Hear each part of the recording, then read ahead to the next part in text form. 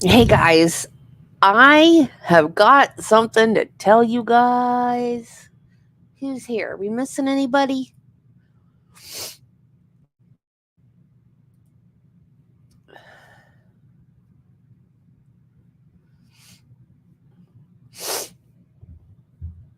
So, I'm still leaking.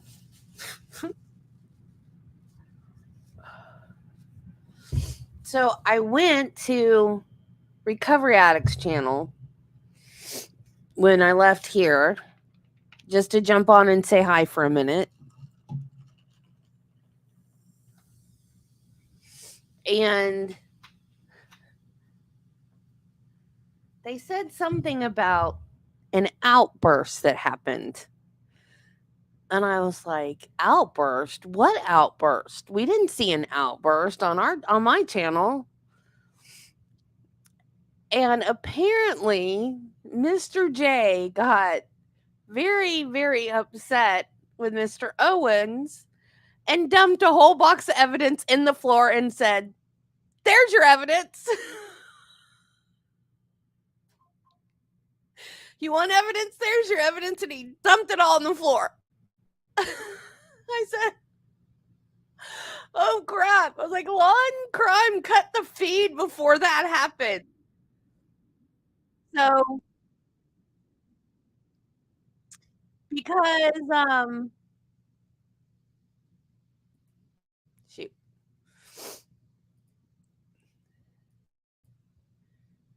Because Recovery Addict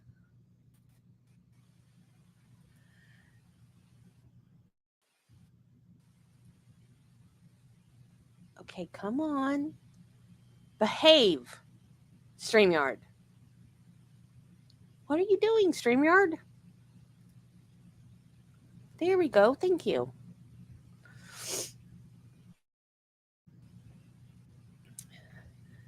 Because Recovery Addict has media people. He's affiliated with media, with it's called Top Mark Media. I don't know specifics. I don't know details, so don't ask me because I don't know.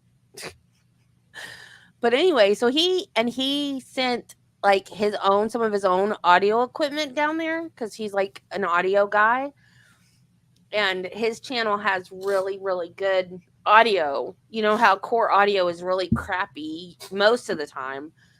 This one's been pretty good. What? He threw milk on Owens? What? I didn't hear that. I heard that he just threw the box of evidence, like dumped a box of evidence and said, "You want evidence? There's your evidence." I didn't hear anything about him throwing milk on him.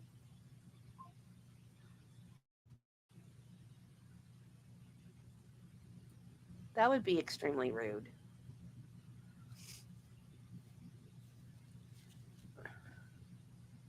Oh, dang. I forgot. During the break, I was going to send David a friend request on my Discord, and I forgot. I know, we really do need to see this outburst, but apparently Law and Crime cut it. I guess it's on. I didn't see it myself. I guess it's on Recovery Addicts channel. You could go back to his morning. I didn't even think about going to find it myself. I guess it's on it should be at the end of his morning feed for the trial today.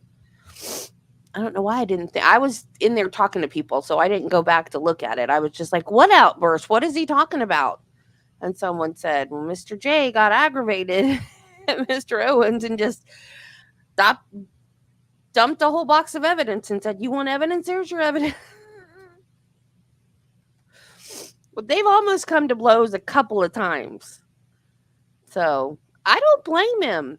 Yeah, I remembered that I saw you put it in there. I'm going to write it down so I don't forget it because I meant to do that during the break.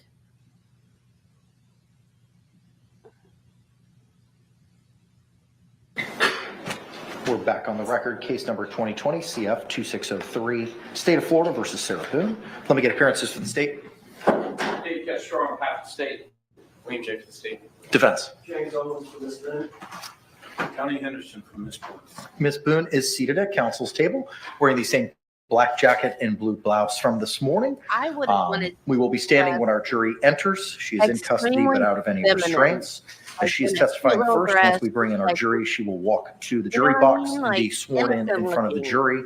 State, we're ready to bring in our panel. Yes, Your And I Honor. know that I was able to get the redactions done. I put a disc on Mr. Owens' notebook there, has the case number on it and 3 black dots in Sharpie, just a random way of saying what it is. Excellent. Appreciate it. Thank you for getting that done over the lunch hour. Defense, are we ready to bring in our jury? I've got a couple of issues. of course you do. Number one, Kevin Beck is working on it. Let the record reflect that Mr. Beck has appeared. For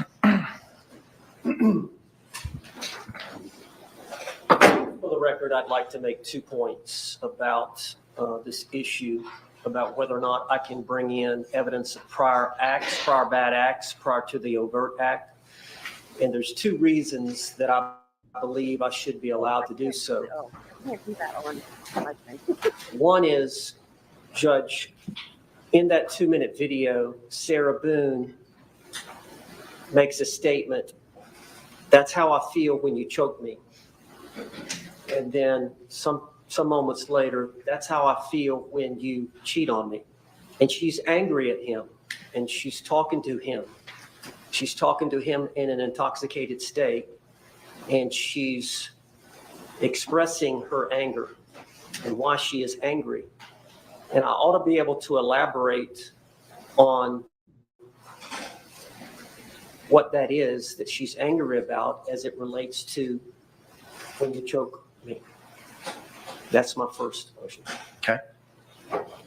The second one is, Judge, on this. Before you proceed with the second, is the second intertwined with the first? No, I mean, it's a similar argument, but related to something else. Okay, response. Judge, I don't disagree. We should be able to bring that in once they've established an overt act that is imminently dangerous to an objectively reasonable person. I believe that's the law. Any other further arguments, sir? Not on that issue. Motion's denied. Court, again, is going to rely on the Supreme Court's guidance in these situations based on Holland 916-72750 at 1.760 through 761. My second argument ties into what he just said about what a reasonable person would do under the circumstances facing an imminent threat, whether a reasonable person would perceive the overt act on the part of Jorge Torres that was witnessed by Sarah Boone. Would that be perceived by someone as a imminent threat? And to some degree, you have to understand the history of Jorge Torres and Sarah Boone. They were together 3.5 years. They were engaged. I missed him again. But there had been a history of violence. And I got him in the back. from the evidence that's been Sit down and presented, shut up. facing We're on the the stand. circumstances in total, if you take what she said at various times, you would Now listen to understand me. that she became concerned when he came back from Publix with that second bottle of wine, because she knew when Jorge Torres gets to a certain level of intoxication, he gets She was with Sad, him he when gets he moody. bought it. and eventually he gets belligerent, and sometimes he can be violent. So she knew when he brought home that second bottle of wine that it was not going to be a good night. And she tried to keep him occupied and tried to keep his mind off of his troubles, because she knew that if he reaches a certain level and is dwelling on his This jury's going to quit and protest. that he will react to her in a violent way. So she had that state of mind with that understanding of her history and his history in his overt act, which she's going to testify to, coupled with the fact of her state of mind based on her past experiences with him in that intoxicated state and the fact that he is violent. So she was hypersensitive to danger and fear. And I think that ought to be allowed in as part of her collectively an overt act. Whether so it you're was culminated by sensitive or not. his state of intoxication coupled with his overt act created the well-founded fear for her to Oh, he got the second block the bottle. attack, Okay. to self-restrain or physically restrain Jorge Torres in the suitcase, to actually use the bat to prevent him from getting out of the suitcase because she knew she was going to get attacked. And the basis of the opinion of about to be attacked is predicated on the prior incidences of violence, correct? Based on There's an overt knowledge. act committed by Jorge Torres, but she was heightened because she knows when he gets to that level of intoxication, Exactly. in that scenario, and that's an issue. So I need clarification. What is it that you're asking me to do? For me to be able to elicit from Sarah Boone that she was concerned once that second bottle. If she had was let brought him in, out that's and why she tried then he to came at placate her and him she used the bat, over the course of the evening, and that's why she had a heightened sense that would be Or self-defense.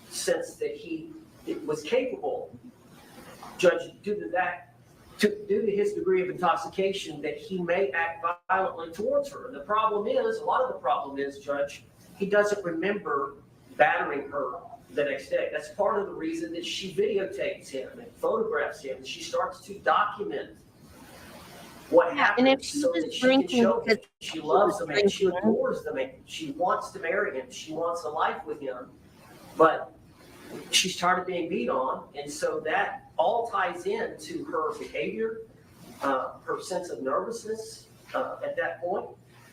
The reason she was so confident during that 2-minute video was because she knew, okay, this is my chance. He can't get to me.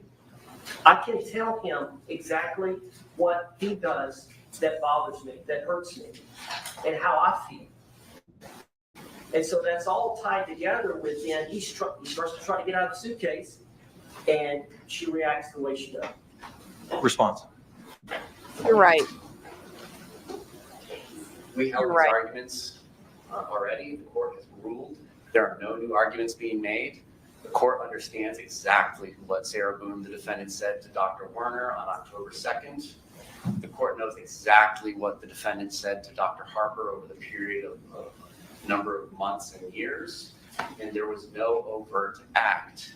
The overt act has to be something that is objectively reasonable to cause a reasonable person to believe there's an imminent fear of great bodily harm or death. What the testimony is not that that's what has occurred. Right, it does. Her new testimony is this generalized fear, but you've already read that and you've already ruled on that. And I'll just remind the court that her previous testimony is, it's all fun and games, we're laughing, I zipped the suitcase shut, we're still both laughing, it's funny, and then the decedent says, I can't breathe, and then she flips a switch, gets angry because it reminds her of all the times before where she is asserting that the decedent made her feel like she couldn't breathe. And then that's when she starts beating and shuffling the suitcase so much that it flips over and hitting him with the bat. And we've covered this ground. Aggravated assault, aggravated battery, 2 independent forcible felonies. She's committing false imprisonment. She is the initial aggressor after there being no overt act. She can't start it and then say, well, I'm in fear of retaliation, because that's what her testimony was, is once I started doing these things, once I wouldn't let him out of the suitcase, I was afraid he would come out and harm me or kill me. Yep. Well, Judge, if I pull a gun on you, Yep. and I say, give Right. me I was everything wrong. you own on you right now, and then you in turn pull a gun on me and say, bam, bam, bam, bam, and shoot and kill me, and I shoot, let me strike that. You pull a gun on me to defend yourself, and then I shoot and kill you.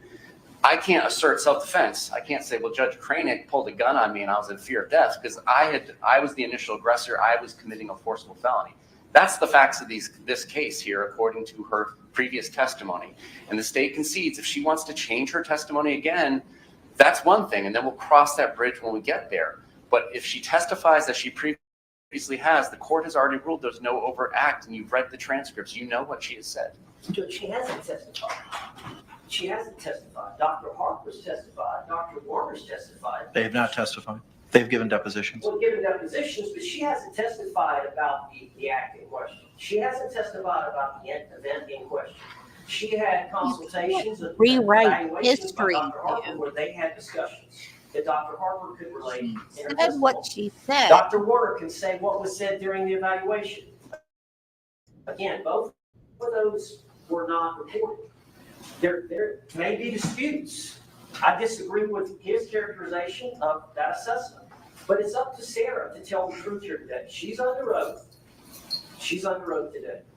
She was under She's got oath an then obligation to too. tell the truth. If he thinks she's She had to made prior swear in a inconsistent firm statements, that it's up to everything him to she impeach said her was with true those to the inconsistent best of her statements. ability. Remember? To the extent that you are requesting permission to go into presumably and seemingly prior bad acts, vis-a-vis, he got the wine, and I know what happens when he gets it, and everything that follows from that. Those are bad acts.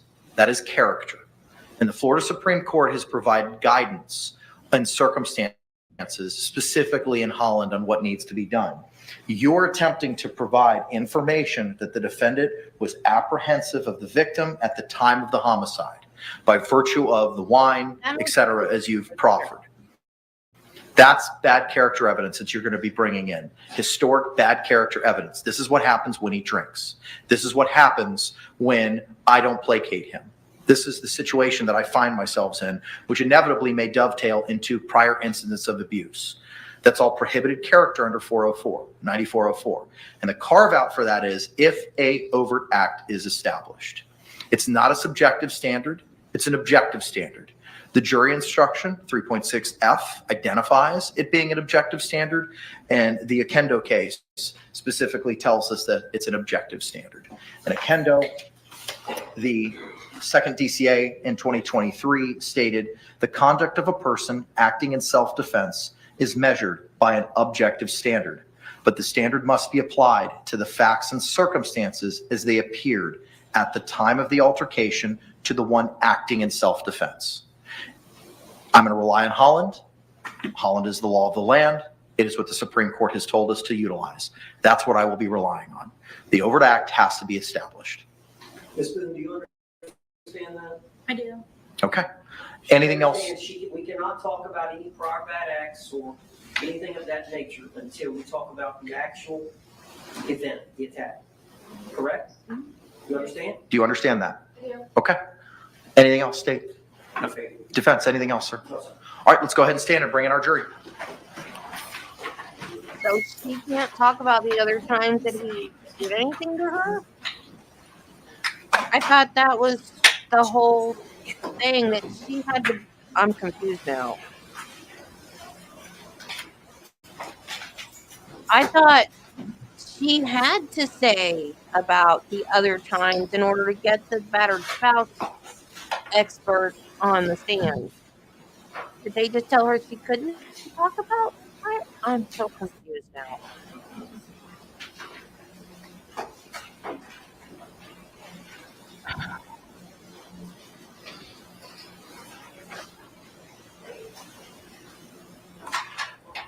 Jury entering.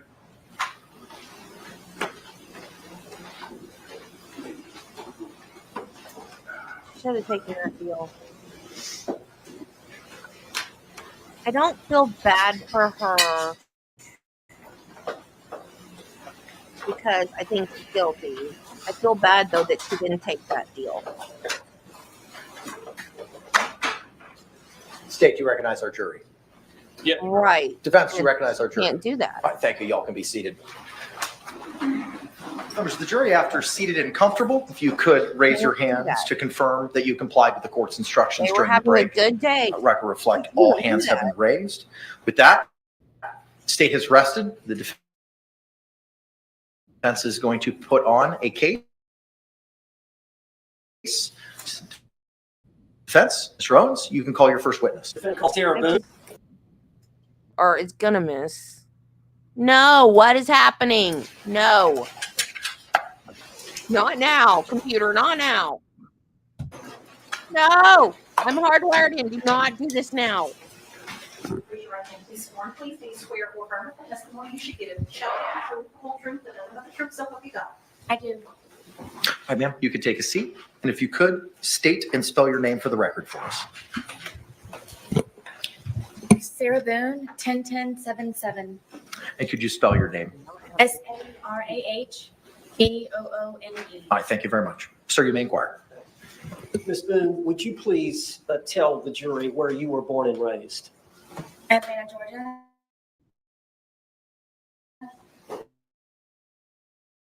You were born in Atlanta? I was born in Atlanta. And how long did you stay in Atlanta before you moved here? Okay. And from that time, y'all moved, you and your family, your mother and father, moved to Orlando? And my grandparents. Okay. Y'all all moved down from Atlanta down to Orlando? Yes, and my two brothers. Okay. And were you raised here essentially from that time on? Yes. And you resided here in Orange County, Florida that entire time? Yes. Okay. And where did you go to high school here locally? I did. Where did you go to high school? Edgewater. Okay. And tell the jury, how old were you when you graduated? I was 18 years old. Now, I know you lost your mother and father. Overruled. I know you lost your mother and father in your teens and in your 20s. Is that true? I lost my grandfather when I was a sophomore in high school, and I lost my father when I was a senior. And then my mother passed away a few years after that, and then my grandmother passed away after my mother died. All right, so you were in your 20s when all that was going on? Yes. Okay. And then at some point in your 20s, you met Brian Boone? I did, yes. All right. And how long did y'all date before you married? A good handful of years. I helped my family with paying mortgage and bills for the house since my father had passed away and my grandfather. So you worked outside the home? I did. Okay. Can you tell the jury when you said you and Brian Boone dated for a while? Do you remember when y'all married? I do. Could you tell the jury when y'all were married? The year? Yeah.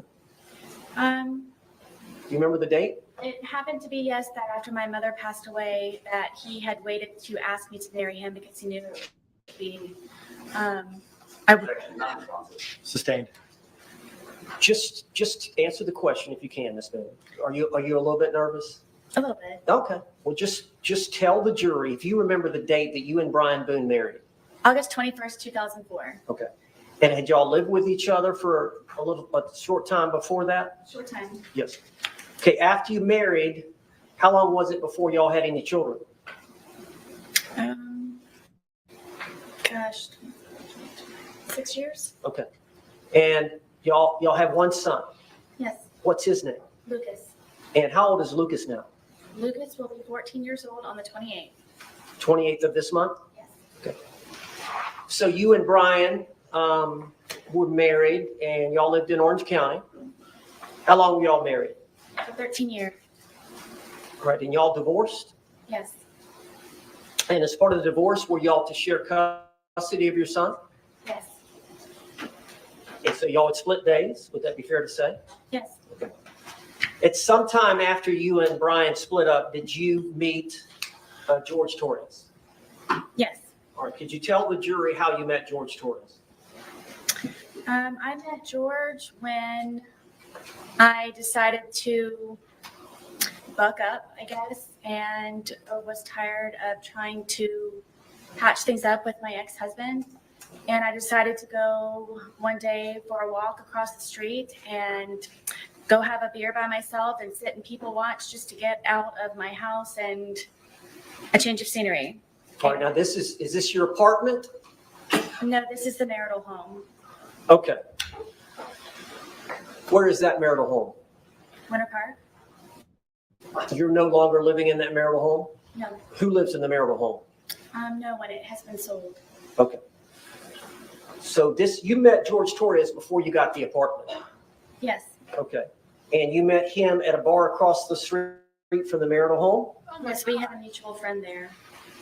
Were you introduced? Yes. All right. How did you and George get along when y'all first met? Very well. It was strange how quickly we hit things off and had so much in common. And I never thought that he would be interested in someone like me. And I just couldn't believe that he was actually interested in me and said a lot of nice things. And 1 hour ended up being 4 hours from when we had first met. And then we would always have something to talk about. Why couldn't you believe that he would be interested in you? He was very handsome. He was very funny.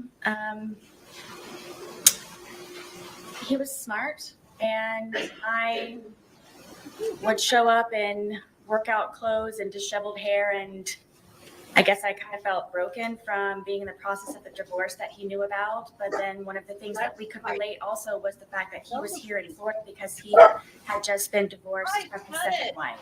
So that was another topic that he and I could compare notes on. So eventually the divorce was settled. Did you get your own place? Yes. Is it fair to say that after you, at first you lived in your parents' home, correct? Yes, until I was married. And then you moved directly in with Brian, Yes. and then y'all lived in the marital home, correct? Yes. And then you got this apartment. Yes. So that was the first time in your life that you actually had your own place. Yes. And what was the address? 4748 France Court, apartment number 3. And what city is that in? It's in Water Park. How far is that from here? 20 minutes. Okay. So you got that apartment, and initially were you by yourself? No. All right, tell the jury. In the almost year, about 10 months of separation from Brian, my ex-husband, that is the time when I met George. And my ex-husband was trying to buy me out or force me out of our marital home, and I needed to find somewhere to live. And so did you and George agree to rent the apartment? yes, I needed extra income. We could not afford it just on my own. You were receiving some income from the marriage settlement, were you not? Yes. So you did have consistent monthly income coming in from the marriage settlement? For the most part, yes. But you needed more to live. Yes, to pay the bills and for rent. So did you and George have some agreement? We did. All right, what was the agreement? The agreement was that if I decided for he and I to live with one another, because it would be under my name, that he would help with the monthly bills and on a regular basis where it wouldn't be something that I would have to argue with him about. It would just be an automatic. Make sure that everything's paid first, and then from there, hopefully have some fun with it. Okay. And so I understand from that point on, would it be fair to say that y'all saw each other on and off for about the next 3.5 years? No, I would consider us a couple. Okay. At some point, he asked me to marry him. Okay. But y'all did have times where he left and went to live with his parents. Yes. Is that fair? Yes. And there were times where there was an understanding that y'all were going to break up. Multiple times. Okay. All right. So again, on again, off again. Yes. This was actually before we had our apartment. That was, I guess, our dating phase. Okay. So y'all were together for 3.5 years. Is that fair? Mm-hmm. Yes. And y'all had actually agreed to marry? He had asked me yes a couple of times to marry him, and one time I agreed to yes. Okay. Now, I want to get directly to the date of this event so that the jury can hear your testimony. All right. So tell us, I believe the date is February the 23rd of 2020. Explain to the jury That whole day, from the time y'all got up, the whole thing. Approach. Why are we approaching? What happened? I didn't even hear an objection.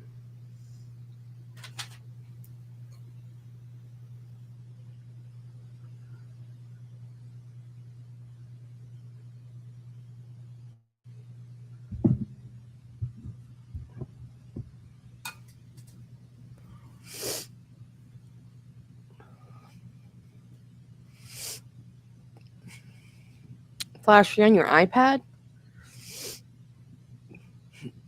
Hold the power button.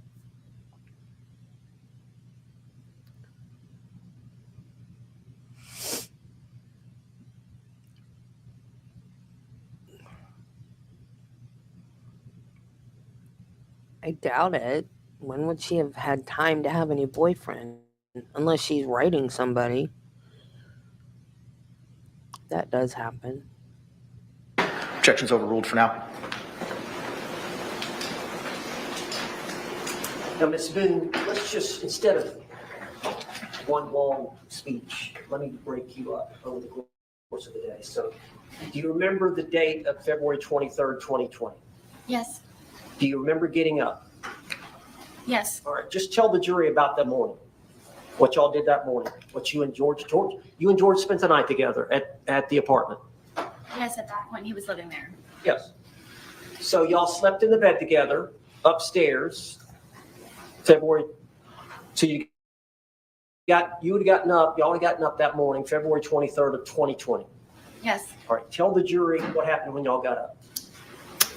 He was already downstairs, and I went downstairs, and he wanted to start the day off by drinking because it was a day off from his job. And I talked him into... He was out of work. Cleaning and tidying up the house for a sense of accomplishment. So that is Okay, what off we from his did job. for however long that it took. So we did tidy up the house and got everything in order, and it was kind of a reward, I guess, to be able to sit and enjoy ourselves and A reward. sit backward. What? All right. What do you mean by cleaning up the house? What did y'all do? We swept and mopped. We folded some of the Listen, laundry. I know that we did the dishes, emptied the dishwasher, just general run-of-the-mill tidying up. And did you have your son coming the next day? Yes, that was one of the reasons why we were able to do that. What was the arrangement you had in terms of the next day would have been your day to pick up your son from school? Yes. What time would you pick Lucas up from school the next day? I believe his school ended at 3:00. Okay. So you would have been to pick him up and he would be spending the night with you that night. Yes. So you wanted to have the house nice and clean. Yes. How many bedrooms are in the home? 2. And you and George had one bedroom? Yes. And who had the other? Lucas. All right. Is that exclusively his bedroom? Yes. All right. So how long would it have taken y'all that morning to clean?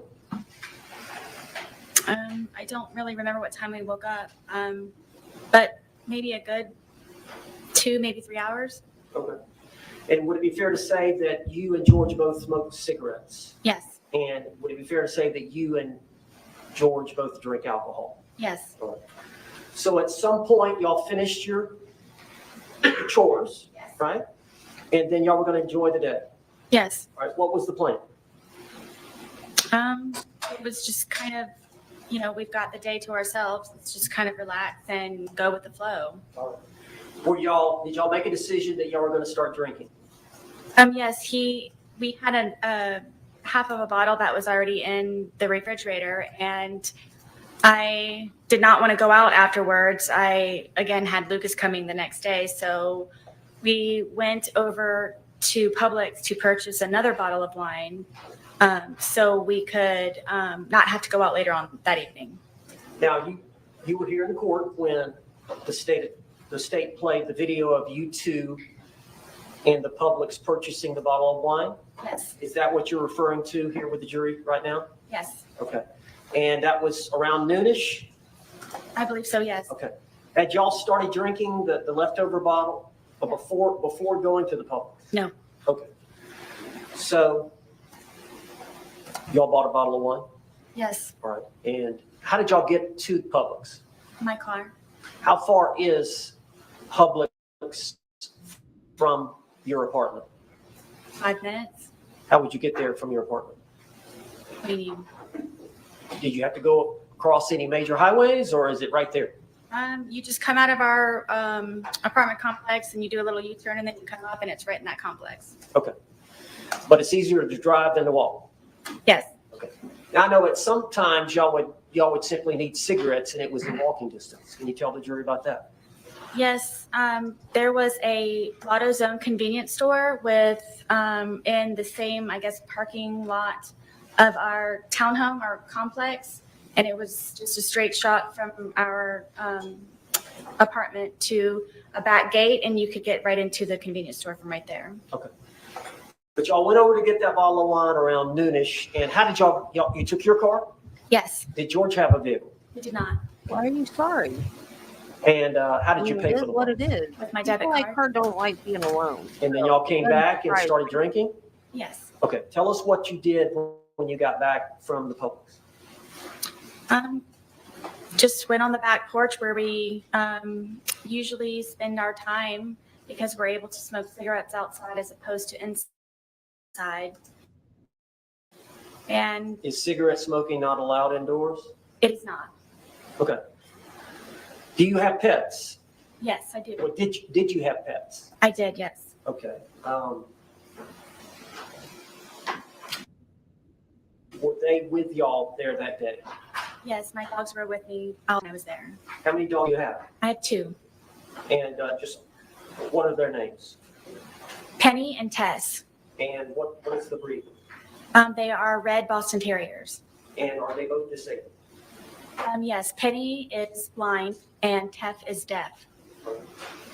So when y'all went out to smoke on the back porch and drink, I assume, as well, correct? Yes. Did y'all take the dogs out? Oh, yes. All right. Is there a place for them to do their business out there? Yes, I extended our back porch for them to have a little bit of area as opposed to going from a large backyard from my marital home to our little townhome. And they would come out there and do their business. Right now, I guess it doesn't matter. The gate and then walk them Very, to the very back part small. of our apartment. So you and But George if were just it going to gets to enjoy be a the bigger day together? channel, we're gonna have to do Is it fair to say you don't have a lot of money? Yes. And so the y'all normal gonna do be nice something thing. there You know to what I help y'all mean? weren't going Like, out for dinner or no Yes, religion, no we politics, primarily, I no, would consider us absolutely no name homebodies calling it as even opposed to now. going out But and partying and doing this and that. okay. And how long do you think y'all were out? just be nice, I guess. That afternoon outside. A few hours. All right. Could you tell the jury what y'all did during that time? We have a dartboard that's out there, and we just had drinks, and we're just really enjoying each other's company and talking about, things upcoming. We both were looking for a job, and just kind of, I guess, encouraging and supporting and planning. And Well, now you said he had a job. Was he looking for a job, a second job? no, the job that he had was very unstable, and at that, So he was looking for something new. yes, at that time, yes. Okay. And so during that 2 or 3 hours, would it be fair to say that y'all drank the bottle? Yes. Okay. So would it be fair to say that y'all were feeling the effects of the alcohol? Yes. Okay. And at some point, who made the decision to come in? I did. Okay. Why did y'all in? I felt that George needed a change of scenery. Okay. So y'all came in, and then He was 100% in control of our did y'all do relationship. anything else before he left again? Were y'all doing anything? I know y'all did some arts and crafts. What did y'all do? At some point, he went to get another bottle at Publix. Yes. I believe it was after it was right before, I believe, that we had gone inside. Because he called his daughters. I was trying to encourage him to call his family. Okay. Now, where where are his daughters? His two daughters are located in Pennsylvania, And what are their names? Anna and Destiny. And how old are they? I believe that Anna is in her 30s and Destiny may be in her early 20s. All right. Does he have any more children? He is in Pennsylvania also. Okay. So part of that afternoon is y'all came in to call relatives, call family. No, I had him call outside, just trying to, I guess, boost the mood. The first daughter didn't answer, and I don't remember the reason I didn't speak to the second one. I believe if he did, it was just for a moment. All right. Now, whose phone we are using? My phone. All right. And is that common for y'all to use that, for y'all to share that phone? It was because George said that he didn't have a phone, so it would either be lost or given to him by his mother. So I didn't know he had a cell phone, so we would use my phone. So it was primarily your phone? Yes. Okay. And you took a lot of photographs that were on that phone? Yes. Videotapes? Yes. Text messages? Yes. Phone call? Yes. He and I both on the phone calls. So he would use it as well? Yes. And that phone, is that the one that was seized in this case? Yes. All right, so y'all called his daughters, and then during that phone call period, did y'all also call his brother? Yeah. Okay, and which brother was that? John. All right, now, how many brothers and sisters does George have? I'm gonna list them if that's okay. Okay. It's John, Pharrell, Isaac, Juan? Mo, and his sister. Okay. And do they all live here in Florida? Yes. Are they close by? As far as I know, yes. What about his parents? Yes. They live here as well? Yes. Okay. But his ex-wives and his children live up in Philadelphia? Yes. Okay. So you called the girls, then you called, or George called his brother. Yes. Was that conversation that long? No, it was not. Okay. And then after that phone call, were y'all inside by this time? Yes, at this point, I believe that it was a good time to get a change of scenery. So I thought George would be better off inside, and frankly, I didn't want to be outside any longer either. Okay. So just to get an idea, about this time is when he went to get the second bottle, or did y'all stay inside for a while before he left? No, from what I recall, I thought the day was over and it was going to be get ready for the evening, for the day. What do you want for dinner? You know, do you have an extra load of laundry that you need to throw in, kind of thing. And that was my understanding. And This was about 5-ish or something? They didn't eat that night, did they? time. I've never heard At her say some that point they ever during ate that dinner. time period, did George go to Publix again? yes, I thought he was going to be walking to the convenience store, but apparently when he returned, he had gone across the street with my car and my debit card to buy another bottle of wine. What was your understanding of where he was going? To the convenience store, walking, For what? cigarettes. Okay. And you learned obviously that he came back and you learned that he'd used your vehicle Yes, and he'd used your debit card yes, and he'd brought back a bottle of wine from Publix. correct. And you saw the Publix video of that. Yes, So he comes back with the other bottle of wine, and did he I want you forgot to what I drink just with said. him? it was expected, yes. Yes. And you agreed to consume the second bottle with him? Yeah. Okay. So over the course of that evening, drinking the wine, what did y'all do Oh, for time-wise? Watch a movie, music, just kind of tell the jury what you remember. I know it's obviously been a while, but eating. I've never heard her say anything about them eating that day. Did they eat anything or were they just drinking wine all day? It was kind of a regular thing. where I would always try to come up with entertaining activities for George, and I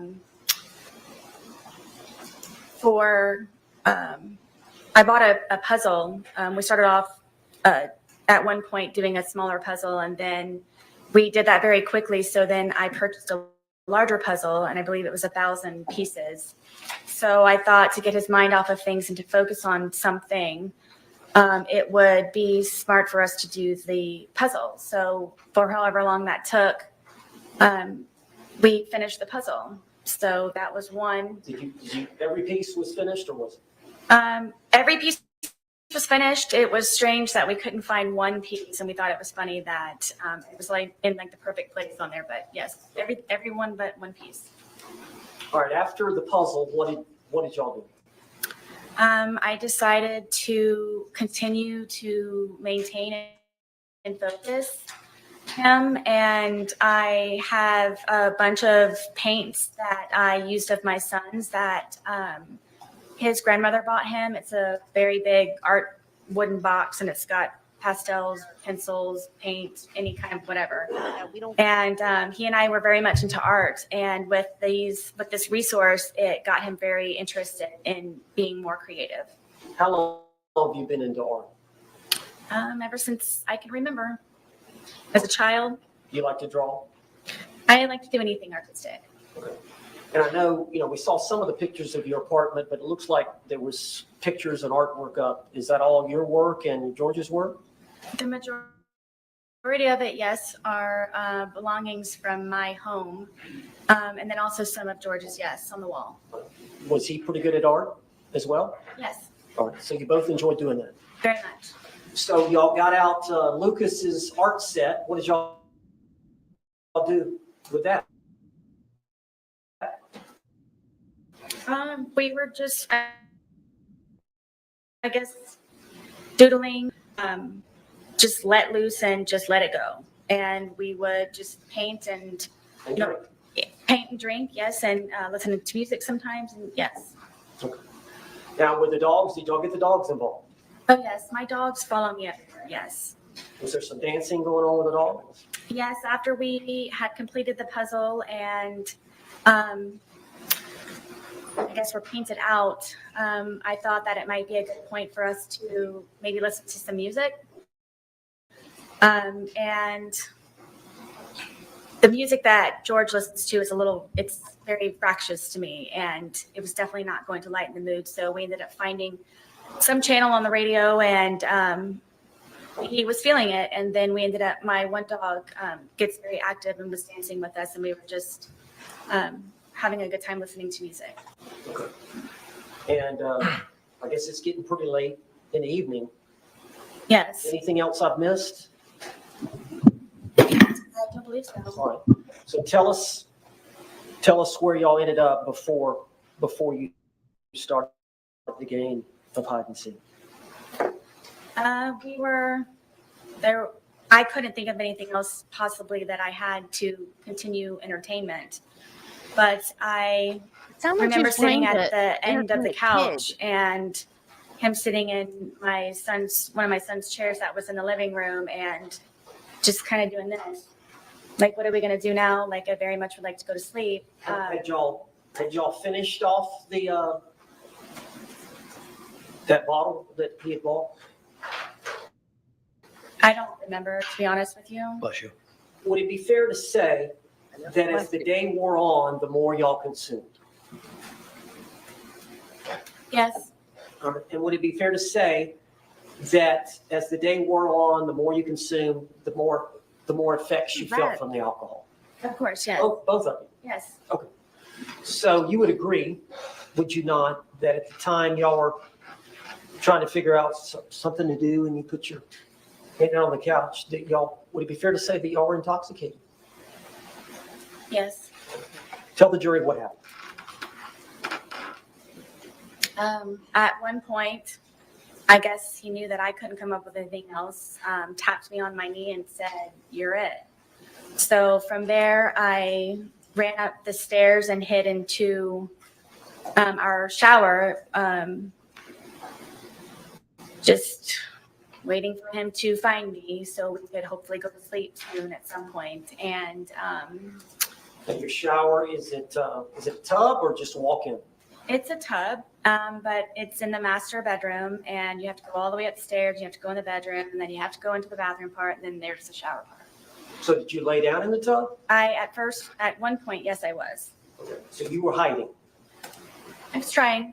Okay. And did you believe that he was going to come try to find you? Yes. Did you wait? Yes, for quite some time. All right. Then what did you decide to do? That I decided that I need to go to sleep. I'm picking my son up the next day, and we need to start wrapping up the evening. And I went downstairs to find where he was. And what I think the jury has seen pictures of your, would you call it an apartment or It's considered a townhome. a townhome? So you walk down the stairs, right? Mhm.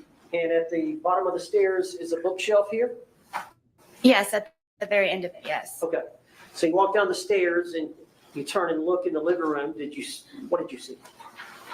I don't even think I made it all the way down the stairwell because I was just looking for him as soon as I could to hopefully go upstairs as soon as we could. And I looked over and I saw him settling himself in the suitcase. All right, tell us about the suitcase. That's why he hid in the suitcase. Is it an old She was suitcase? supposed to be it. Yes, Whose suitcase was it? this is George's suitcase. All right, and did he use it for traveling back and forth to Philly? Yes, I had recently taken him on a trip to go see his children in Pennsylvania, who he hasn't seen in years. And we took that with us. And because of how dilapidated it was, how broken it was, in the end, after that trip, we decided that we would donate it. All right, and The detectives asked her if they'd been on a trip. She y'all said kept no. the suitcase upstairs. Yes, How long did y'all keep it upstairs? since we had moved in.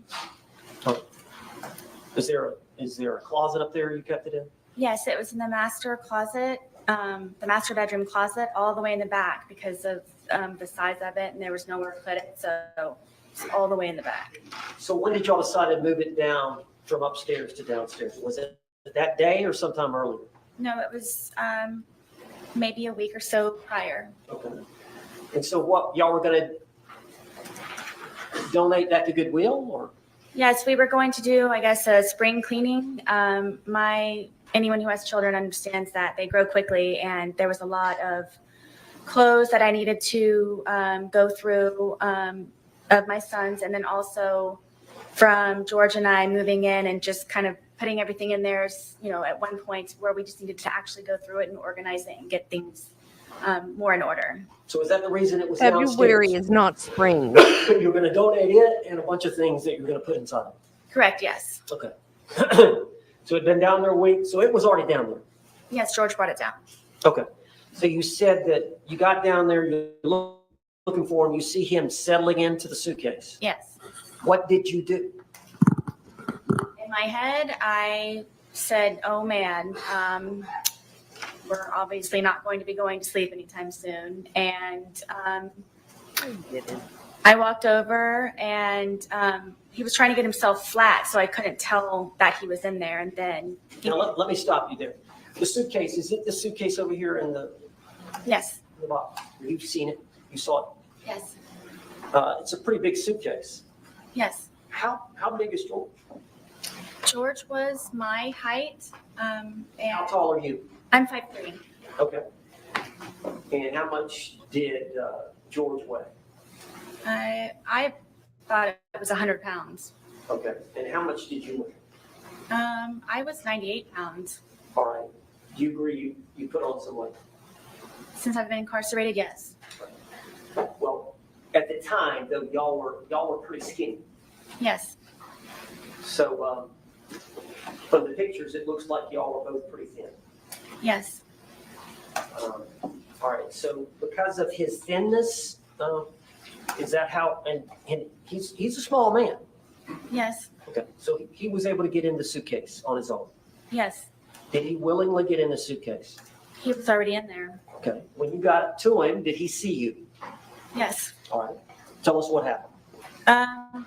I mean, I just I zipped him up. We thought it was funny, and we're joking about how he was, I guess, small enough to fit inside of the suitcase. All right, so what happened then? From there, it was just we were laughing about it, and it was just strange that he was small enough to fit in there. And then I kind of moved it around a little bit with him in the suitcase still. It was still funny that he was still in the suitcase. Just, I think he and I were just kind of couldn't believe that he could fit in the suitcase. Did you eventually close the top? Yes, the top was already closed. As he was settling himself in there, that's how I knew he was in there, was because the top was kind of flopping a little bit. Okay. So he had got in there to hide, and he pulled the top. Yes. On top of it, but you could tell he was in there. Yes. You saw him right away. Yes. All right. So at some point, did you zip him up? Yes. Did you? And what was he saying or doing when you were zipping him up? We just thought it was funny. Were you both laughing? Mm-hmm. Yes. And so you zipped him up. Were y'all still laughing once you zipped him up? Yes. Okay. Tell the jury what happened then. From there, I moved the suitcase around a couple of times, just kind of on the wheels, and moved it around. And at that point, it was funny. We were joking and laughing about it. All right, now eventually, did you go sit down on the couch and get your phone? Yes. I missed something? I Well, remember. the suitcase had, How can I testify to that? me moving it around was flopped over. So while it was like that, I thought at that point I had a moment to, I guess, take the time to talk to him while I guess he was not able to get out for a moment. So you flipped it. You got it on the top, right? Yeah. It gets in, but at some point you flip it over so the zipper is on the bottom. Well, it was just kind of how I was moving it around, and it ended up kind of flopping. So It was upside down. yes, So after you did that, what did you do? that's when I went over and decided to videotape to just see the I guess the jest in it, for him to understand that right now I feel safe, and right now I have the ability to actually speak to you in a manner that normally I would not have the ability to do. And you were intoxicated, Yes. and you would agree that you said some things you should not have, Yes. but you realized he could not get out and get at you. Is that fair? At that moment, yes. So it goes on for about 10 minutes. Yes. You heard it here today, did you not? Yes. You heard his voice as he was speaking from the suitcase. Yes. That was his voice on the video and audio. Yes. And you heard all those things said by the man were said by George in that 2-minute video. Correct. All the words said by the female were said by you in that 2-minute video. Correct. Were you intending on showing him the video the next day? Yes. At the time or the next day, is it fair to say you don't even remember videotaping? I do not. So How do you know? from what you can tell from watching it, did that refresh your memory about that event? I did. Why did you say all that?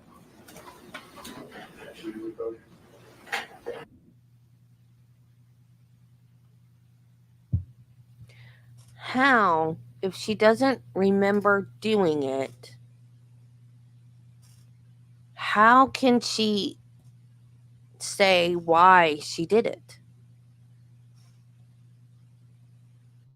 If you don't remember doing something, you don't remember your motivation for doing that thing. And that doesn't make any sense. Because, oh, I've got you where I can talk to you now. Well, what's going to happen when he gets out?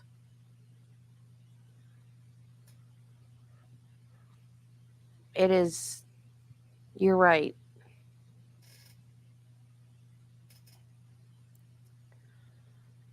You think she that was a question I was going to ask you all earlier. Because I've never been blackout drunk. I've been drunk, like I can count on one hand how many times I've been drunk. Actually, I've been tipsy more than I've been drunk. I've maybe been drunk twice. And tipsy maybe 3 or 4 times. Because I get sleepy. So then I quit drinking and I go lay down. So I was going to ask you guys, do you think that she really didn't remember making the videos?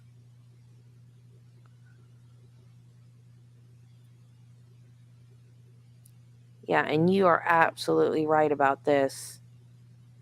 Because if he just lets her go, she's going to say all kinds of crap.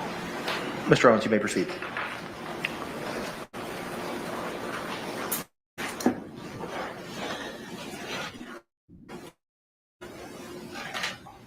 All right, I'm talking about just the 2-minute video part that was recorded. Could you just tell the jury what you were feeling, what your feelings were at the time, and then explain that to the jury?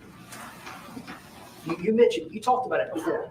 You said he was in that confined space and it was my chance. Oh my God. Do you want to elaborate on that? Or? Sure. I want you all to know that the majority of the time, I'm always afraid and always scared. All right. Well, I understand that. Okay, I understand that. But would it be fair to say that you had some anger at that point? I did. Would it be fair to say that you wanted to tell him off to some degree? I just wanted, yes, for him to have a better understanding, which was the whole point of the videos and documentation prior. And you could tell that he was uncomfortable. I'm guessing. And did you want him to feel some uncomfort? I did. Okay. Now, at some point, you turned off the video. Yes.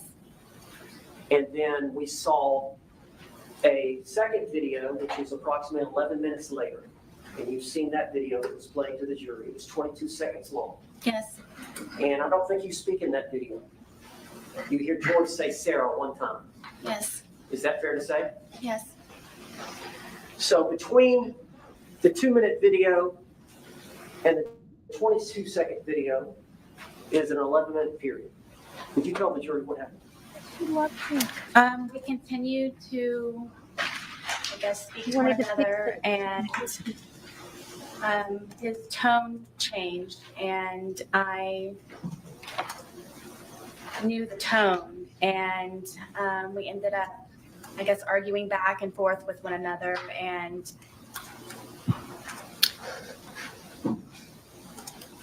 it was the things that he was saying very much frightened me, and cursing at me and threatening me. And did he want you to let him out of the suitcase? I'm sure so. Okay, go ahead, tell me. And it got very heated very quickly, and he continued to push on the suitcase. And my fear was that he was going to break out of the suitcase, knowing that it was a broken suitcase. And his hand started to come through. His hand started to come through this way. And so I shook the suitcase, trying to get his hand to go back in, shaking it. and telling him that, please stop doing this. Please stop doing this to me. Please stop doing this to me. So his hand actually got out of the suitcase. Yes, And you went to the suitcase yes, and shook it. yes. Did that force his hand to go back in? No. So you're shaking it. Were you shaking it to try to get the suitcase, his hand back in? Yes, How long did you shake it? I don't know. But his hand was still out. Yes, Was he trying to get out? forcefully, yes, Was he angry at you? yes.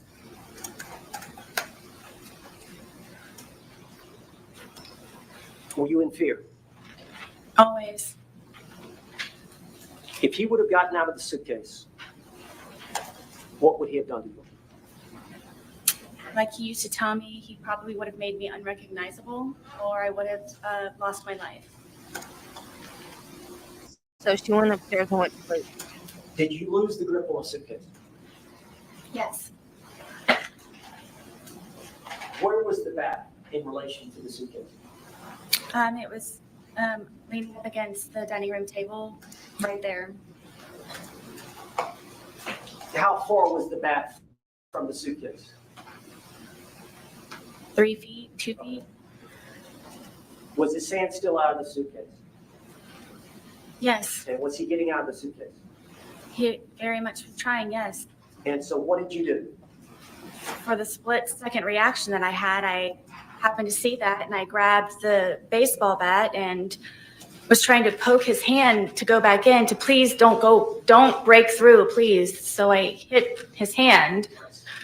Did you hit the outside part of his hand? Yes, We've seen the photographs of his left hand. Did you cause the bruising there? I'm guessing yes. Now, you've seen the bat. It's a youth bat. Yes, I bought it for my son. Is this the bat you used? Yes, And you said you poked him with it? yes, I kind of pushed,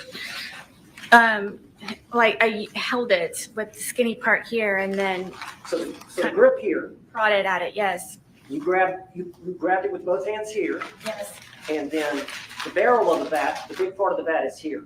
correct. And you thrusted it into You're the doing this. different areas of the suitcase? I started with his hand, and his hand, he was still trying to get out. He was still trying to do that. So I started to push on the suitcase around it, hoping to have his hand retract and go back inside.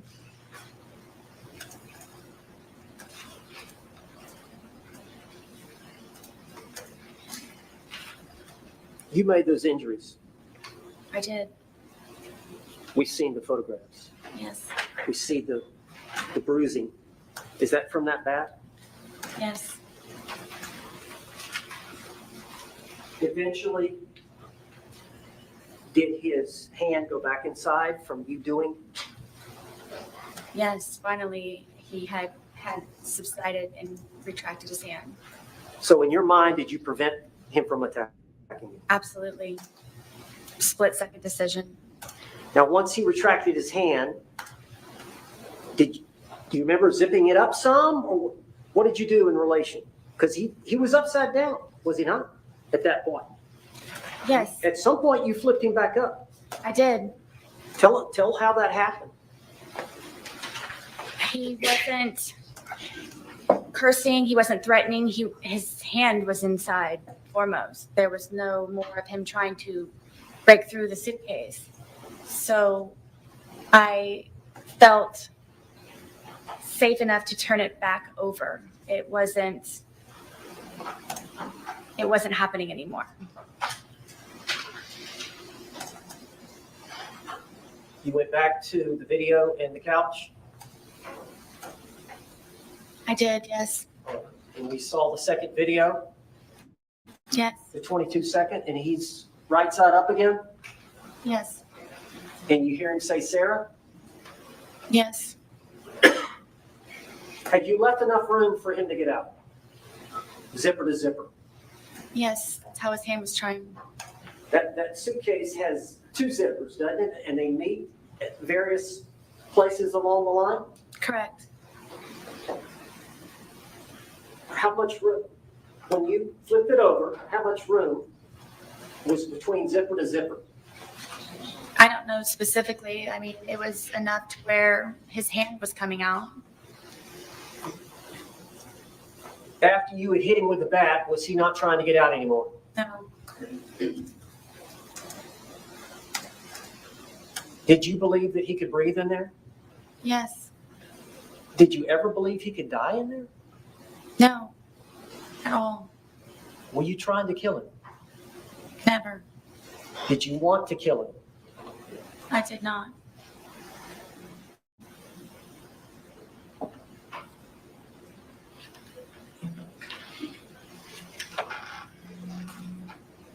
Did you walk upstairs? I did, yes. Why didn't you let him out before you walked upstairs? Were you afraid? Terrified is more of the word. As long as he was in the suitcase, he couldn't harm you. Correct.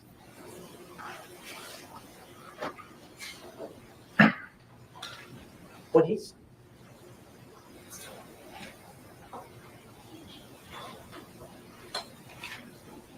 Did you want him to calm down? Yes, I wanted him to stop being angry because I know what it is for him to be angry.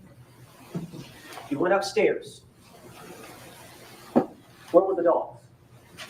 The dogs ran upstairs with me. And where did they go?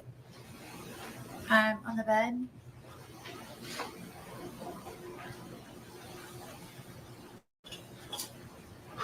Did you have the phone with you?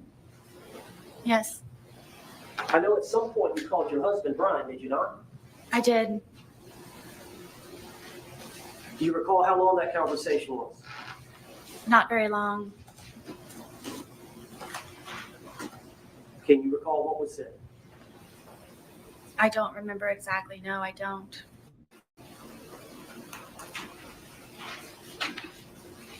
That night she called Brian?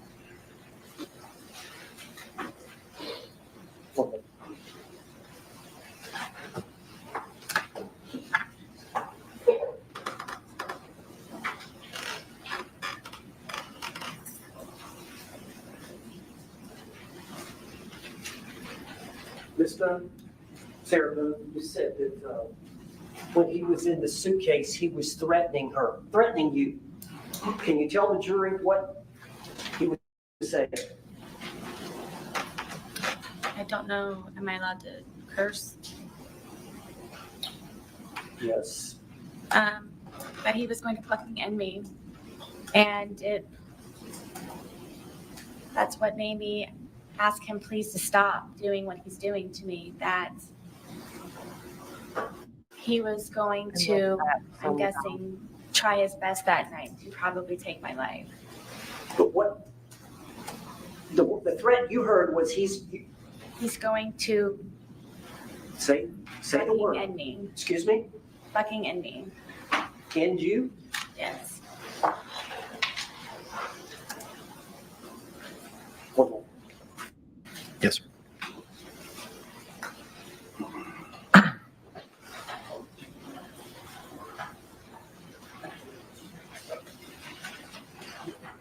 Judge, will you approach the bench? Yes. What now?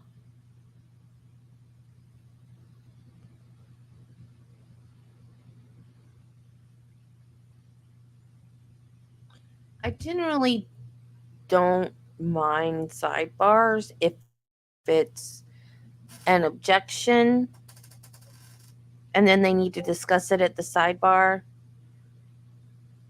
But he's constantly asking for sidebars for no reason. I mean, he has a reason, but why? Like, it's your witness on the stand. Why are you asking to approach? Because you want to do something that he's told you can't do. And now you're trying to get him to change his mind. It's the only reason.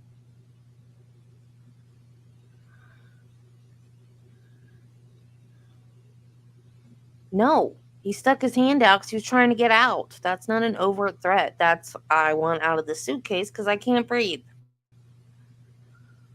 That's not an overt threat. All right, members of the jury, it is 2:14. I have a matter that I have to discuss with counsel at this point in time outside of your presence. So I'm going to ask you to retire to the deliberation room. We'll bring you back in as promptly as possible. Again, similar instruction that I've given you. Please do not conduct any independent investigation or research as the person, places, things, or charge involved, and do not have any discussions amongst yourselves or anyone else about those things. We'll bring you back in as promptly as possible. Thank you. Jury,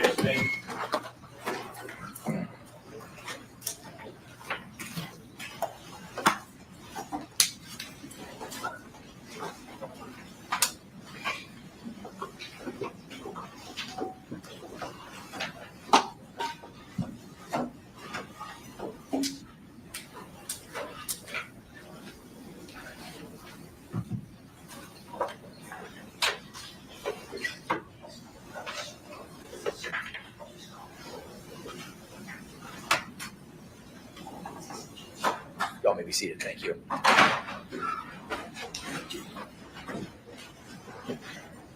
State, you can proceed with any argument at this point in time. Judge, I believe that's pretty close to what we already knew from the deposition testimony, from the doctors relaying what she I said agree. to the proffer. What we have here is testimony from the defendant. Her timeline is she comes downstairs after having gone up to the shower and hiding, laying down, after being declared to be it. She comes back downstairs, and before she gets back to the bottom of the stairwell, she can see that the victim is in the suitcase trying to get flat because the lid is flopping and he's not hidden just yet. And so she comes over, and I believe she testified she was moving it around before actually zipping the lid shut, but moving it around, everybody's laughing, it's all fun and games still. And then she zips it, and it's still fun and games, and everybody's laughing. And then at this point, she testifies that this is now her opportunity to get on her pulpit to express her true feelings about everything. And that's when she sits down on the couch and opens up her phone device and begins recording what later turns out to be IMG You're leaving, Nancy? _1062.movie at 11:12:45 for 2 minutes and 3 seconds. During this period of time, the decedent is expressing meekly that he can't breathe. The only time he ever curses at her is, "Sarah, I can't fucking breathe. Babe, I can't fucking breathe." He is demonstrating under the law that he is in fear of losing his life. She has committed an aggravated assault. She has committed false imprisonment. She was the initial aggressor. There was no overt act to justify these actions that she took against her boyfriend. She then goes on to say that during this period of time between the end of the movie at 11:14:48 seconds and before the next one starts at 11:23, that it's now at this time, while he's still constrained and clearly unable to get out under his own power despite having his hand out, she begins beating him with a bat, poking his hands, poking the suitcase with a deadly weapon. A bat is used for baseball, but it can also be used to harm another person.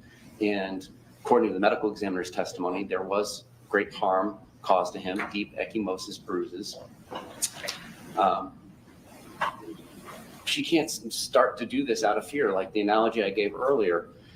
If I pull a gun to rob you, Judge, and you pull a gun, I can't shoot you in self-defense. She started this.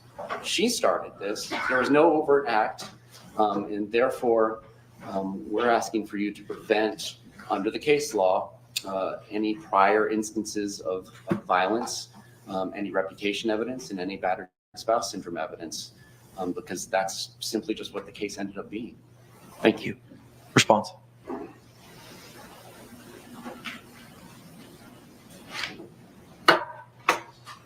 Judge, this was a game by two intoxicated people. When people are drunk and intoxicated, They do silly and stupid things.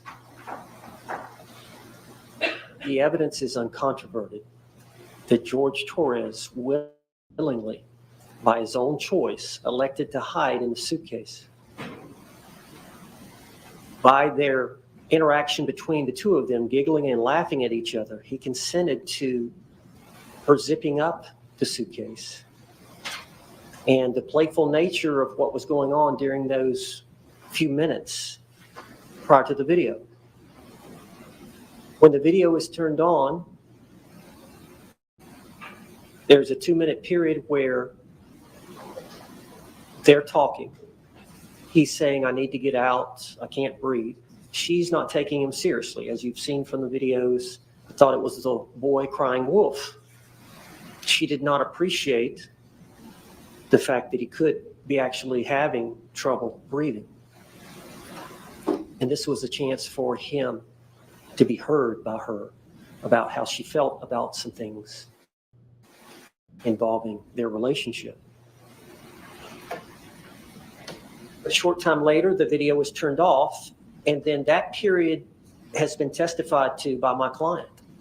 And that period is uncontroverted. That's a second period of time. We've got that time with the video. We got the 11 minutes. We got the 22 seconds. And there's no video, there's no audio, there's no eyewitness, there's nothing but Sarah Boone's testimony. And she's testified here today that they had words, there were threats. He got his hand out of the suitcase. She knew by the threats and him getting his hand out of the suitcase that he was about to get out of the suitcase and he was going to hurt her.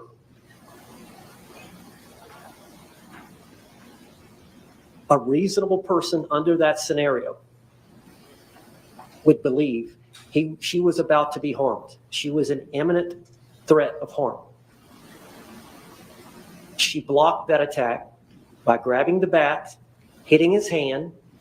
When that didn't work, she started poking him with the bat and the suitcase. Eventually, she poked him several times. He put his hand inside the suitcase. She put the bat up. When she realized he was not going to do that any further, she flipped him over right side up. She still had a fear, knowing that if he got out, she would be harmed. He would beat her up. She went upstairs. That is an overt act based on the discussions, coupled with the fact that he threatened her, using the word, I'm going to fucking end it for you, or some words to that effect. I don't remember her exact words, just before she went upstairs while he was still in the suitcase. And went to sleep. If she would have let him out, When that's scary, and this is a crime. Now this is an event involving an omission, failure to act, failure to unzip him at that point before she went upstairs. The failure to act, the failure to unzip, which would have let him out, which would have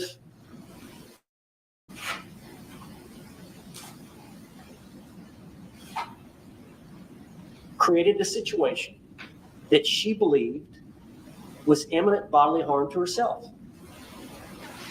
And I guess I'd get a couple of examples. Let's say that a police officer is called to a scene and the only thing he hears is there is a suspect and the suspect may be armed. So of course the officer pulls out his revolver and he's walking around. Well, then eventually he finds the suspect and the suspect reaches for his waist. The officer doesn't see the gun, but the officer sees the movement to the waist. The officer fires and shoots the suspect. The officer is justified because there's an immediate threat of harm. The officer has to react instinctively. There's no time to think. it's not the same thing. Similar to the actions that Sarah Boone had to take. That is so not the same. Another example, you're in a bar with your buddies and you've had something to drink and another group has had something to drink and one of your buddies gets into an argument with one of the buddies on the other party. And one of your friends, seeing that it's being escalated and the guy that's arguing with your buddy is aggressive, more aggressive than your buddy is. Your buddy's trying to settle the thing, but this other individual, maybe he's had too much to drink and he's more aggressive. So you go around behind this individual, and before he's able to strike your buddy, you grab him, you lock him up. That's physical restraint to block an attack. Or you grab him by the neck and you choke him. Physical restraint to block an attack. That's what she was doing with the suitcase. Not the same thing. If she let him out of the suitcase, she was going to be harmed based on him trying to get out with his hand, based on the threats he made while he had his hand out, and based on the threats he made while he had his hand inside just before she went upstairs. Thank you. Thank you. Court's going to re-review all the case law that it's obtained in its research in this matter and come back with a oral ruling momentarily. Thank you.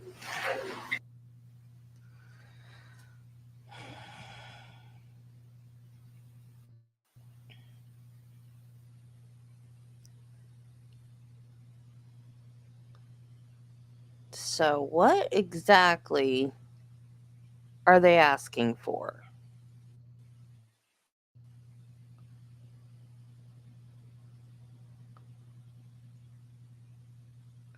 I'm a little lost right now.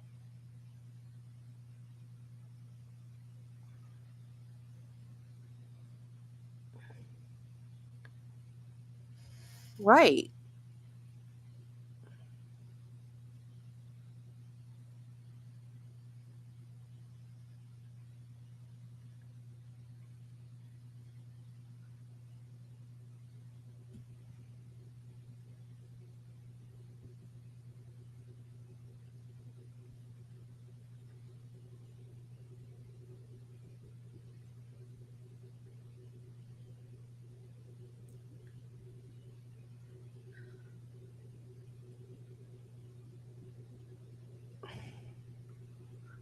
So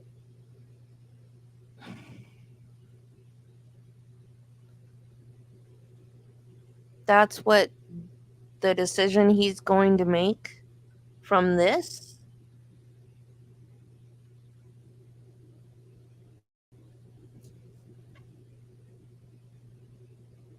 Is to bring in the prior bad acts?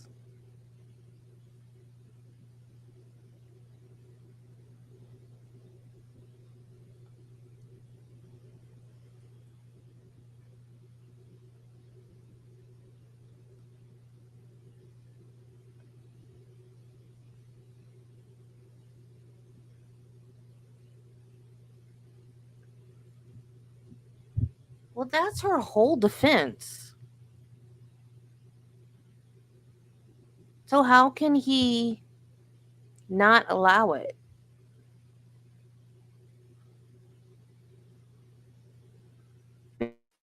Because she has to be allowed to have a defense, and that's her defense. That's her only defense.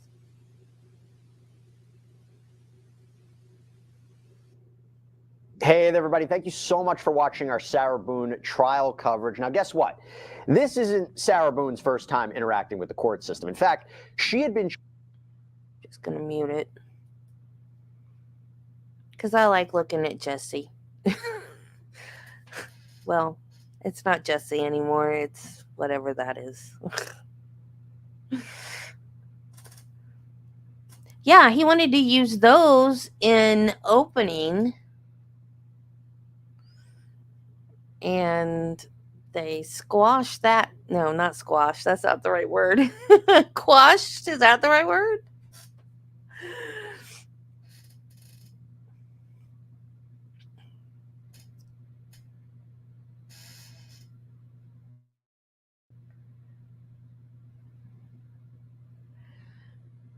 Okay. I thought that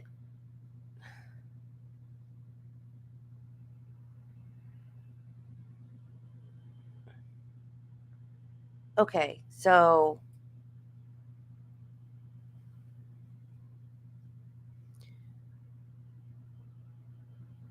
he has to prove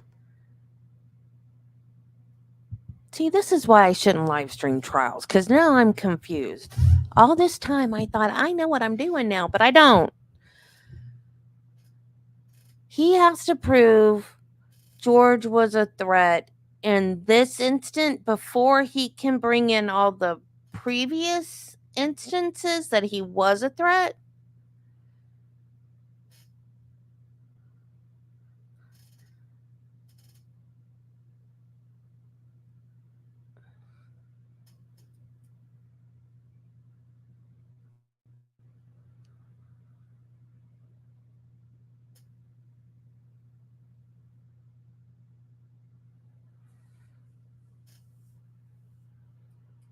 How do you prove something before you show evidence, though? That's the whole point of evidence, is that you have evidence to prove something. So how do you prove something before you show the evidence?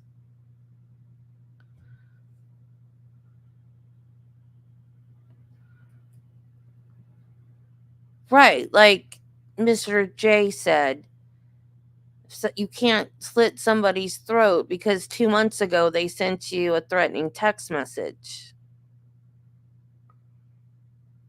which is why she's guilty.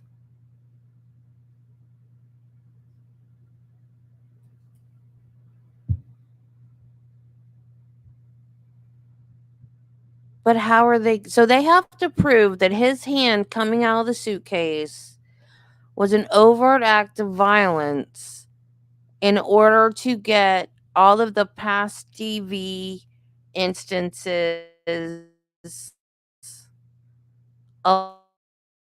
allowed.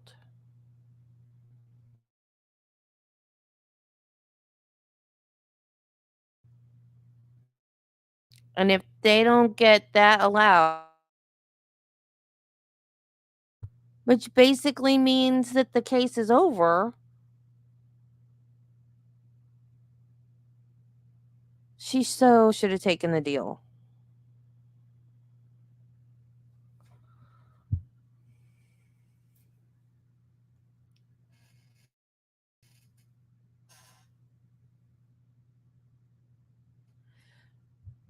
I can see what she's saying. Like, I screwed up by zipping him up in that suitcase because he started to get mad, and I knew if I let him out, he was going to come after me. But she should have let him out and then let him come after her and then did something or then called the police or whatever. But I also feel like going upstairs and leaving him in there, if she was afraid, she wouldn't have done that.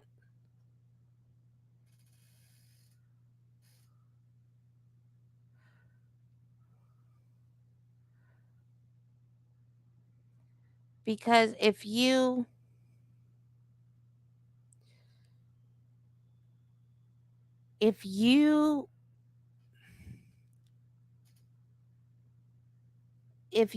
do something to defend yourself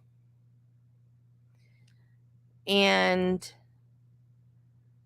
you think the person is unconscious or knocked out or restrained or whatever, but still alive, you run. You don't stay there with them.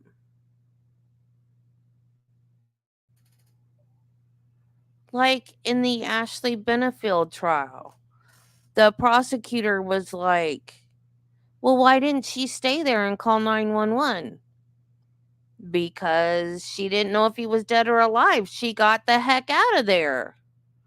Because he could have still been alive and come after her again. You don't stay there. You get out of there because they could still be able to come after you. You go to a safe place.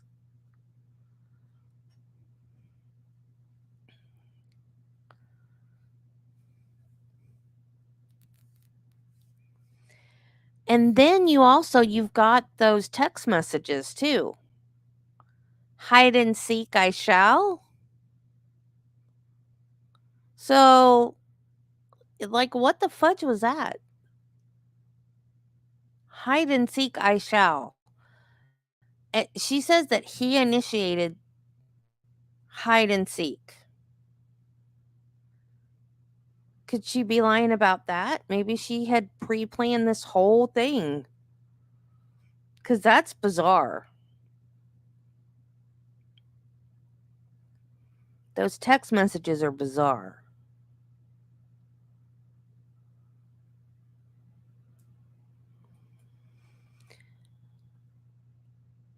And I believed her about the abuse. But then I saw that one video that I could never find. Like, I saw it. Was it on Law and Crime?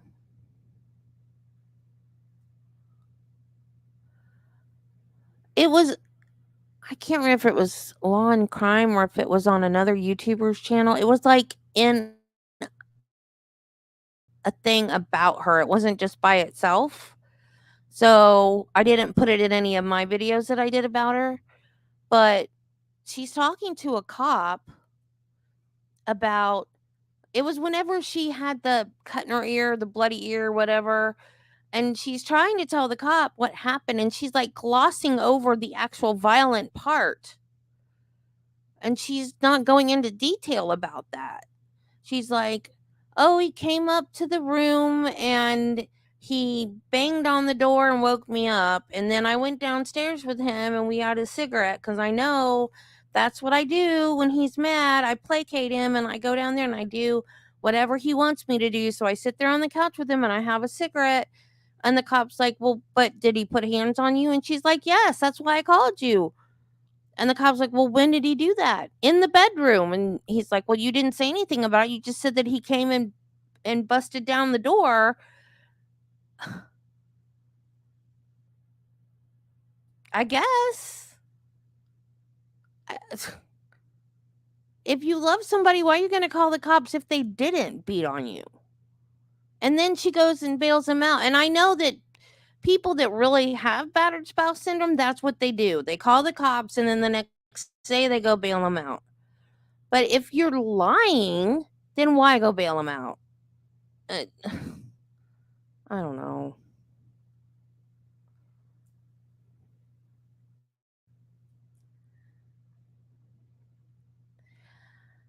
The thing with that, I get your theory. I understand your theory.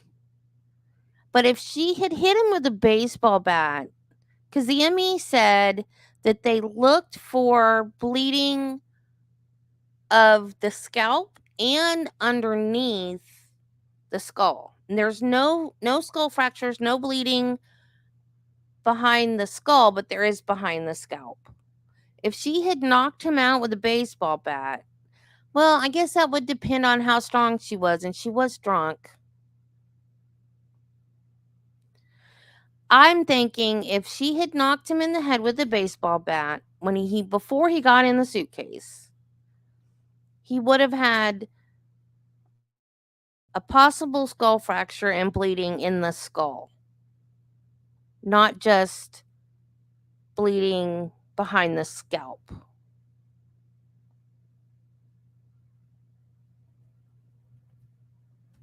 But I could be wrong.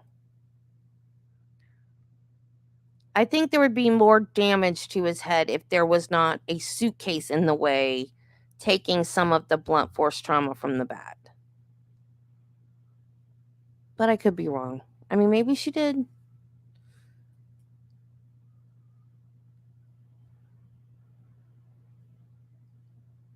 Yeah. Yeah. Mm-hmm.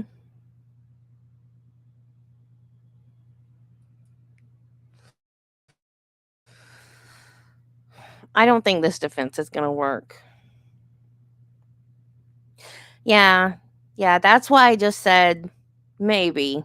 If she didn't hit too hard, she was drunk, and she is a very small person. And he's small too, and he was drunk. So, yeah, it didn't have to be. He could have been knocked out without a strong swing. That's true.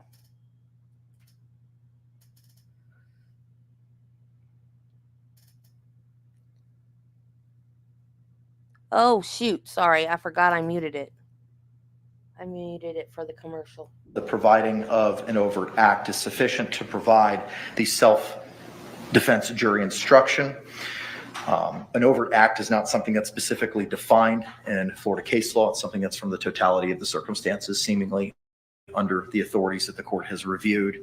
As such, the court is going to find that under Holland, a overt act has been established and will allow the defense to proceed with evidence of reputation and specific instances of conduct and battered spouse evidence, so long as the necessary predicates are established for those items. Any questions or clarifications with regard to the court's order state? Defense. I think it would help if we went through my exhibits involving the blow-up photographs and these other photographs. You won. Some of it was contingent on Shut up and just get on with it. So I don't know if you want to try to deal with all of them one at a time in front of the jury, or whether we want to just talk about them ahead of time so that we know. Are there any objections to those items? It depends on the items. I was shown a lot of different things, including like a rap sheet between the victim and the defendant. So I've taken that. we need to, I'm happy to take care of some of this stuff in advance. I'd rather do it now Yes. so that it's not up, down, in and out with the jury. So Go ahead, Mr. Owens. What do we got? Well, I had the clerk go ahead and mark everything. Some of it is a composite. Is this it here?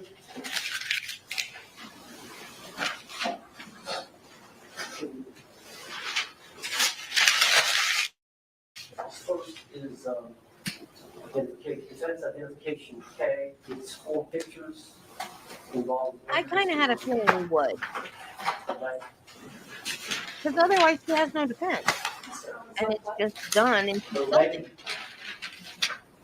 assuming a predicate for fair and accurate depiction that is late, we don't have objections to pay. Okay. Identification. And I think, isn't there some Composite. law about that you 2 photographs of a burn. they have to have a defense? You said that was L, correct? Yes. I watch so Yeah, many this is proper YouTubers testimony. that I don't remember where I hear this stuff from anymore. I'm just like, I heard it somewhere and I don't remember. That's very likely. 'Cause you know she's gonna try everything to get it overturned if you lose it. 2 photographs. The first one is a photograph of the back porch. Sarah's on the back porch with her 2 dogs. The next photograph is a picture of one of her dogs on one of the outdoor couches. Judge Rowan Well, says that true. he would threaten the dogs with harm. I threaten my dogs with harm all the time. I've never laid a hand on them. He actually harmed the dog, kicked the dog, Right? as a threat to her. So he can really do She's what he asleep at my feet right now. wants to use the dogs. She was in fear for their safety, so she will testify about this threat. Relevancy objection is overruled. Oh yeah. Yeah, he don't want anything overturned on appeal on this one. Identification, difference identification number N, or letter N, 1 photograph. It's a photograph of the living area, but also the stairs, and it shows that. Okay, is everything good right now? one I'm of the gonna take a quick allegations break while they're by hashing this the study garbage is out. that the defendant Okay, no objection.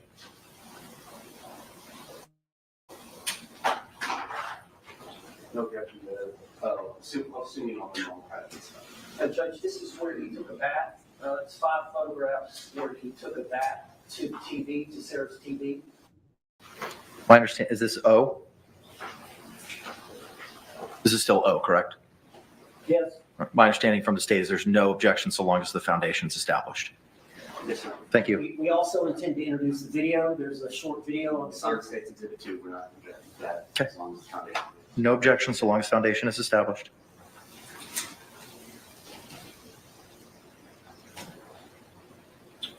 P, identification, defense identification P, is 2 photographs of an incident in which. No objection, as long as foundation laid, et cetera. All right, no objection, so long as appropriate predicate is established. Now, these next ones are individual photographs, not composites, but Q for identification is 1 photograph. Is that part of the like stuff that we already done? I was told this was separate from the burn. This was I think a slap or something.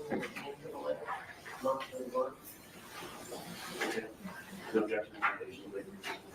With regard to Q, no objection, so long as the appropriate foundation is laid. Identification R. No objection, as long as foundation laid.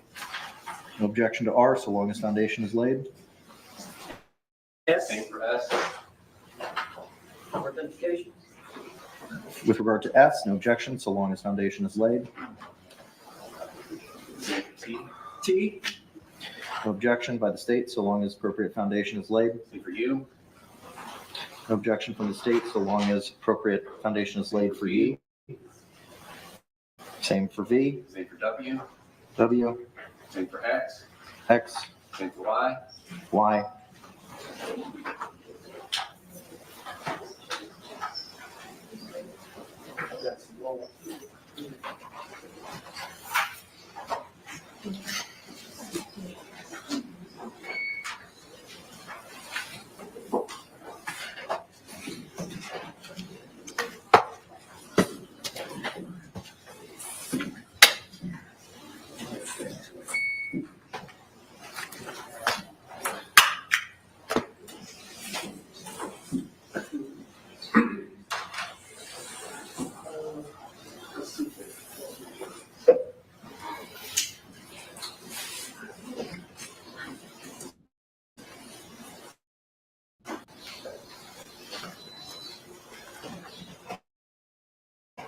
Crazy Marie.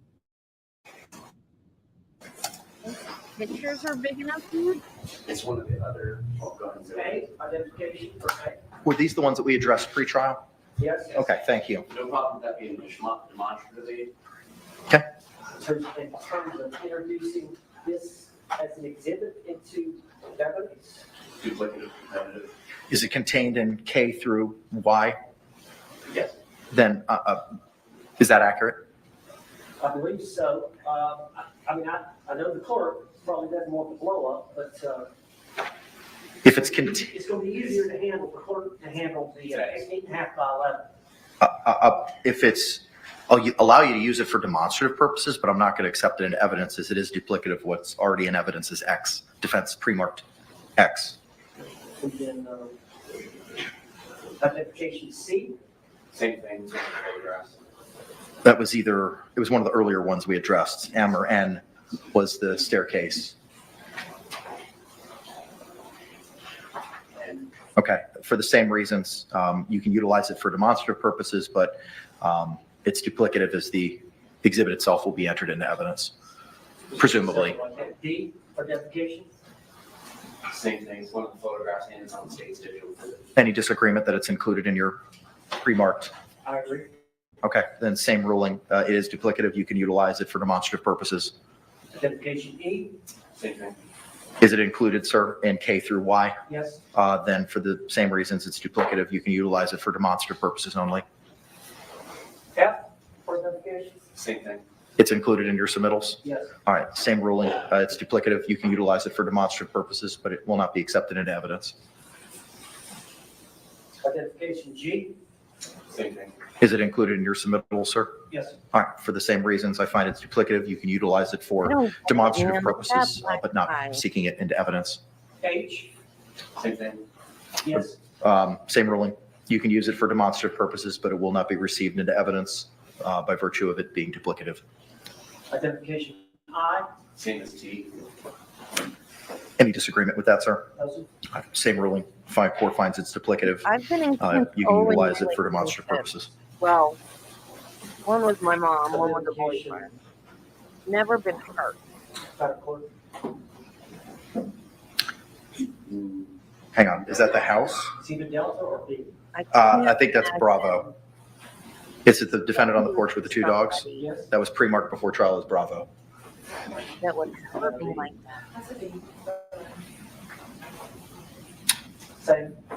It was, as defense M, relevancy objection is overruled, but I'm not going to allow the enlargement as it's duplicative, as the native photo is in evidence. But you can use it for demonstrative Yeah, I purposes. probably want to use these in closing and just use this, use that for the. However you see fit, sir.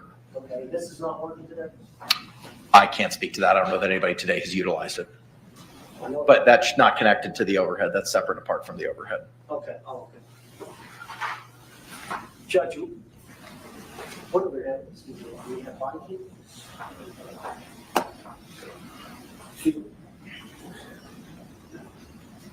Nothing else.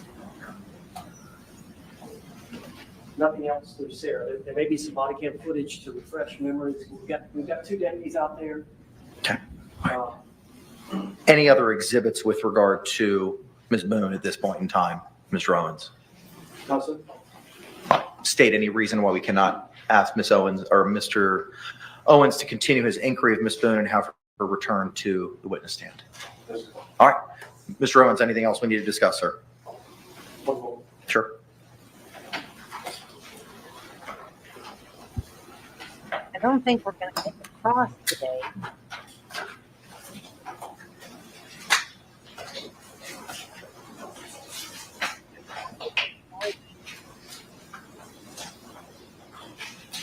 I don't want to be here.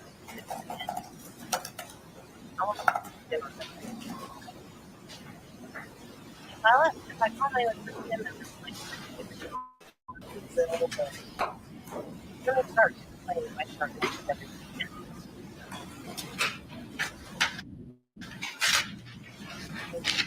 I'm tired of sparkles.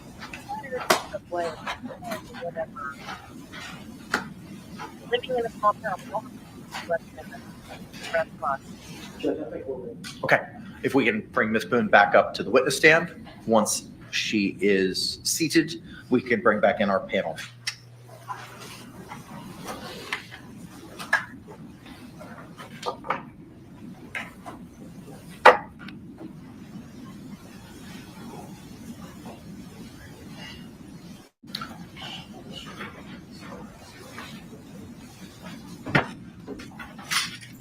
Let's go ahead and stand and bring back in our panel.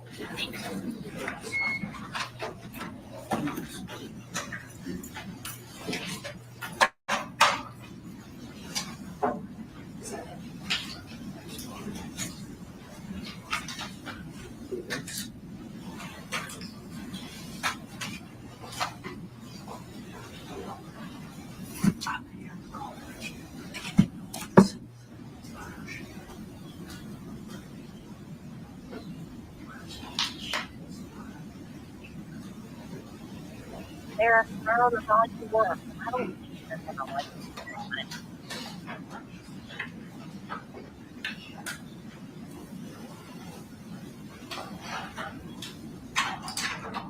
Jury entering.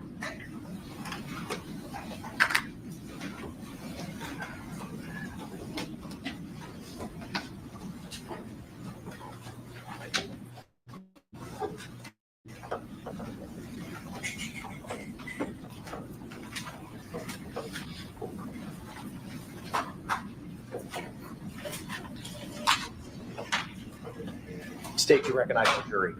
Yes, sir. Defense, you recognize our jury. Yes. All right, thank you. All can be seated. Members of the jury, again, if you could, once seated, raise your hands to confirm that you complied with the court's instructions during our last break. Record reflect all hands have been raised. Mr. Owens, you may continue with your inquiry, sir. Thank you, Judge.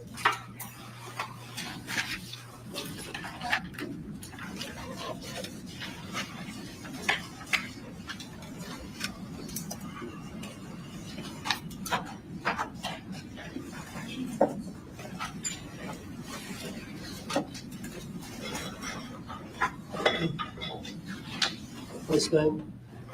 So I think we left off. You had called your ex-husband? Yes. All right. After you called your ex-husband, what happened after that? I ended up falling asleep. Okay. Do you remember waking up the next morning? Yes, Did you sleep in? not intentionally. Okay.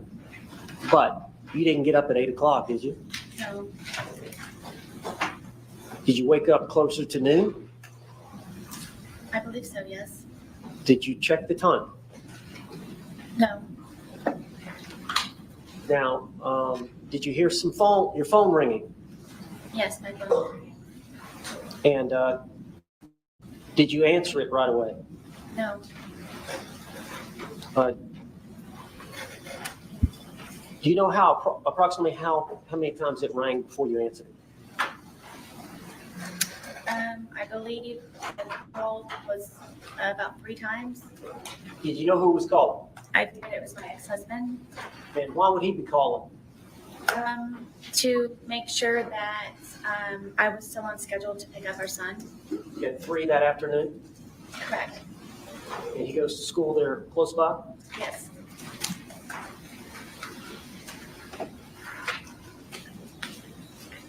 All right. When you woke up, did you stay in bed for a while? For a little while, yes. All right, tell the jury what happened when you got up. I knew it was my ex-husband calling repeatedly. I didn't answer right away because one of our problems is that he doesn't understand that I'm doing things around the apartment and looking for jobs and so on and so forth. So I inevitably just let it ring, and I laid in the bed, and I figured that George was downstairs either drinking or looking for jobs, or may have just left. What a catch. And she wanted to marry him. I decided to get out of the bed and start moving to go downstairs. I was motivated enough to go downstairs. And when I went downstairs, it was very quiet. So I had the understanding, I believed that he had left. And did you check to see if where would he be looking for a job at? Usually on the couch, he would have my son's laptop, and he and I, which we would share. Y'all only have the son's laptop? Correct.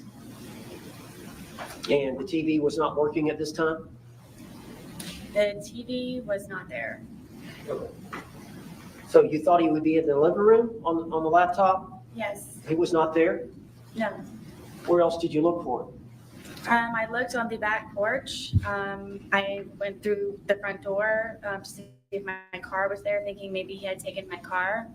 I checked the bathroom, and when I was checking the bathroom, I saw the suitcase, and I remembered about the night prior, and I unzipped the suitcase. And let me stop you there.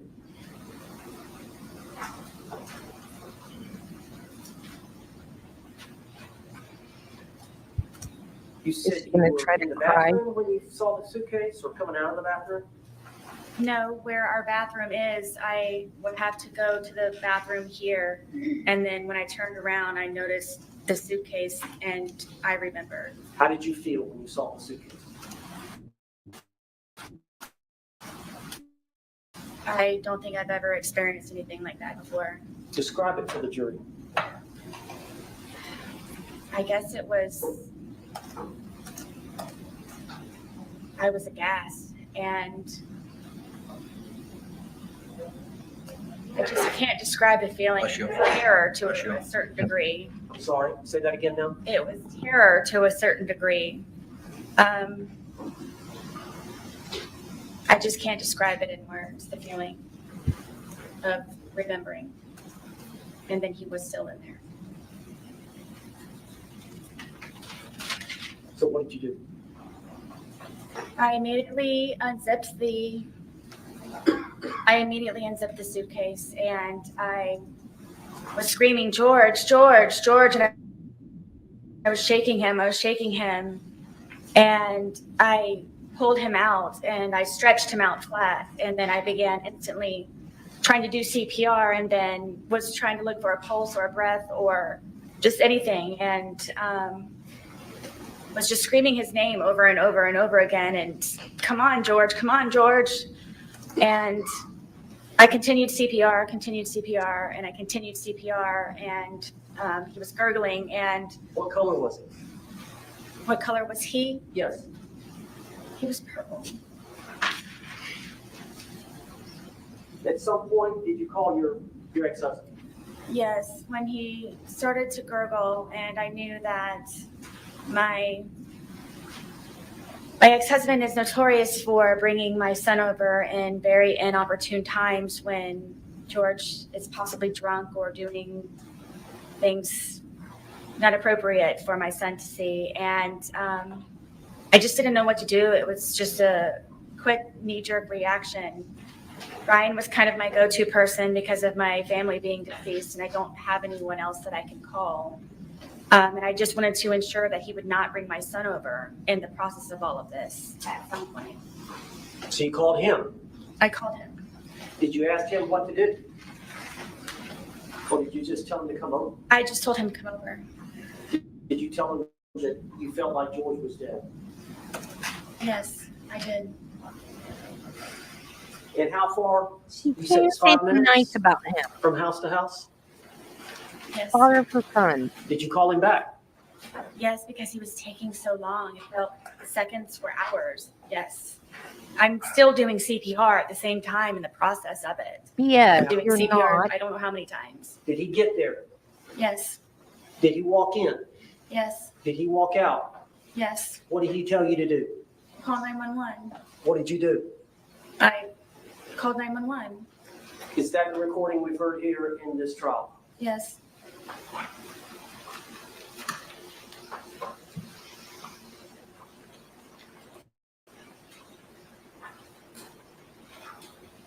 Did you love George? To this day. Why did you love him? George was very passionate. George was a very real person. George was nice to me on the good days. George complimented me. George and I were two bodies with one soul, he and I would always say. I don't believe that I've ever had a connection with anyone like I have with George. Did you have that connection with your ex-husband? I did not. Was it even close? No.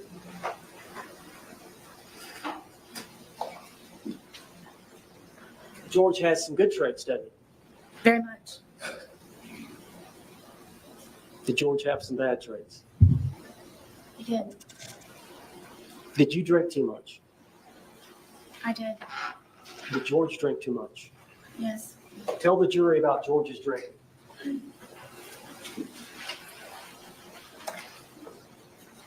If George was able to, he would drink from sun up to sundown. And me having my son and trying to work and maintain the home and just have a life, a normal life as best as I could, somehow that upset George. And because I had a certain dollar amount from my divorce settlement, at one point it was from wine we could afford vodka. So a lot of the times he would take my card, my debit card, and go buy the large, we call them handles, of vodka, which is the big bottle. And sometimes he would finish that all off on his own throughout an entire period of a day into an evening. That's honestly where I thought that he was going to be that morning when I came downstairs, because he's notorious for just automatically already being outside from drinking all the time.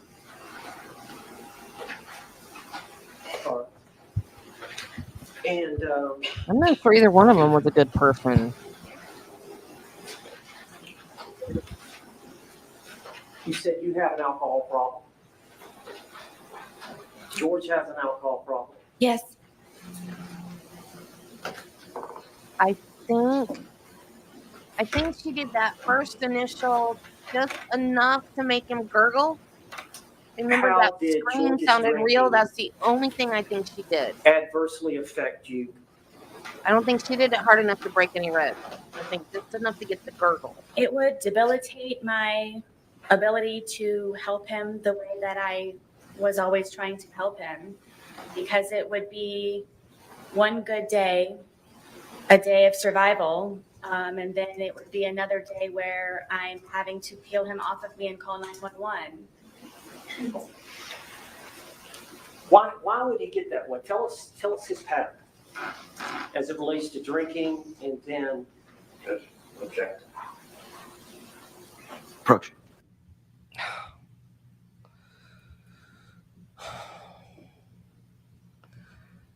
Yeah, because pretty much if you've got enough weight behind it, and as little as he was too, the smaller the person, the easier it is to break bones. If they're a teeny tiny person, you're definitely gonna break bones. But the only thing on that 911 call that sounds real is that scream when he gurgles. And the gurgle is from the positioning, because he was in the fetal position, or what are you doing, Spike?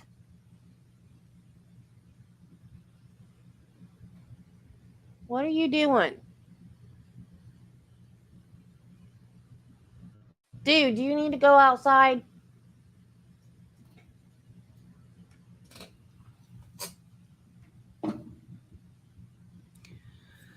So I think she did like the first initial started, and then he gurgled and she screamed, and that was it.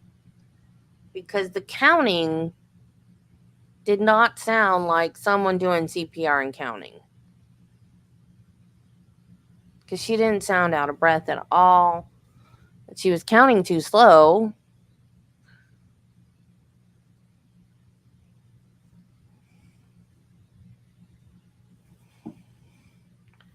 But that scream, and oh, he gurgled. That was real. Absolutely real.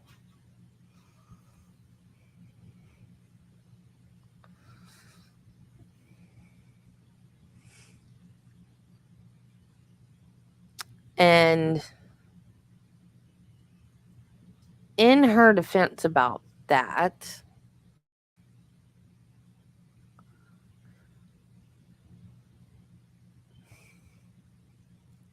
I think she knew that there was no use in even doing it.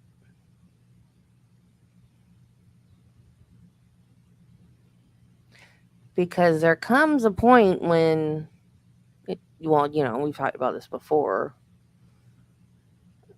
If it's too late, it's too late. I think she knew it was too late. But I wonder, would she have done it if it hadn't been too late? Like if she had gone upstairs and then came back down and she did have a chance to save him, what would she have done? What do you guys think? You think then would she really try to do Objections overruled for now.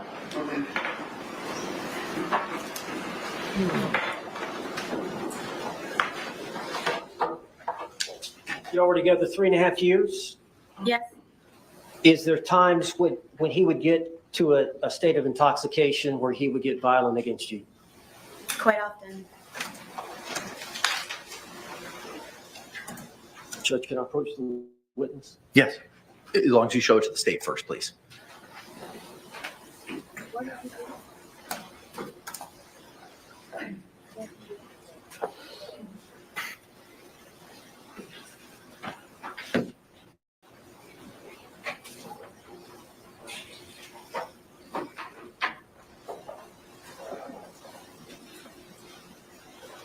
I'm going to show you defense exhibit for identification P. It's 2 photographs. Could you look at those photographs and see if you recognize those? I do. Those 2 pictures of your body, Yes. did they show injuries to your body? Yes. Were those injuries caused by George Torres? Yes. Are those photographs a fair and accurate depiction of the injuries you sustained at the hands of George Torres? I don't. It was so often. You don't remember a specific date, I don't. but you're sure that that's you? Yes. Is that the injuries that he? What's the injury to the rib cage? I don't remember specifically. These may be the pictures. So, when we used to go over to his brother's house, one of his brothers and his. Non-responsive. Sustained. You don't have to answer the question. Just go ahead. Do you know what happened to? Did George cause these injuries? Yes. All right. Were y'all both drinking at that time? I don't remember on this display. Judge, I'd like to move this exhibit to evidence. Okay. All right, what was pre-marked as P will be received into evidence without objection as Defense Exhibit 2.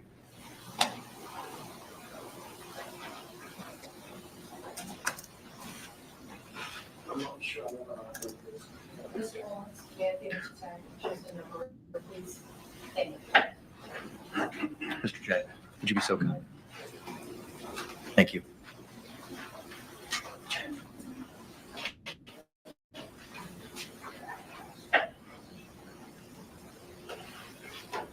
And I need to ask permission to accomplish.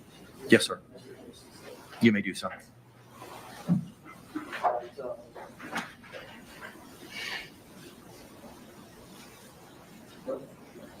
This is accurate, Judge. Looks like I think there's a wheel on the top where you can use to. There you go.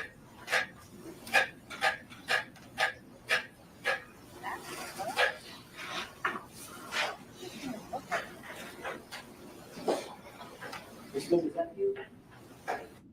Yes. Are those injuries to your arm? Yes. Were they caused by George Torres? Yes. And during the same incident, is this you? Yes. Is that an injury or bruise to your rib cage area Yes. and your arm? Yes.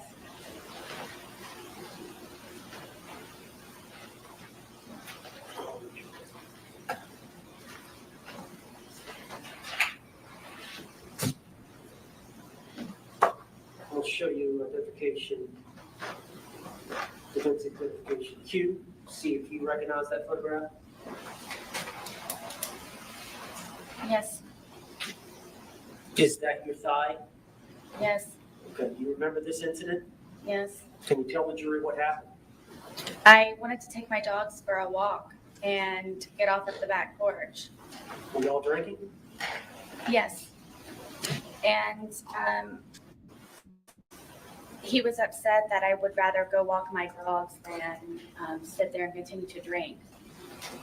So he slapped my thigh as hard as he possibly could and said that you're not going anywhere. And it was a good smack on my thigh. Is that a fair and accurate depiction of the wound that you suffered as a result of George Torres slapping you on the thigh? Yes. Judge, I'd like to offer Q in evidence. Okay. What was pre-marked as Q will be received into evidence without objection as Defense 3.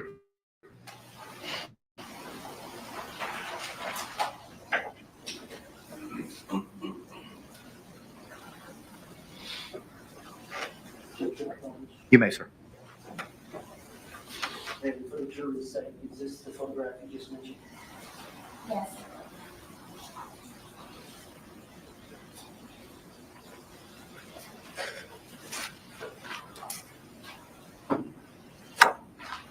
Let's show you identification, defense identification S. See if you recognize that photograph. I do. Is that your hand? Yes. Is that your blood on your hand? Yes, it is. Is that you standing, looks like in a room with flip-flops? This is in the kitchen at Brian's house. Okay, what happened there? So George was very drunk. And I wanted to leave, and he's notorious for taking my car keys and putting them around his neck and my phone in his crotch area and telling me to come get them.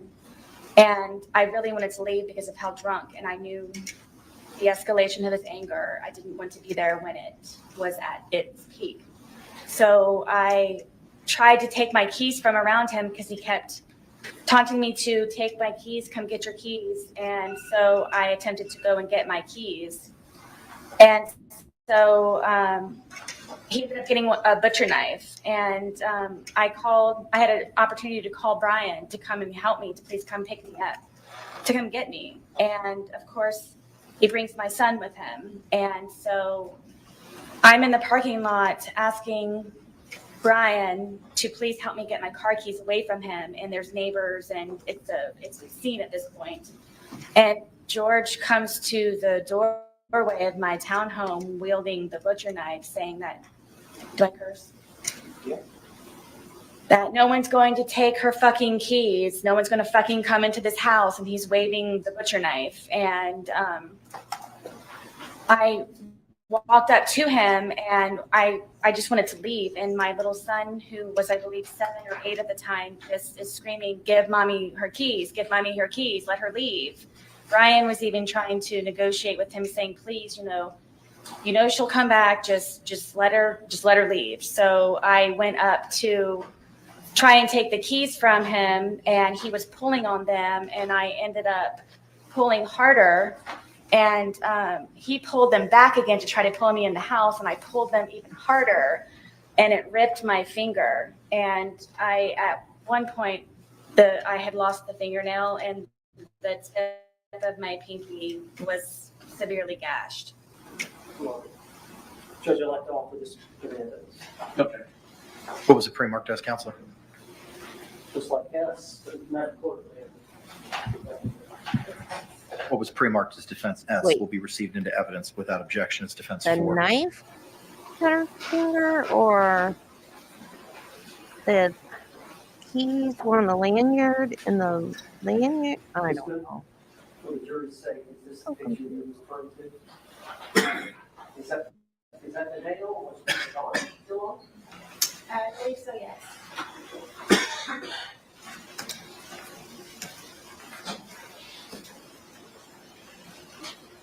Now I'm showing you a composite identification L, 2 photographs. Can you look at those photographs? Maybe at that occasion the phone was not in his pants. I wanted to eat, and while he was drinking, went and made myself, as quickly as I possibly could, a microwave bowl of, I believe it was broccoli and cheddar soup. And I didn't get it out enough time, and he came up behind me and he slapped it out of my hand. And it was a 2nd-degree burn. I went to the hospital for it. Were those fair and accurate depictions of the injury, the burn to your thigh? Yes. Would like to offer identification L into evidence. No objection. What was pre-marked as L will be received into evidence without objection as defense 5.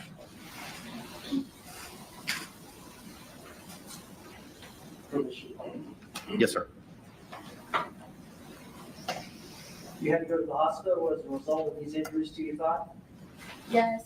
It Okay. was extremely painful. Is that a depiction of the burn? Yes.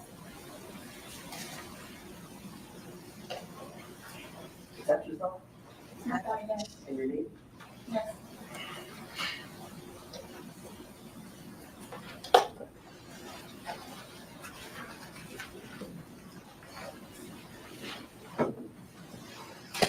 I mean, I feel So I'm bad, showing you but she could have left composite instead of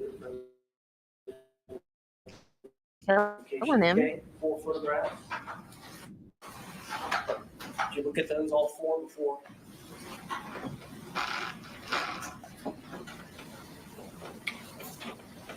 This is a longer story, isn't it? Go ahead and help.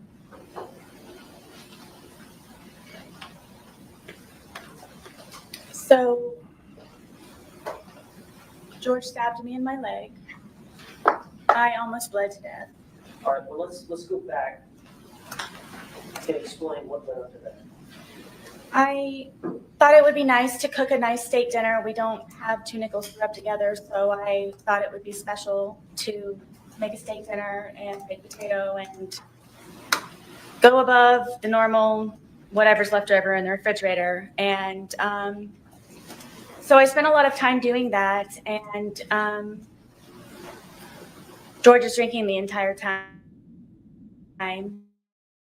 And on the back porch. You were drinking, you know? I was drinking. He was on the back porch while I was in the house and I was cooking. And it was one of those where maybe if I start making dinner now, it will be over at a particular time and we can go to bed at a reasonable time.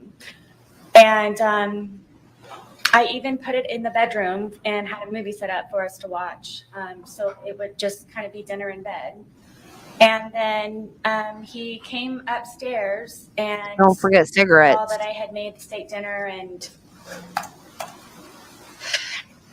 I don't know how to describe how drunk he was, but it definitely was not George. And had him come lay on the bed, sit on the bed, and put the I got out and I presented him with the steak dinner and sat down and was getting ready to start playing the movie.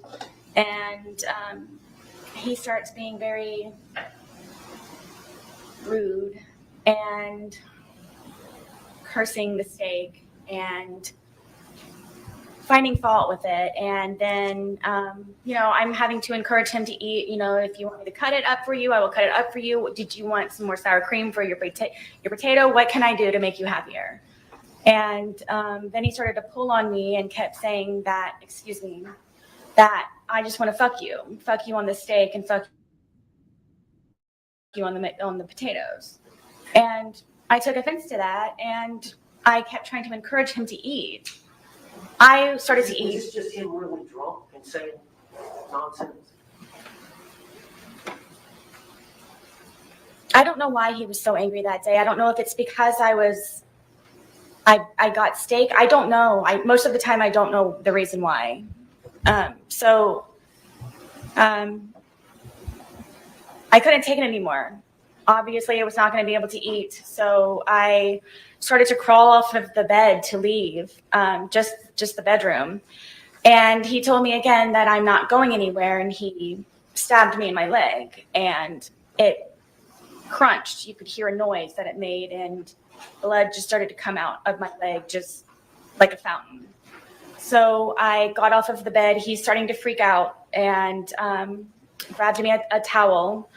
I got a wet towel, and I'm sitting here holding the towel, and it's increasingly becoming even more and more saturated by the minute. It's just minutes. So I'm going through towels and towels, and I said, George, I think I need to go to the hospital. This is not stopping to bleed. This is serious. And he got on his knees and begged me, please don't call the police. Please don't call the police. Please don't call the police. And inevitably, he went and got my car keys and put them around his neck again, and my cell phone. So I was not able to call anyone, and I wasn't able to leave in my car. So I figured I would just go downstairs, and I'm just going to go downstairs. And I had propped my foot up on the glass table that we had, and blood is just everywhere. Blood is everywhere. I can't keep up with the amount of blood, and I'm starting to feel very weak and really weird. And he comes downstairs, and he's still begging me, please don't call 911. Please don't call 911. I kept telling him, there's something, this is serious. This is something. Because he knew that he would probably get arrested or something bad would happen to him. So I couldn't take him anymore. He was just all over me, and just, I'm bleeding. I'm bleeding very badly, and he's having me try to console him. And I kept telling him, please, I need to call 911, please. And I said, okay, just give me a moment. And I crawled upstairs to my son's bathroom, which is the furthest bathroom away from everything. And I remember holding onto the sink, and I looked into the mirror, and my lips were blue. And I I knew I needed help. I needed help. And he came upstairs looking frantic for me, calling my name. And then I turned to him and I said, please, I'm going to die. I've lost a lot of blood. There's something wrong. My lips are blue. Please, please, we don't have to call an ambulance. If you could just take me, I'll drive whatever I can do, please, to go to the hospital for this. And he said that before anything happens, I had to concoct a story in order for him to not be arrested or be in trouble when we did inevitably get to the hospital. So I'm sitting there with this blood-soaked towel with blue lips, trying to come up with a story of what I can tell them when I go down there so he's not in trouble, and telling him that it's okay. And I came up with the story of that we were sword fighting silly after drinking with our steak knives, and he accidentally punctured my leg. And from there, How did you get to the hospital? originally he told me to drive, and because of the amount of alcohol that he drank, and it was, I couldn't. So he got into the driver's seat and drove me, and the entire time he's barking at me to make sure that I get the story straight. We're sword fighting, okay? We were drunk, Did you go to being the silly. hospital? Yes, All right, and did you get treated there? yes. I was bloody, and All right, let me show you the photograph. Can I show you this? yes. All right, is this a fair and accurate depiction of the injury to your leg? Yes, I had to go to 2 different hospitals for it. And you lied to medical personnel about how this happened? Yes, they brought in sheriffs and everything. Was it consistent with, they brought in sheriffs? Did you have to answer to the law enforcement officer? Yes, Did you stick with the story that you and George had agreed? I did. Judge, I'd like to offer this composite exhibit. Okay. What was pre-marked as K will be received into evidence without objection as Defendant 6.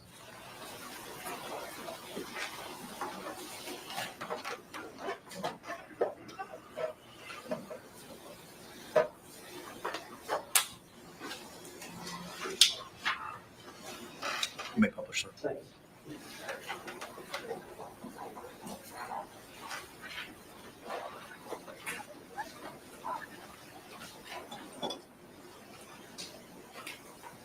And is this you at the hospital? Yes.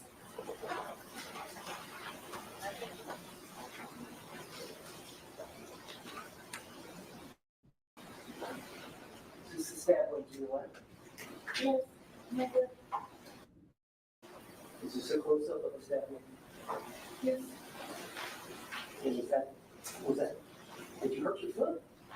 No, due to the injury, I had other problems with the surgery. Okay. But you eventually recovered? Eventually, yes. Do you have a scar to that effect? I do. So could you step down and show the video? Mr. J, Okay. you may. There's a lock, sir. Out. All right, I don't know how best to do this, Judge, because we've got this phone. They can probably see it from there. Is this the injury here? Looks like there's an indentation.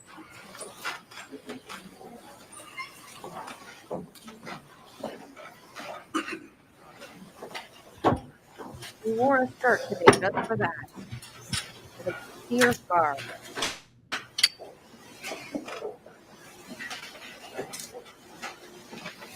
All right, I'm showing you identification. Teeth. You recognize that photograph? I do. Yes. All right. Looks like you've got an injury to your lip and to your face. Do you recall this event? I was trying to sleep, and Have y'all been drinking? I'm sure. I know that he had been drinking. This was one of the instances where I would go upstairs to try to go to sleep. And But he, y'all drank together a lot, did you not? sometimes, yes. But there were times where he wanted to stay up and continue to drink and you wanted to go to bed. Many times, yes. You were done, he was not. Correct. Was that one of these times? Yes. So tell us what happened. I'm sleeping in the bed, sound asleep, and he comes into the room and grabs me by my hair a lot of the times. And from here, he scratched me from trying to grab me, and then grabbed my hair and pulled me off of the bed, and then raked my face across the carpet. These are carpet burns. To your lips? Yes. What about to the, it looks like the eyebrow area? That from grabbing me, scratched me and got a hold of me by my hair. Why was he mad at you? Because I wasn't downstairs with him He wanted you to be drinking with him? all the time. All right, I'd like to introduce identification to you now. I think this was the time I was Remark telling Ms. all T will be about received where into evidence without objections. Defense Exhibit 7. he wasn't telling the story, the details of the story himself. Oh, permission vote. You may, sir.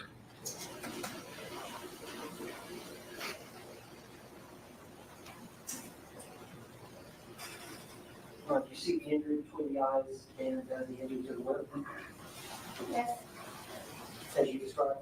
yes, none of the blood going down my eye, yes.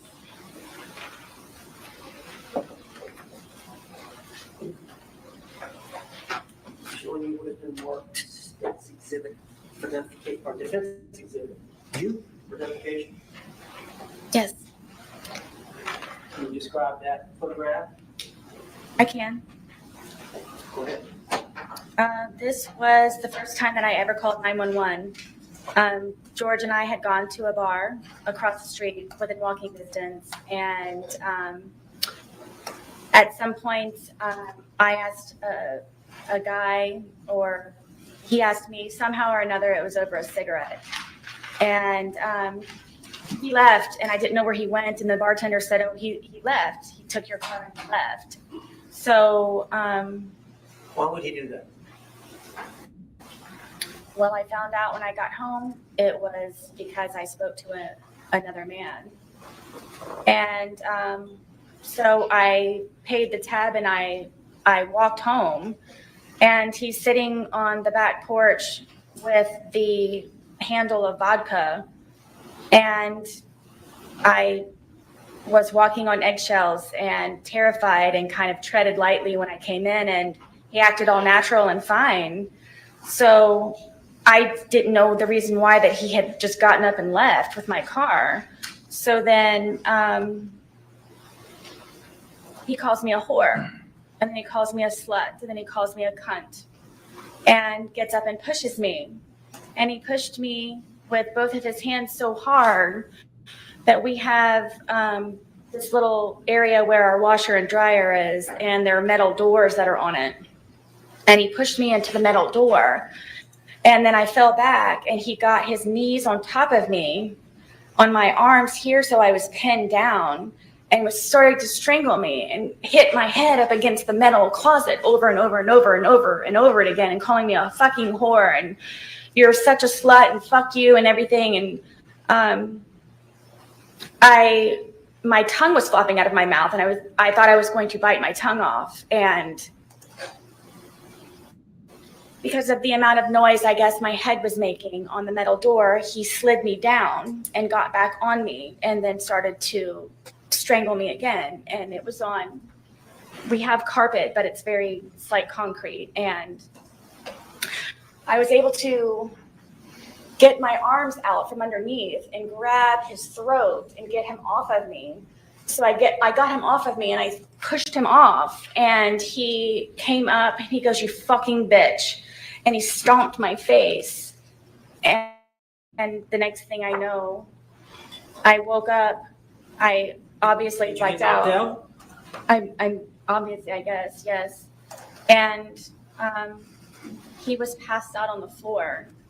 And I woke up, frantic looking for my phone, and I immediately called 911.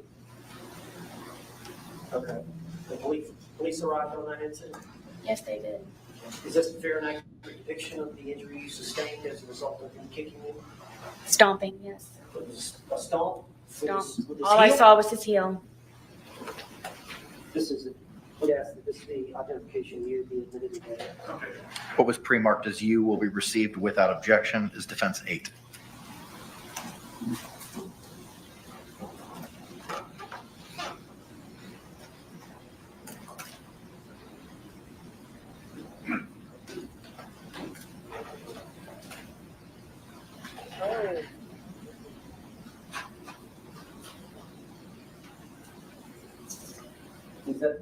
Was that the next day or is that a few days later? That's a couple of days later. And that's the bruising from the kicking of the eye? Yes. Now, the police were called, and we'll talk about that in a minute. We'll get to the jury.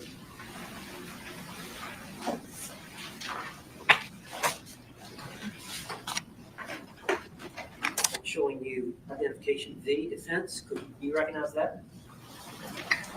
You have to speak it. Yes. Can you identify that picture?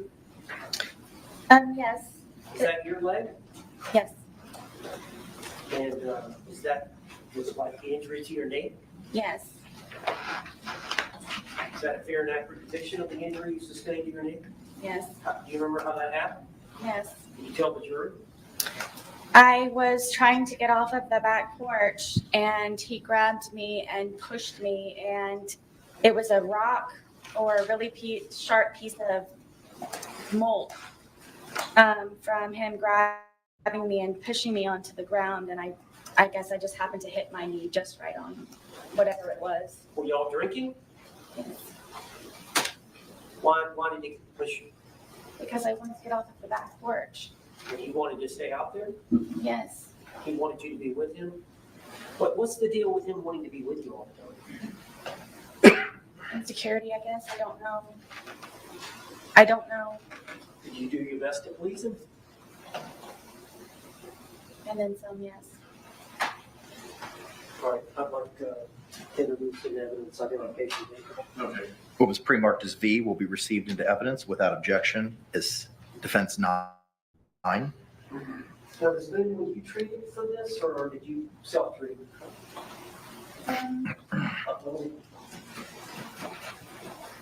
Show the jury now.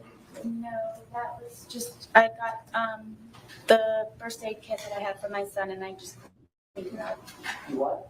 I said I got the first aid kit that I had for my son, and I just cleaned it up and put a Band-Aid on it.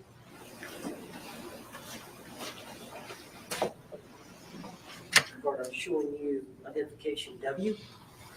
That's identification. You recognize that photograph? Yes. What is that photograph of? This is a photograph of my arm. And is that a fair and accurate depiction of your arm with some type of injury? Yes. Do you remember this event? Multiple times, yes. Well, I'm talking about this isolated event where this photograph was taken, the injury you sustained. Yep. Who injured your arm? Jorge Torres. Do you remember this event? Yes. Did you tell the jury about it? This was one of the instances where I would try to pull away from him, and I don't know how my arm started to do this, but from him pulling from this way, how hard he would pull, with me trying to struggle to get away from him, it would leave these bloody under the skin splotches. So he wouldn't hit you sometimes, he would just grab you and pull you. Yes, from me trying to pull away from him, that's the point of it doing this, from me pulling away from him. Now, this is one of the many times y'all were both intoxicated. I mean, I can't say for sure that, yes, but whenever it would happen, yes, we would be thinking. Identification W and evidence. What was pre-marked as W will be received into evidence without objection as defense exhibit 10.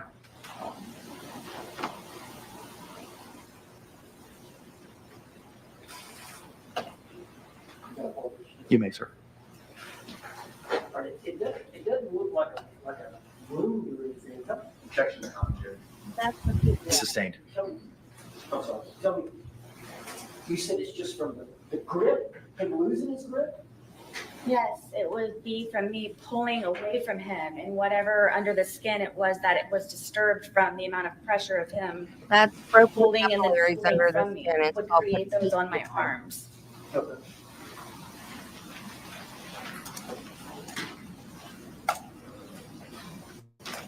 Let's show you.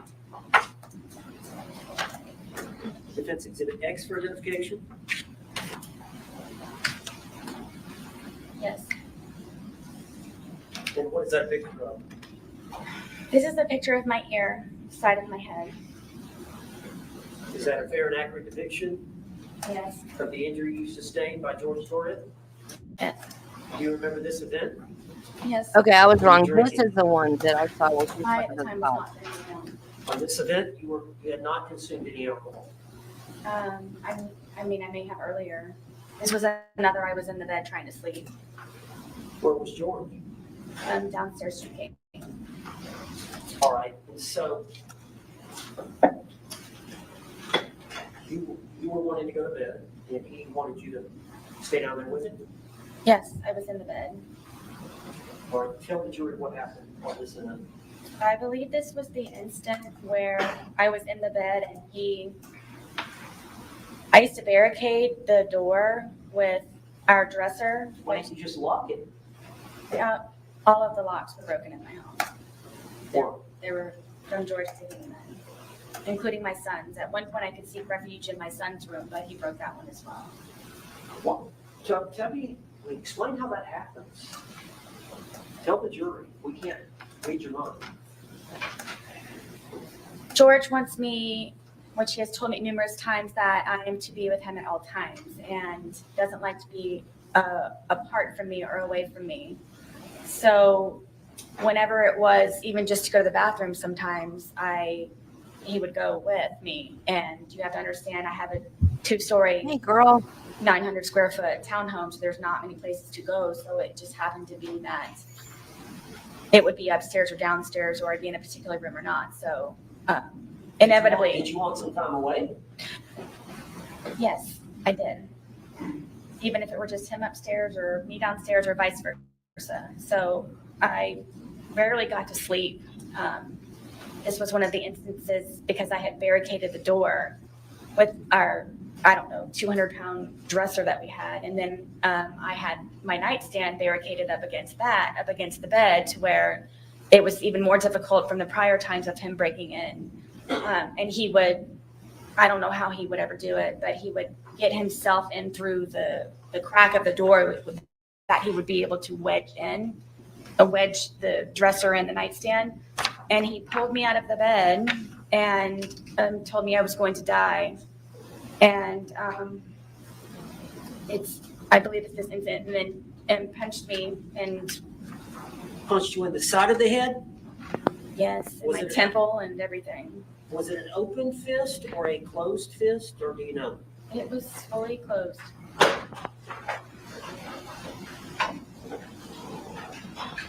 He didn't tell the cops there was a 200-pound dresser in front of the door.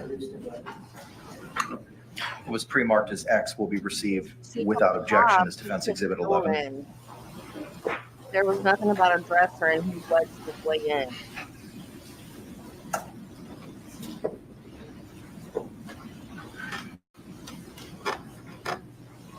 I'm showing you this exhibit. That's you? Yeah. Did you get any treatment for that? Medical treatment? I know the police came, but I don't remember. I remember it hurt for a good solid 2 weeks after that. Was this one of the incidents where the police were called? Yes.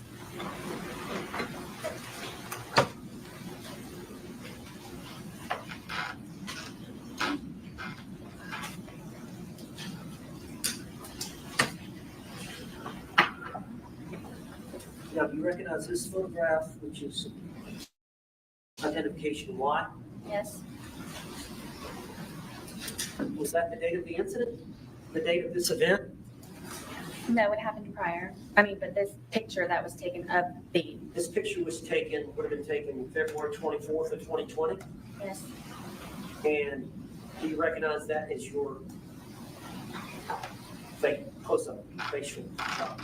yes, Is that a fair and accurate depiction of how your face looked on February 23rd of 2020? yes.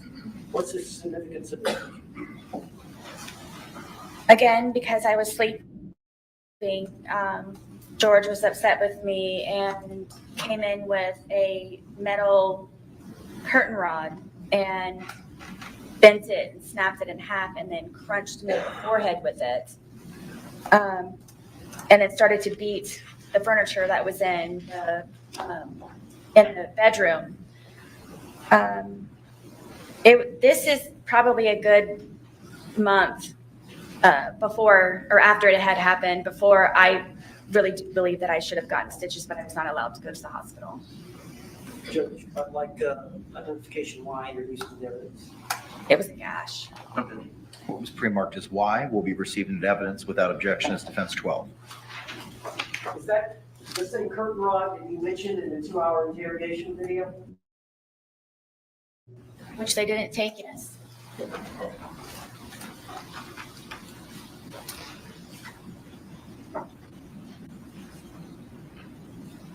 Now, this was photographs that were taken I guess it would have been the crime scene. Was the crime scene the investigator that came out and took photographs? I don't remember who it was, but yes, someone did on the day of the incident. Was it different from the extraction, the phone extraction expert? Was it somebody different? Where did she make stitches? I think. But this wound right here. Yes. And remember, that's a month later. And then on that same day, they took, same time, they took this photograph as well, which is identification R. Yes. All right, what does that do? I believe it's from holding the baseball bat, and Is that an injury to your hand? it's a bruise. It looked like she had a little Was mark, that taken? around her nose, but Was it February I don't 23rd, see anything that 2020, needs when the investigators came out on February 25th, I believe. February 24th? Okay. I'd like to introduce identification on the evidence.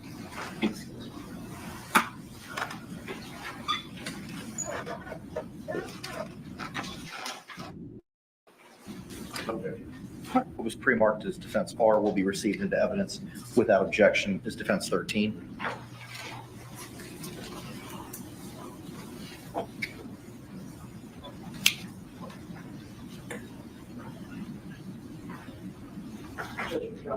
Yes, sir. This is not a great photograph. Copy the copy. no, it's not. February 24th of 2020, is that what you were wearing? Not a great photograph. Is that you? Photograph of a Yes. hand. And there's some discoloration up here of your palm. You see that? I do. Is that from you jabbing him with a baseball bat? Sustained. Do you know how you suffered that Been injury? leaning the whole I believe time. it's from holding the baseball bat. Can you help me with it? Yes, trying to get his hand back in.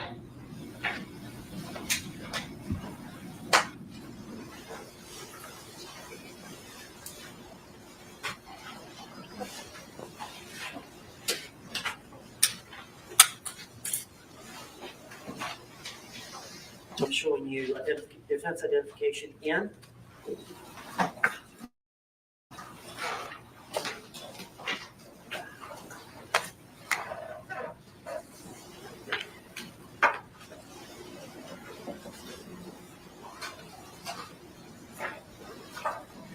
Just like 5 photographs. Can you look at those?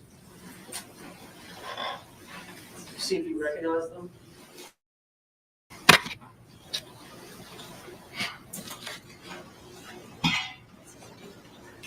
All right, well, let's continue now.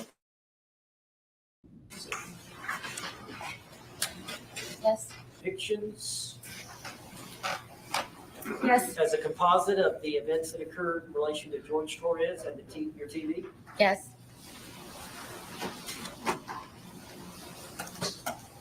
Yes. All right, are those stills of a videotape that you took? Yes. And is that videotape, was it on your phone? Yes. So when law enforcement seized the phone, they would have had access to this video? I believe so, yes. And tell me about it.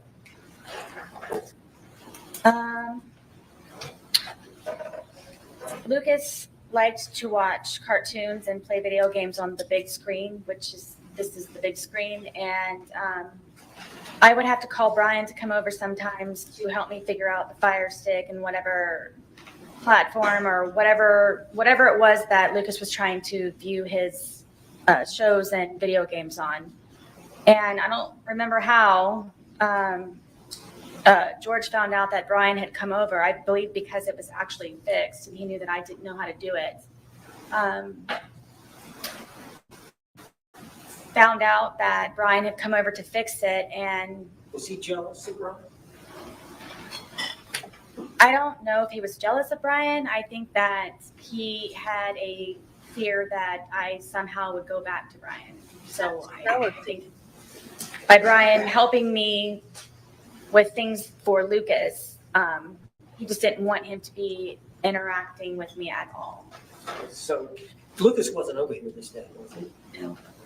Brian wasn't over here this day. He may have been, I can't remember when he actually fixed the television for Lucas. But y'all were drinking this day. I know he was for a fact, yes. Chances are you were. Probably so, yes. Okay. I would agree. So how did it end up badly? He accused me of sucking Brian's dick and told me that he was going to break my face with the bat and that he was going to make me unrecognizable to my son with the bat. And then told me that he's going to destroy my fucking television. And then I was going to remove it from the apartment. And if I didn't, I was going to be again unrecognizable to my son. So did he grab the bat? Absolutely. He already had that in his hand, and he told me that I had to videotape it. Did you videotape it voluntarily? No. All right, but there is a video, but I'm going to go ahead and ask Judge if I can introduce this identification of these 5 photographs with the evidence. Okay. Was it O or N? I have O in a composite for 5 photos. That's not having a single photo. We're moving in O. Okay. All right. What was pre-marked as O will be received into evidence without objection as defense 14.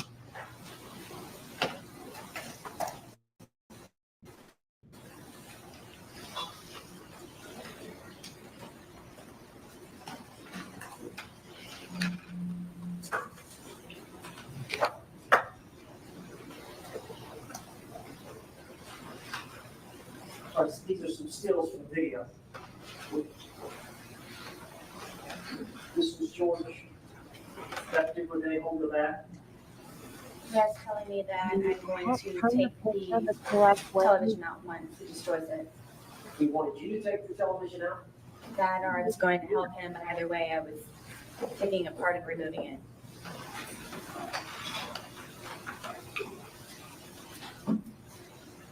And what is this picture of? The process of him destroying my television. On your videotape. But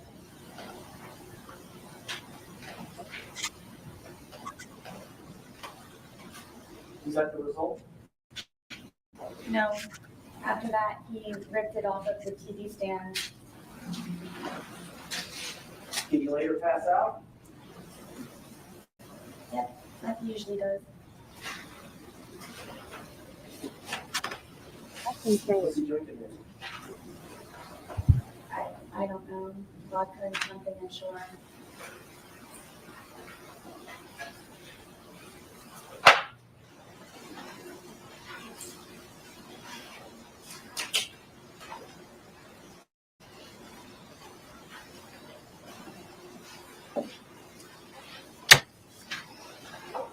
I'm showing you identification N. Did you recognize that?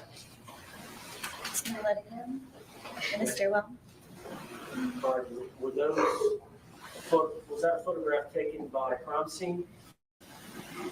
Correct. Is that a fair and accurate depiction of your living room and stairwell? Yes. And I'm going to try to introduce this as identification 9 as an exhibit. It's pre-marked as M, correct? It's got N. N, I apologize. What was pre-marked as N will be received into evidence without objection as defendant's 15.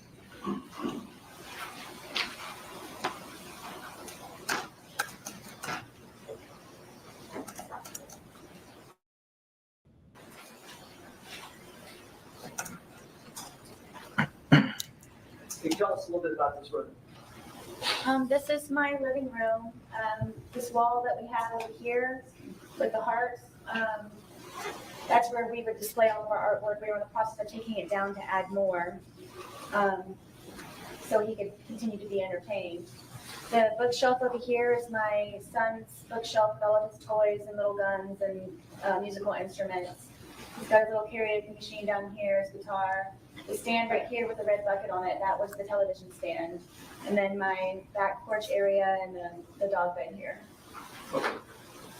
And then it looks like in front of the bookshelf at the foot of the stairs is that a doggy? It's a baby gate, but my dogs would wander upstairs sometimes and go to the bathroom sometimes when we couldn't get them out. So I would, at nighttime, or whenever we weren't home, make sure that they didn't go upstairs. And plus Penny was blind.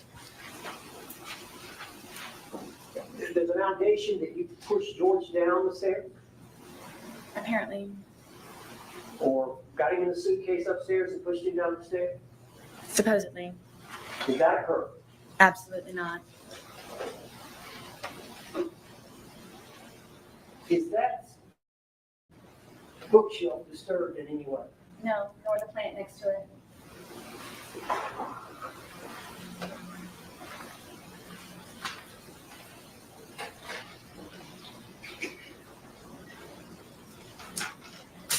I'm showing you composite 2 photographs, identification M. Did you look at those 2 and see if you recognize them? Yes, this is me sitting on the back porch with my dogs. And as you can see that we are both drinking. All right, who's taking the picture? I'm guessing George's, or maybe it's one that Lucas, Lucas wasn't on here, so it had to be George. How can you tell y'all are drinking? Because there's a cup here and then he has a beer. And there's 2 dogs. There's one sitting next to you. Who's that? That's Penny. She's the blind dog. I used to have to pick her up and put her somewhere so she would stay there because she was unfamiliar with the area, especially since we moved from my marital home to the townhome. So most of the time Penny would be close or next to me. Who's next to the film? This is little guard dog Tess. She was the deaf dog. And this is the fence here. Well, I'll show them. Okay. But this is Tess, and then this is deaf, blind. Penny and Tess. All right, and the second one. This is Tess on the back porch.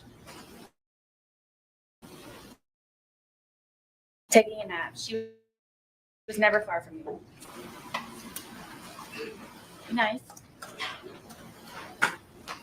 I don't know if he was a pet person. I thought but we if loved he the was- dogs. He was nice. If I needed him to feed them, he would feed them.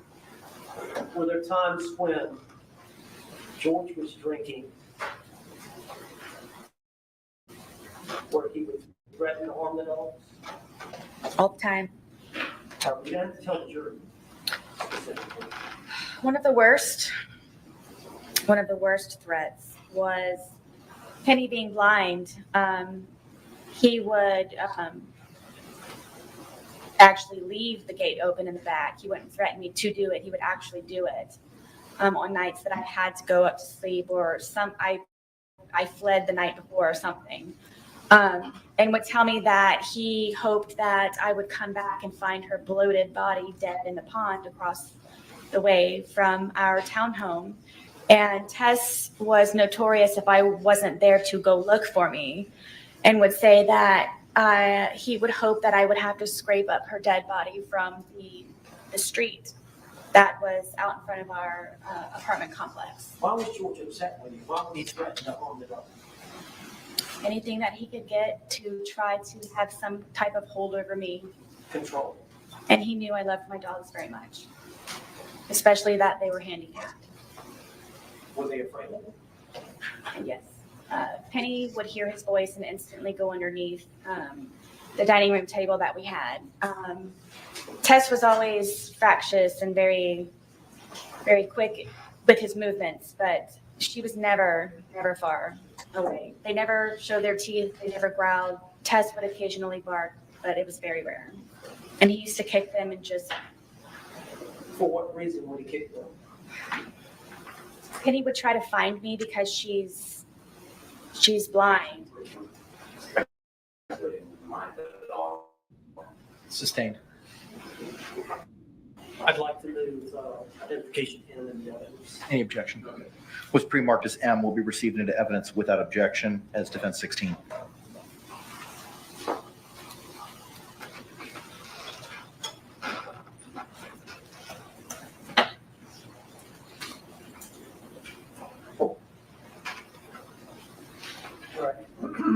Can you describe this for the jury? This is again is our back porch, and this is the fence that I made for the dogs to have a little bit extra space. Penny is next to me. She's the line dog, and Tess is down here at guarding the gate. Are these fake rabbits? Is that Yes. in here? I used to call my son when he was a baby. He was my bunny rabbit. Overruled. He was my bunny rabbit, so I used to collect bunny rabbits, and so I have rabbits here and there throughout my house and in my little garden area. Or this is the alcohol y'all consume? Yes. And this is a close-up of which one? This is Tess. She's the deaf dog. How old were these dogs at that time, 2020? Gosh, maybe 9, maybe 10.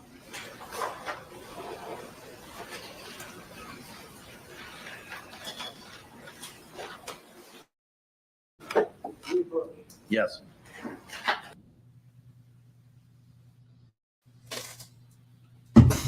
I've been waiting for a break. Twice I've gone to the hospital and they've sent me to a different hospital. When Spike bit me, I don't know if y'all can see the scar on my hand. They did not have a hand surgeon at the hospital that took my insurance. So they sent me to a different hospital. Yeah. I hope the dogs got a good home. I wonder if they're still alive. But she said they were what, 9? That was 4 years ago. So he bit me. I was immunocompromised from chemo. I was off the chemo, but I was still immunocompromised. They didn't have a hand surgeon. Before that, when I was still on the chemo, I got an eye infection. Same thing. They didn't have an ophthalmologist at the hospital, so they had to send me to a different hospital. So, all right, members of the jury, it's 4:03. By show of hands, would you like to take an afternoon break at this point in time? Okay, court sees no hands.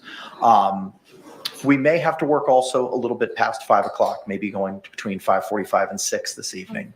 I know juror third from the right, you may have to make a phone call as to that. Does anyone have any concerns about working a little bit later today till 6 o'clock? If you have those concerns, please raise your hand at this time. All right, court sees no hands. Ma'am, are you in a position to step out to see if you can get assistance with childcare, or is that not an option for today? I'm actually all set for today. She's already taken them off. You are? Okay. All right. Excellent. Very good. Thank you very much. I appreciate you all. With that, Mr. Owens, you may continue. Yeah, I was in the hospital for 9 days and I had 2 Yes, sir. surgeries on my hand. And Oh, then I'm sorry. had to have Yes, juror 5th from the right. home health come in because I had a hole that had to be. Then I tell you what, let's go ahead and take it at this time. We'll give you all a 15-minute recess. It's 4:04. Hang on. Don't leave yet. I got to tell you a couple things. It's 4:04. We'll see you back here at 4:20. Same instruction as before. Please don't conduct any independent investigation or research as the person, places, things, or charge involved, and don't have any discussions amongst yourselves or anyone else. We'll see you in a couple minutes. Thank you very much. So I had a hole in my hand and I had to pack. So I had a home health nurse that came in. I don't think she came in every day. I think she only came in once a week. Y'all can be seated. Just Thank to you. make sure it was healing right and everything. And then with the eye infection, they sent me to another hospital too. If Ms. Boone needs to use the facilities, we might as well take advantage of that at this time. All right, court will be in recess till 4:20. Thank you. Since she'd lost so much blood, I'm sure they kept her there until they got her stable. Like to whichever hospital she went first. But it might have been like because she's indigent. They might have had to transfer her to a different hospital because she was indigent. Because there are certain hospitals that won't take a patient if they don't have insurance.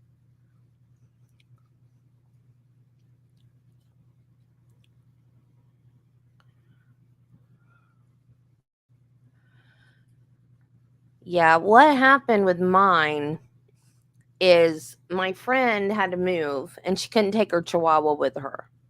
And Spike is the baby. And he did not like having another animal in the house. And actually, he's not the baby. Shadow's the baby, but he doesn't mess with Shadow. I think he's afraid of her.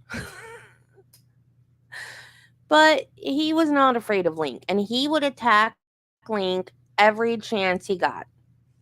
But Link, like he bonded to me. In fact, his owner came for a visit, and I met her in Gainesville, and we went to lunch, and I took him with me. He didn't even remember her. I have not seen anything. I've not heard them talk about anything. I've not seen anything. So I guess not.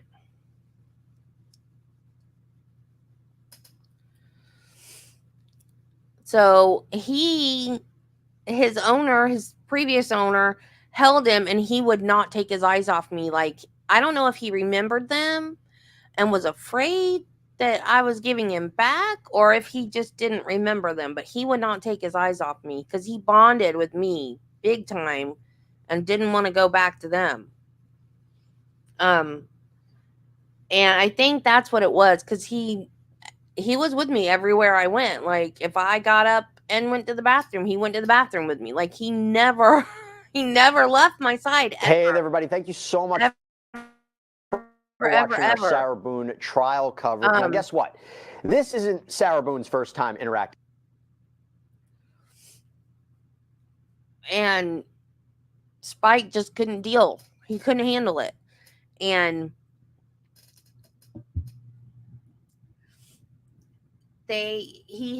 all three of us were on the bed, and Spike had gotten a hold of Link right in front of me. There was no food, there was nothing. He just didn't like him being on the bed. So he grabbed him, and I grabbed Spike's halter and then his top jaw. So I had him by the halter and I was prying his jaw open and I pulled him away and Link ran out and then I let him go. My hand was still in midair between them.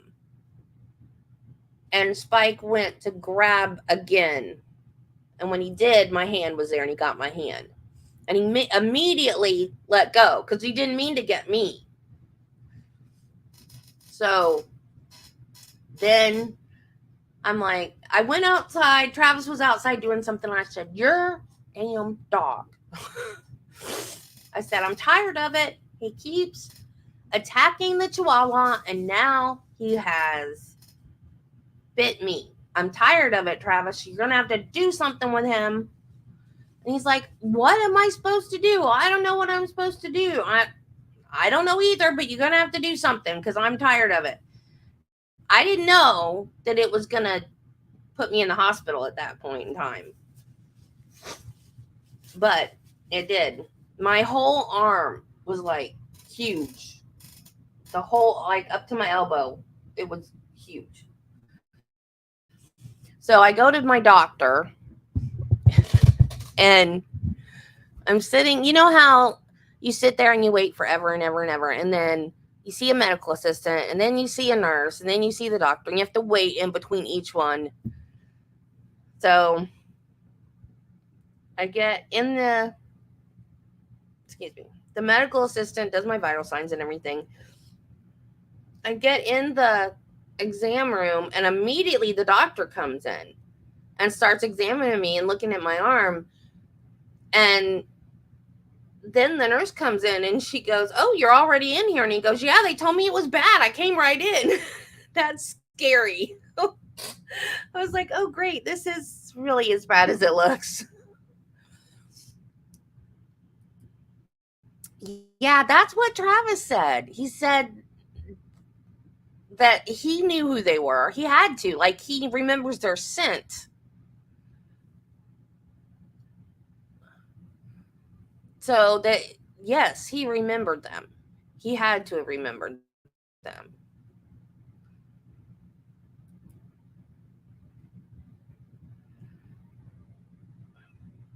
Yeah.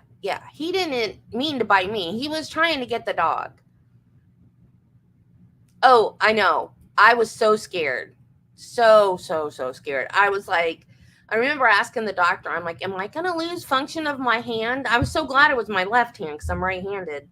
Like, "Am I going to lose function of my hand?" And he was like, "Nobody said that." I'm like, "I didn't say anybody said that. I'm asking you that." He's like, "No, you're going to be fine." But, when you have a hole in your hand that you have to pack with gauze every day, what else are you going to think,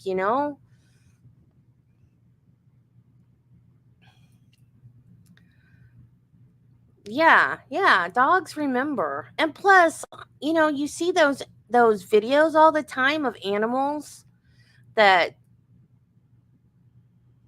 and like wild animals, that people raise, like lion cubs and bear cubs and stuff, and they let them go in the wild, and then years later they go back and those animals are like bringing their babies to see the humans.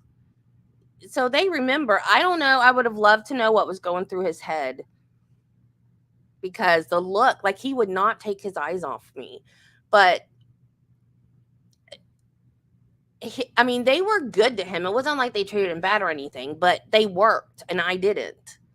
So he was with me 24/7, literally, because I had a little sling thing that I would put him in and take him with me everywhere. He had a car seat for the car. He went with me everywhere and did everything with me. And it was really hard, though, when I had to put him down. I missed him worse than any animal I'd ever put down before, because he was with me all the time. So it was a bigger hole in my life than other animals that I put down. But I only had him for 4 years. He was 14. And it happened really fast. He just one day had started having trouble breathing. And so the next day, I think it was the next day, I was able to take him to the vet and just have him put down. So he didn't suffer for long, but he was so cute. He was the cutest little booger. And so now Belle has picked up on some of the things he did. So now when she wants me to do something, she just stands in front of me and stares at me and never takes her eyes off. It's just, Because that's what he did. She never did that before him, but now she does that. So she'll do that sometimes when I'm at the computer. She'll just come up here and stare at me like, like, what do you want now? That's what she does when she wants me to go lay in bed with her now. But for some reason, though, she's not done it bad. Like, she knows I have to do this. Dogs are so smart. It's like she knows that I have to do this now, and that, because like Friday, she gave me a hard time Friday. And then I told her, I said, all day Saturday and Sunday, I will stay in bed with you. And I did, although Travis was home, so she didn't stay in bed with me the whole time. And so now she's been fine yesterday and today. She's only bugged me when she's needed to go outside. So, and Spike has been down here at my feet. So, I guess I'm going to have to tell Travis that he has to go get food again. On the lunch break, I actually thought about cooking dinner early so he could just warm it up when he got home.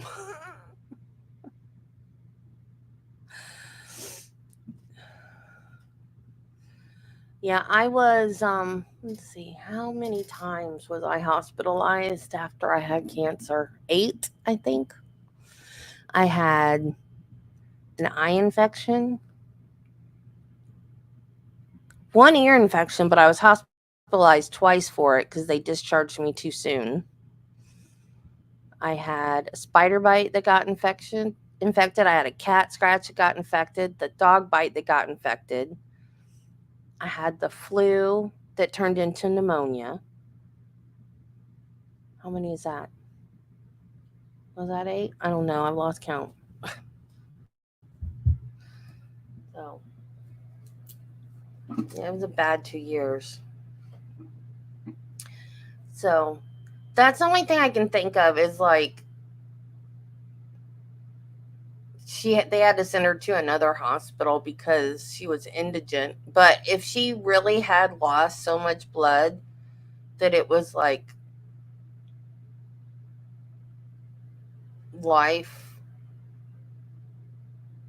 what's the word I want? Life endangering, they would have stabilized her there before they sent her to a different hospital. And I don't know why they didn't submit those medical records. They wanted to submit medical records of George. Life-threatening. Thank you. I couldn't think of the word.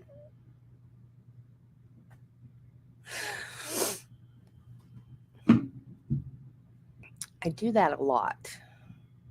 Yeah, she definitely. Well, she'd need a blood transfusion if she lost as much, because she said her lips were turning blue and that she had to crawl up the stairs. So she'd have to get blood if she'd lost as much blood as she said she did. So I don't know any other reason why they would send her to a different hospital. They'd have to stabilize her first.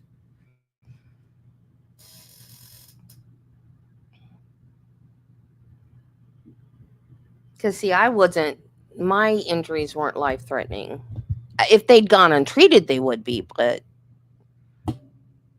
they just had to, in order for me to get the surgery I needed on my hand, they had to send me to the other hospital.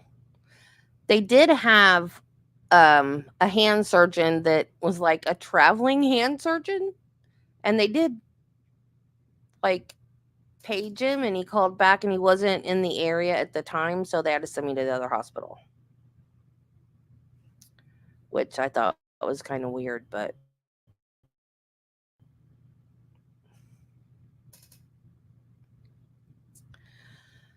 I'm so tired of all these breaks. Too many breaks. At least tomorrow we'll be able to skip some of them because I'll be late. I gotta try to figure out what time I have to get up tomorrow.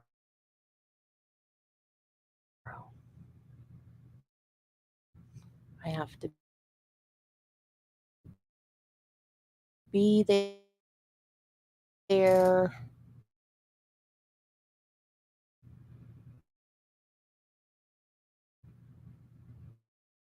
And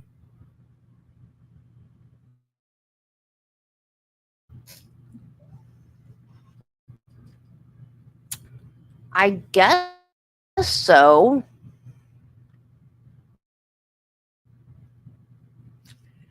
I guess he had a certain area that he traveled around to and hit different hospitals or something. I don't know. I thought that was crazy.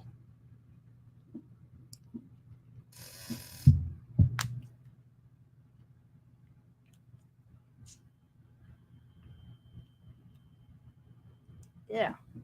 Ugh.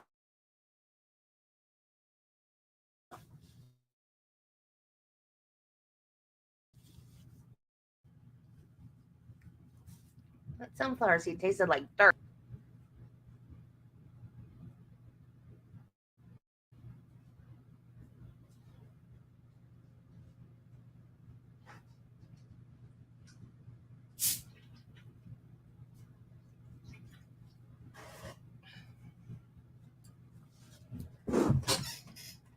Yeah.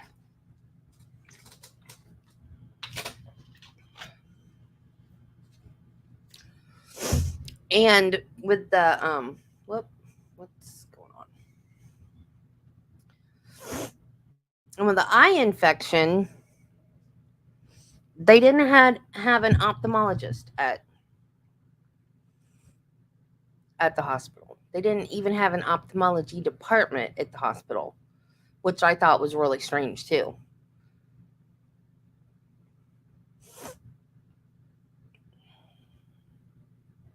I was in the hospital on Thanksgiving. And I had planned, this was back before all the drama happened with the family stuff, and everybody was coming to my house for Thanksgiving that year. It was going to be my first time ever hosting Thanksgiving, and I had bought everything with all the fixings and decorations and special, like the special disposable paper plates and all that with the turkeys on them, and was ready to go. And then I had to go. I went to the ER the night before, and they wanted to keep me, and I was like, no, I don't want to. No, it's Thanksgiving. No. And so they let me go home with just some antibiotics, and then I was back the next day going, no, I can't stand the pain anymore. You can admit me. And then they had to send me to a different hospital.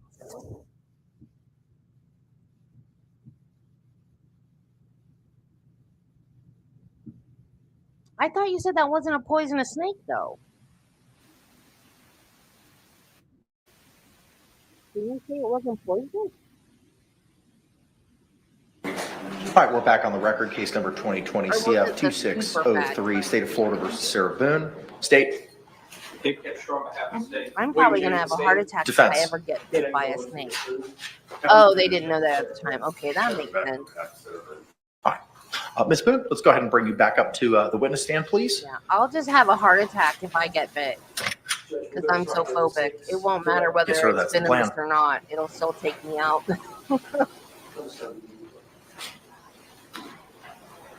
Most of the case, I mean, it's how it goes.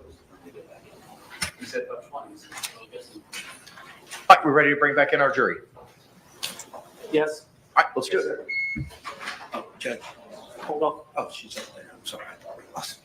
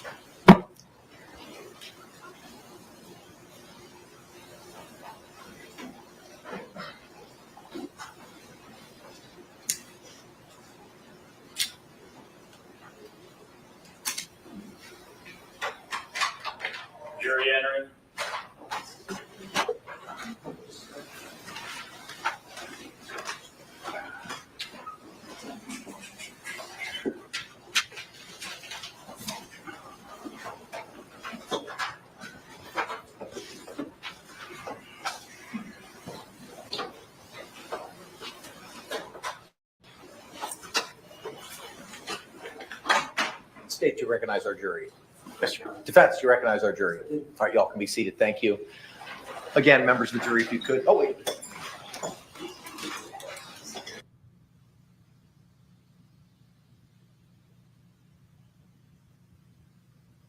Now what? Can the parties approach for a moment?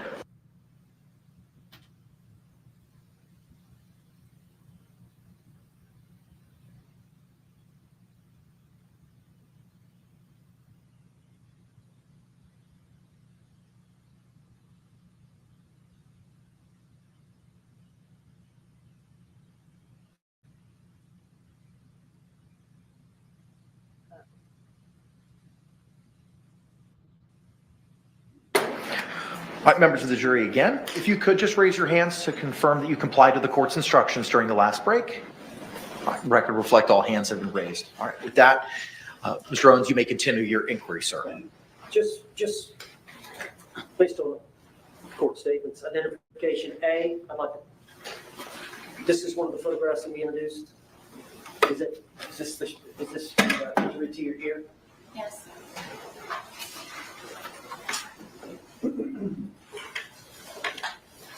And then this is your living room. This is identification C, the blow up. Yes.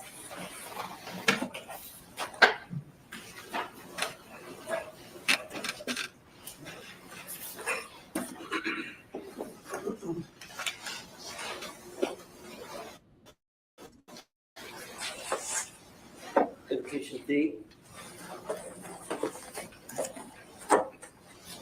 TV.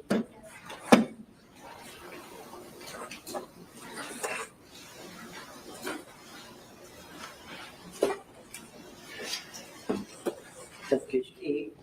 Is that your arm? Yes.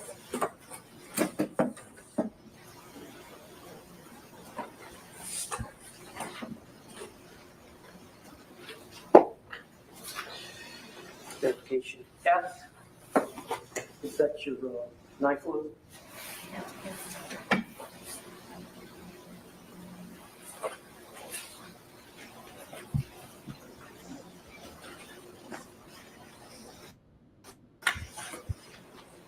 Identification G. Is this the curtain rod? Yes.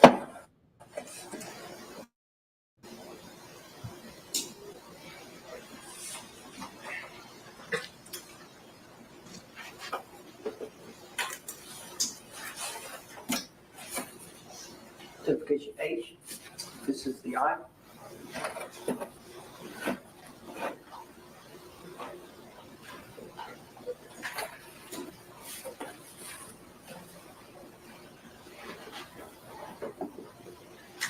Identification I.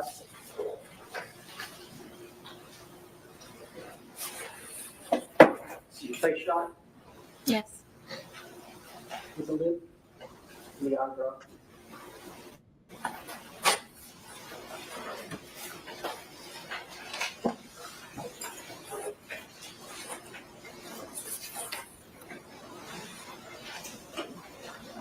Identification B. And this is the back patio of the dog. Yes.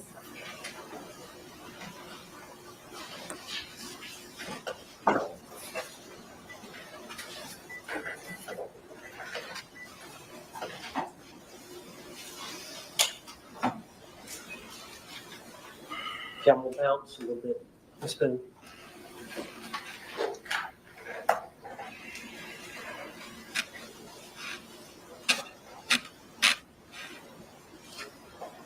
let me go back to the night earlier in the evening when I think y'all may have been out on the back patio and you had suggested to George to call the children, but then I think, did he call his brother or his brother called George? Do you remember? George called his brother. Okay. And you made a statement about tell him something. Explain that to the jury. I told him to tell his brother about you choking me the other day. This is a separate choking incident. We had been drinking, and I wanted George to tell him, but he didn't tell him, so I said it in the background, so he would be aware. What did you tell him? Tell him why you choked me, or that you choked me. Okay. Now,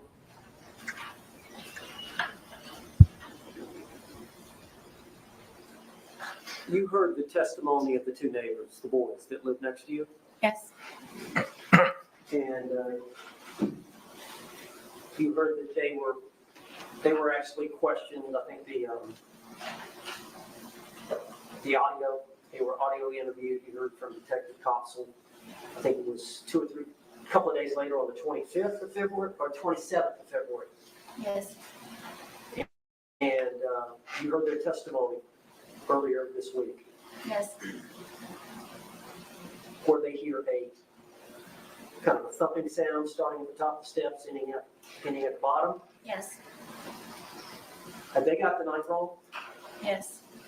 So explain to the jury that. So it was the night before.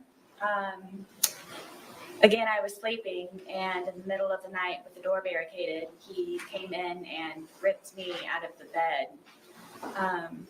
And first got me with one hand, and then got both hands and pulled me completely off of the bed. And then, like a caveman, had my hair like this and was going down the stairwell, taking me with him to come downstairs so I could sit and drink with him. Do you believe that's the noise that the two neighbor boys heard, I absolutely do.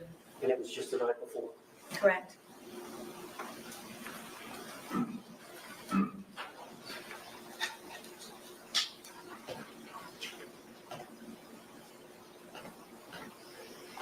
Now, some of the time when this abuse occurred, you called the police, Yes, and other times the police were not called. correct. I want to refer to you the first time, I believe, you mentioned the 911 call. I believe that was July 25th of 2018. Yes, And that was the incident in which Georgia kicked you in the eye, stomped me, yes. stomped you in the eye. And you had grabbed his neck. Yes, I was able to get my arms out from him pinning me down with his knees and grab his neck. So law enforcement came and investigated, Yes, and both of you were arrested. correct.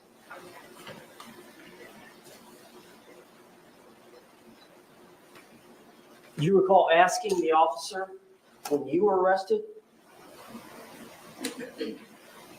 why am I being arrested? Many times, yes. Do you recall asking the officer, why am I being arrested? Yes, And do you recall making any other statements to law enforcement as to why you did what you did to George? that was the first time ever that I actually officially fought back. Did you tell the officer that you were fighting back? Yes, because I was in complete shock that I was getting arrested because of it.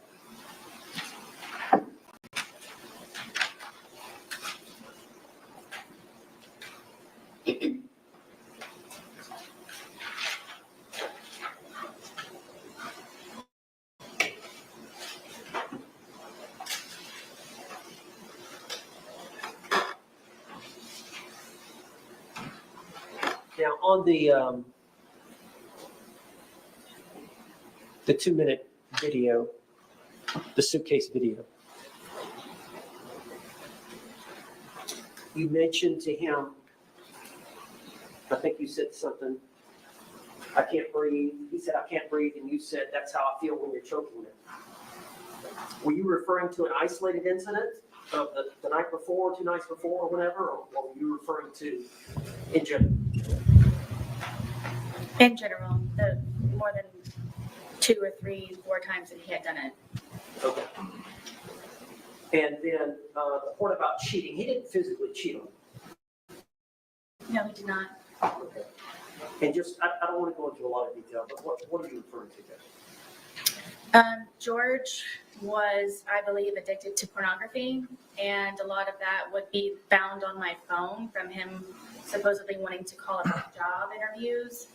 And as a solution, I sat him down and I explained to him, to me, that's you visualizing yourself with someone else, or at least having a pleasurable moment with someone else or watching other people. And to me, I told him that I considered that cheating on me. Okay. And so he would download that on your phone? Yes.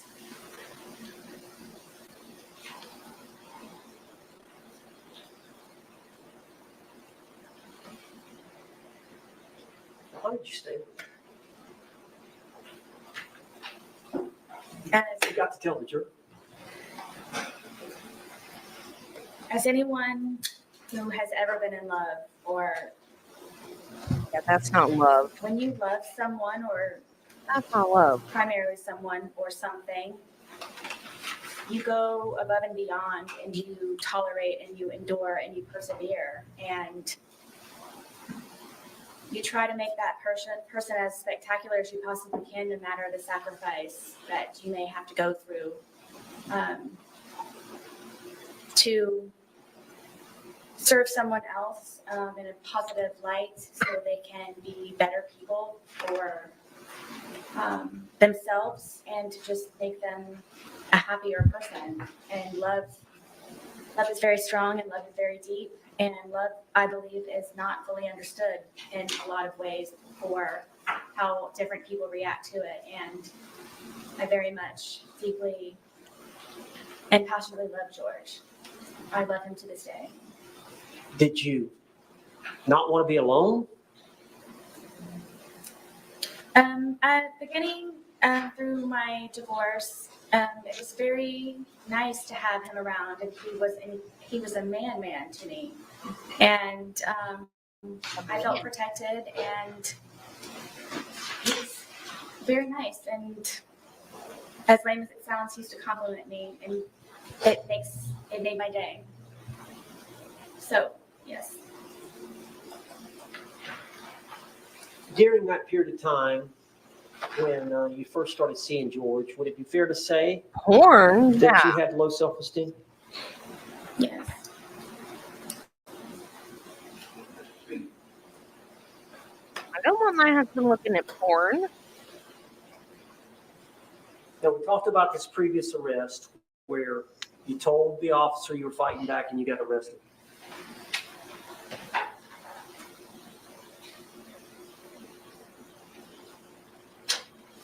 Now, I want to talk about your conversations with law enforcement, but first I want to ask you, why did you go to the police station that day when you were interrogated there? We saw the 2-hour video. Tell the jury. The day of the incident, the detective Copsell gave me her business card with her personal cell phone number on it, and said if I happen to remember anything or anything that I would like to add to the day, for me to not hesitate to give her a call. So throughout the rest of the evening, something was off. I didn't feel comfortable with what she told me and how she told it to me. How long were you at the scene? Gosh, all day. From the moment that they were there to the moment that the coroner's van drove off. All right, when it ended, did you stay in your home? No, I raced inside and collected some pajamas and a toothbrush, and I went over to where my son was at my ex-husband's house. Did you take the dogs? I didn't even feed them. It was so fast. All right, and then once you got over to your ex-husband's, what happened? as it relates to Detective Copley? Something just wasn't sitting right with me, and I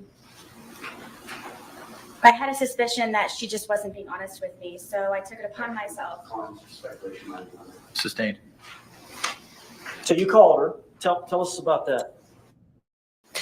I called her and I told her that I felt that she was being dishonest with me. She originally had told me that I noticed due to that her being too. pregnant, it would just be a lot easier for her to have me come down to the station to pick up my phone. The original plan was for she and Detective Loman to return the phone to my apartment.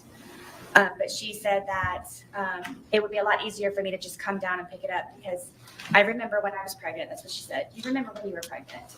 So I said, I feel that you're tricking me and I feel that you're being very sneaky about something and I don't believe that you're being honest with me. And I said, regardless, I'm still going to come. Sustained. So you agreed to come, but you understood it was to get your phone? Correct. All right, you came that afternoon to the station? I did. And the original agreement was they were to come to you? Correct. All right. When you got to the station, what happened? I thought I was just going to be picking up my phone. My car was there. I had everything in my car. It was just a regular. I'm just going to go in, maybe sign something and pick up my phone. And there's people that are over here at the windows, and I thought that I was supposed to go over there to get my phone. And Detective Lowen came down and said that my phone was upstairs. So if I would just follow him upstairs, that's where my phone was. And then I was taken into I guess it was an interrogation room, and they told me to sit down, and that then I guess the interview or interrogation began, and I just simply kept getting my phone. Sarah, tell the jury why. Yes.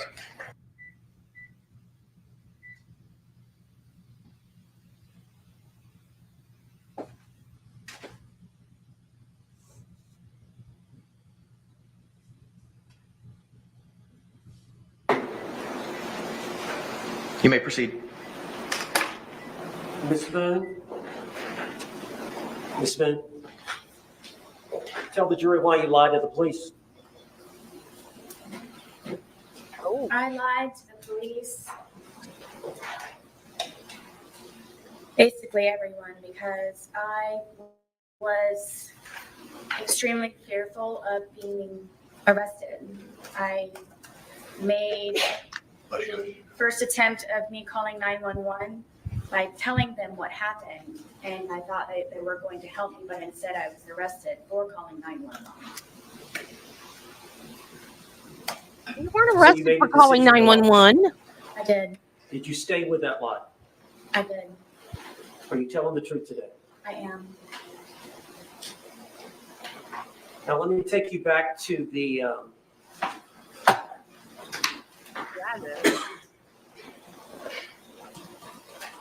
to this incident.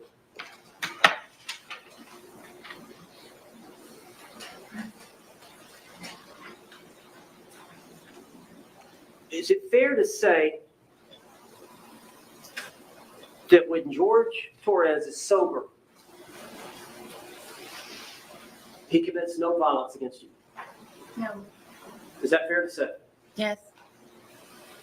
Is it fair to say that every time that he's intoxicated or every time that you're hit by him or harmed by him, it's when he's intoxicated? Yes. As a result, when he's drinking, does it change Don't your drink with him. alcohol? Leave when he starts drinking. Yes. Could you explain that to the jury? I'm always fearful, paranoia. Why? Because I try to protect and defend myself for fear something happens at the last ultimate second. But you're always that way, fearful. Is it because of these prior incidences? Absolutely. Do you try to placate it? All the time. What do you mean? With the puzzles and the painting and feeding the ducks across the way at the pond, listening to music, trying to go for a walk on the trail, anything that I possibly can. I told you I was running out of things to entertain him with. Why do you think George, what bothers him? Objection, false speculation. Sustained. Does he tell you? Objection, false hearsay. Sustained.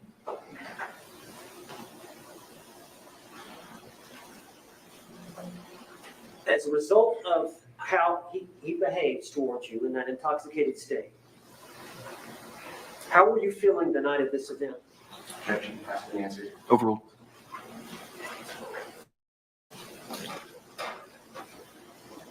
Extremely nervous, anxiety galore, just, I can never relax. When he's drinking. Yes. And the state of intoxication that he was at the time of this event, is that the state that scares you the most? It's the tone, yes. There's a lot of alarms and red flags that go on throughout the day or night or whenever it is that we are drinking. Objection, not responsible. Sustained. Tell us about that. How that does that heighten your sense of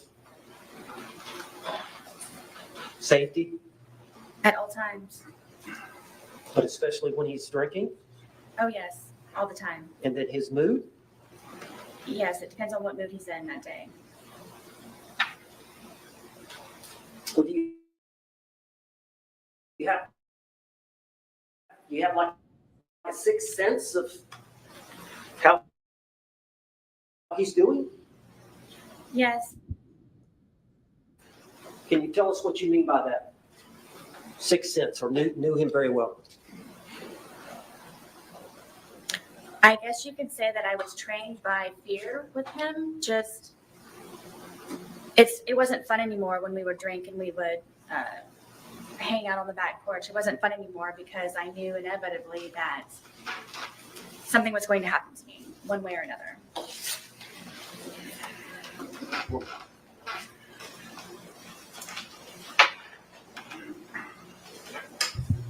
Yep, I agree.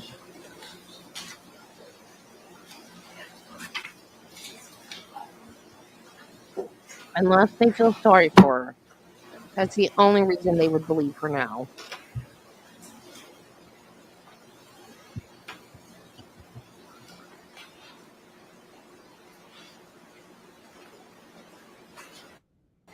Miss Boone, you know, those bruises that we saw of him, they look pretty deep.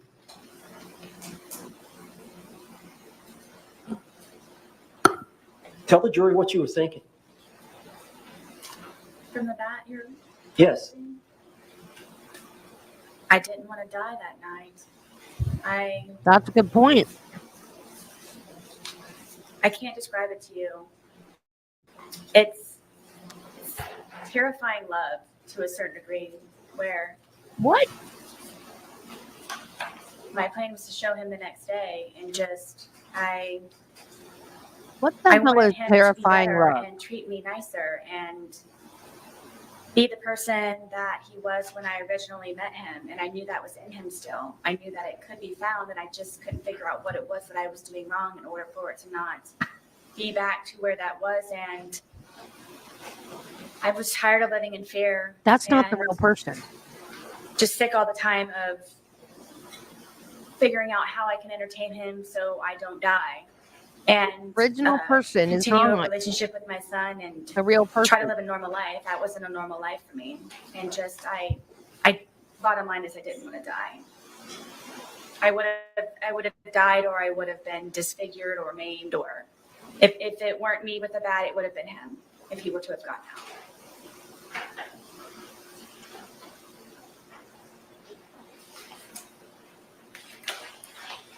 That's all. Any cross-examination? Oh, here we go. Here we go. Did George know somebody named Crystal? Did you ever mention Crystal in your text messages about being one of his bitches? I don't know. I don't remember. How about Christine? Did George know a Christine? I don't know. How about a Pamela Erickson? These may have been people that he was communicating with on whatever the platform was. On your phone? I believe so, yes. And did you find these communications? I believe I found one or two of them from some of them. And did you send a long letter to his family to relay to him about George and his girls that he was cheating on you with? I believe so. Okay, so you do know those names, right? I don't remember them. It's been however long. Okay. Now, on February 24th, 2020, you called 911 at about 1 p.m., correct? Yes. And at that point, you were still feeling a little intoxicated, were you not? It was more shock, but yes. So you agree that you previously stated, I was still, I believe, intoxicated to a degree? To a degree, yes. So 1 p.m., it's about 14 hours after 11 p.m. the night before, correct? I'm guessing so. Well, 12 hours prior would be 1 a.m., and then 12 a.m. is 13 hours, 11 p.m. is 14 hours, correct? Okay. And you were present here for the medical examiner, Dr. Zadovich, to testify, correct? Yes. And you heard her talk about all the effects of ethanol that it has on the human body, correct? Yes. And she also mentioned something that it, on average, dissipates at about 0.015 an hour. Do you recall that? I believe so. Okay. So,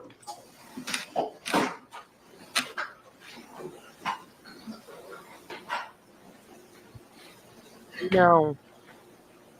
Spike ate it all. would it be fair to say that if you're still feeling the effects of the alcohol at 1 p.m., so that's 14 hours, Those will hurt worse. 0.015, you were at approximately about a 0.21 at 11 p.m. the night before. Do you feel like you were 2.5 times the legal limit at that time? I don't know how you came to that number. Judge, I'm good, Jay. Approach.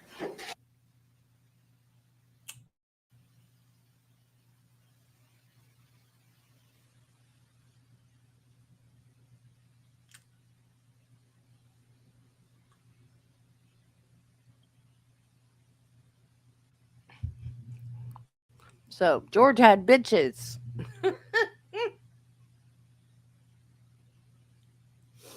So he did cheat on her. How? If he wanted her to be there all the time with him, when did he have time?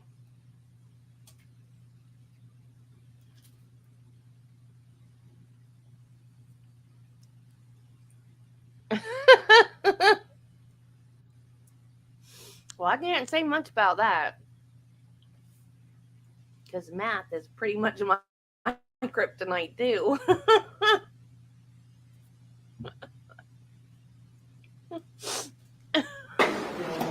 You may proceed. So you testified earlier that you all had about half of one of these bottles left from the night before, correct? Yes. Go.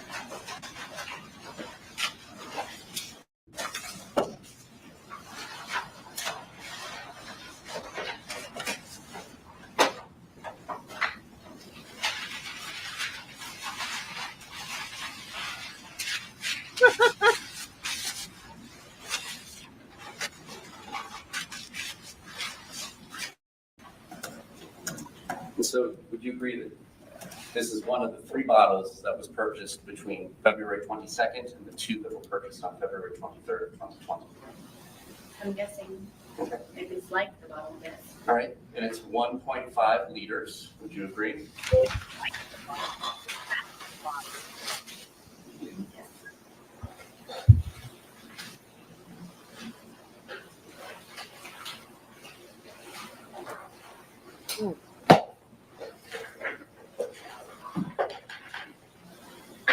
I'm sorry.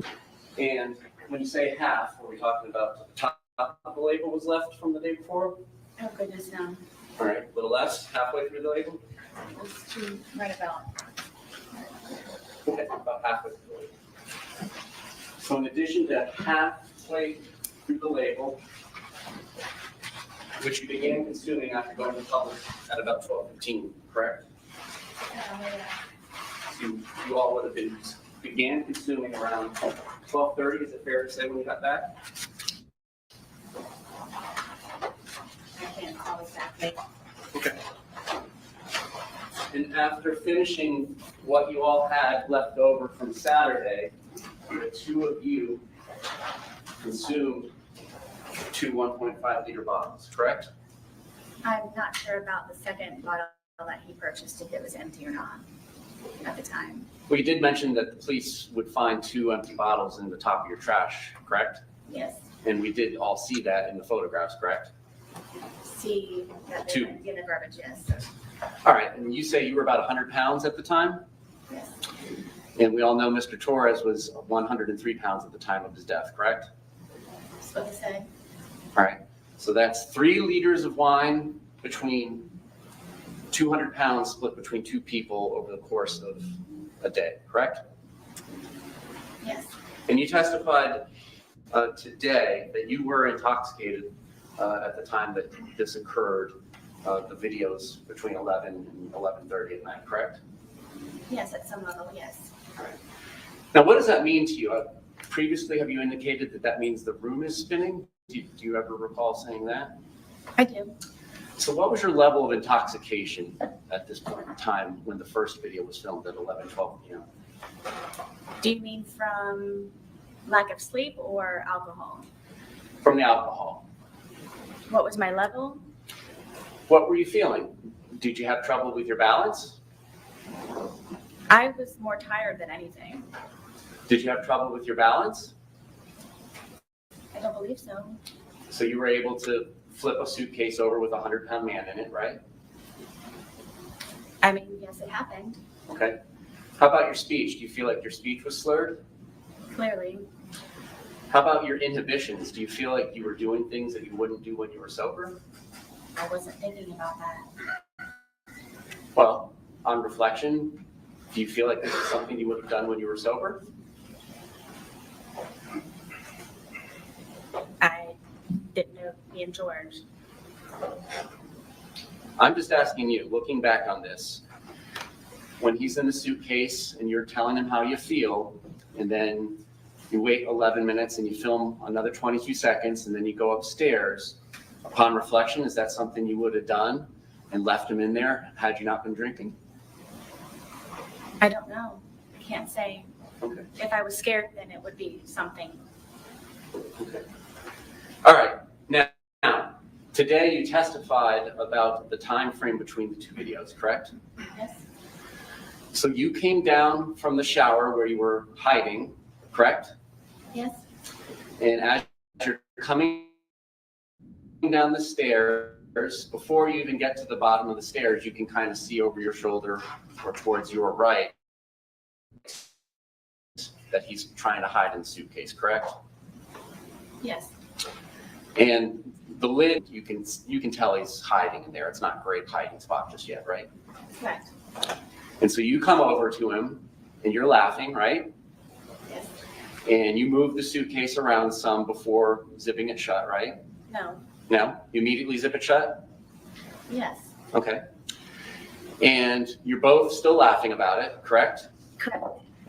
All right.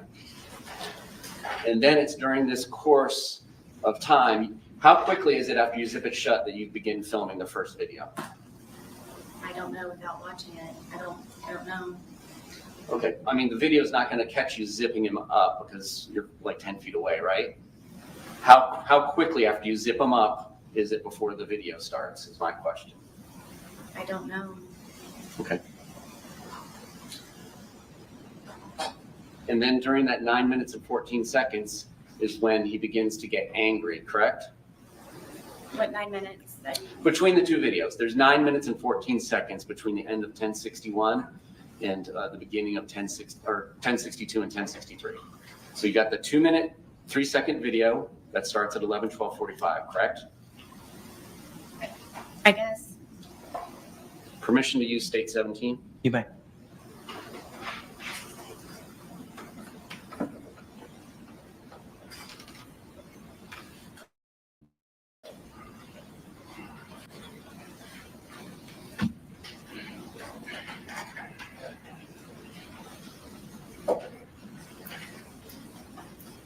I thought you dipped in first, didn't you?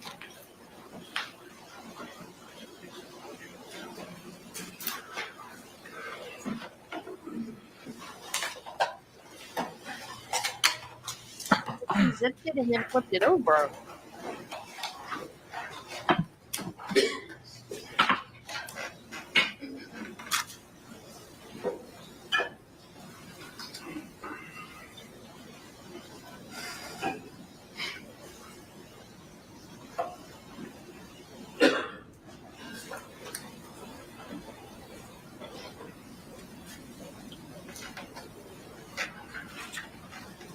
All right, so we're looking at entry 31107. That indicates, according to the phone extraction, 2/23/2020, 11:12:45 p.m. Image underscore 1062 movie begins being captured.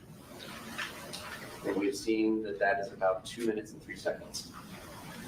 Entry 31113 indicates that image underscore 1063.move. Where'd it go?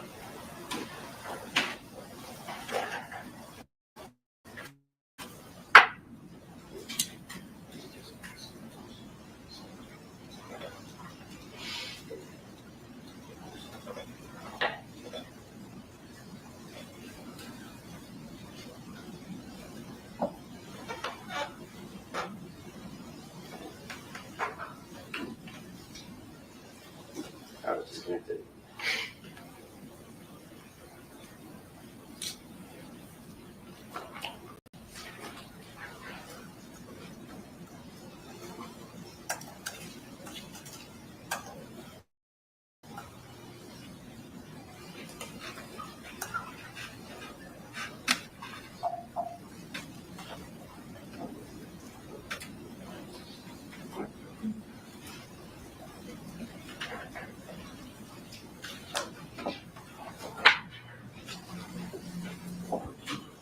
Has he been on this case since the very beginning?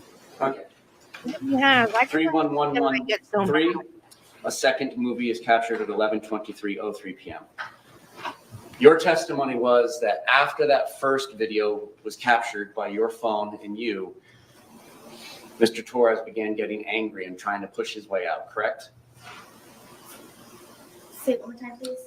Between these two movies, of which there's about 9 minutes and 14 seconds, Mr. Torres begins to get angry and try and push his way out and get out of the suitcase, correct? He had been angry on and off about the entire day. Okay. You didn't tell us that earlier. You said it was a wonderful, fun day all day, correct? That's because I lived. Okay. But you did not tell us earlier today that he had been angry throughout the day. Because what? When would I say that? You described your entire day of doing puzzles and arts and crafts and outside by the dartboard, and you said it was a wonderful day and everything was fun until he was in the suitcase. Did you not testify to that earlier today? I did. Okay. My specific question between these two movies is, this is when he begins to get angry and trying to push his way out and to get out of the suitcase, correct? Angry again, yes. Okay. And he was expressing his anger in what manner? How did he say this? At which point throughout the day? Ma'am, you know very well that I'm talking about between these Ooh. movies. Please answer my question. Between these two movies, how did he express his anger with you? Call her out. Told me that I was going to fucking die. Okay. Now this is happening after he's already told you several times he cannot breathe in the suitcase, correct? Correct. And he's been in there for whatever brief amount of time it took you to zip him up, and the laughter stops, and then you go over and begin to film, correct? Yes. And you're filming, your purpose of filming is to kind of teach him a lesson. This is your chance to say something to him when he can't say anything back to you, correct? No, Then correct me. there was no lesson to be learned. It was just I wanted him to try to understand how I felt so maybe he could progress in being a better person the next day. So you wanted him to understand how you felt in the past, and that's not teaching a lesson? I just wanted him to understand. Okay. All right, and so immediately prior to zipping him up and putting him into the movie, you had been upstairs, correct? I'm sorry? Immediately before coming down and zipping him up and then filming the first of the two movies, you had been upstairs in the shower, correct? Yes.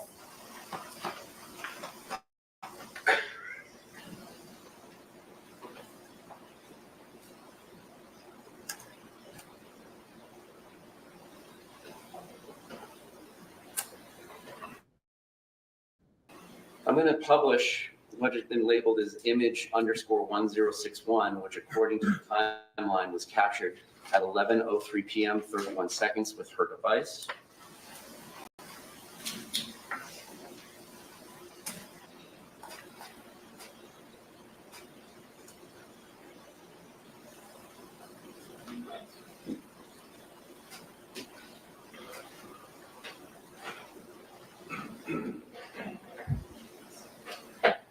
All right. Does this appear to be the suitcase that's in question in the two movies that are filmed at 11:12 and 11:23 p.m.? No?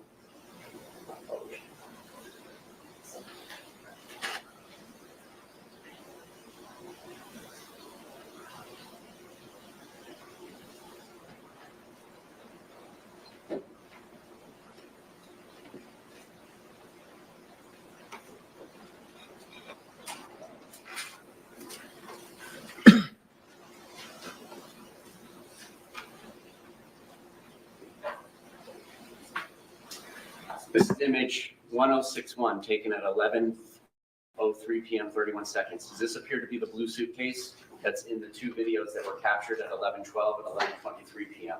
Correct. Did you take this image at 11:03 p.m.? I don't remember if I did or not. And again, we had, and by we I mean you and Mr. Torres, two 1.5 liters bottles of wine and plus whatever was left over from the day before, correct? Correct. So you don't remember taking this photograph? I don't. Do you remember whether or not Mr. Torres was in here? I don't remember taking the photo. Okay. So what is your memory of what happens between 11:03 p.m. and 31 seconds when that image is captured and then when the movie starts at 11:12:45? What do you remember? I don't. Okay. Do you remember anything from that night? I do. You told the police on February 25th, 2020, when they first showed you the video, that you didn't remember taking that. Do you remember that? I do. And your testimony is you do remember taking that video, I do. but you don't remember taking that photograph 9 minutes prior. Correct. Is there something, did you have more to drink in those 9 minutes? I did not.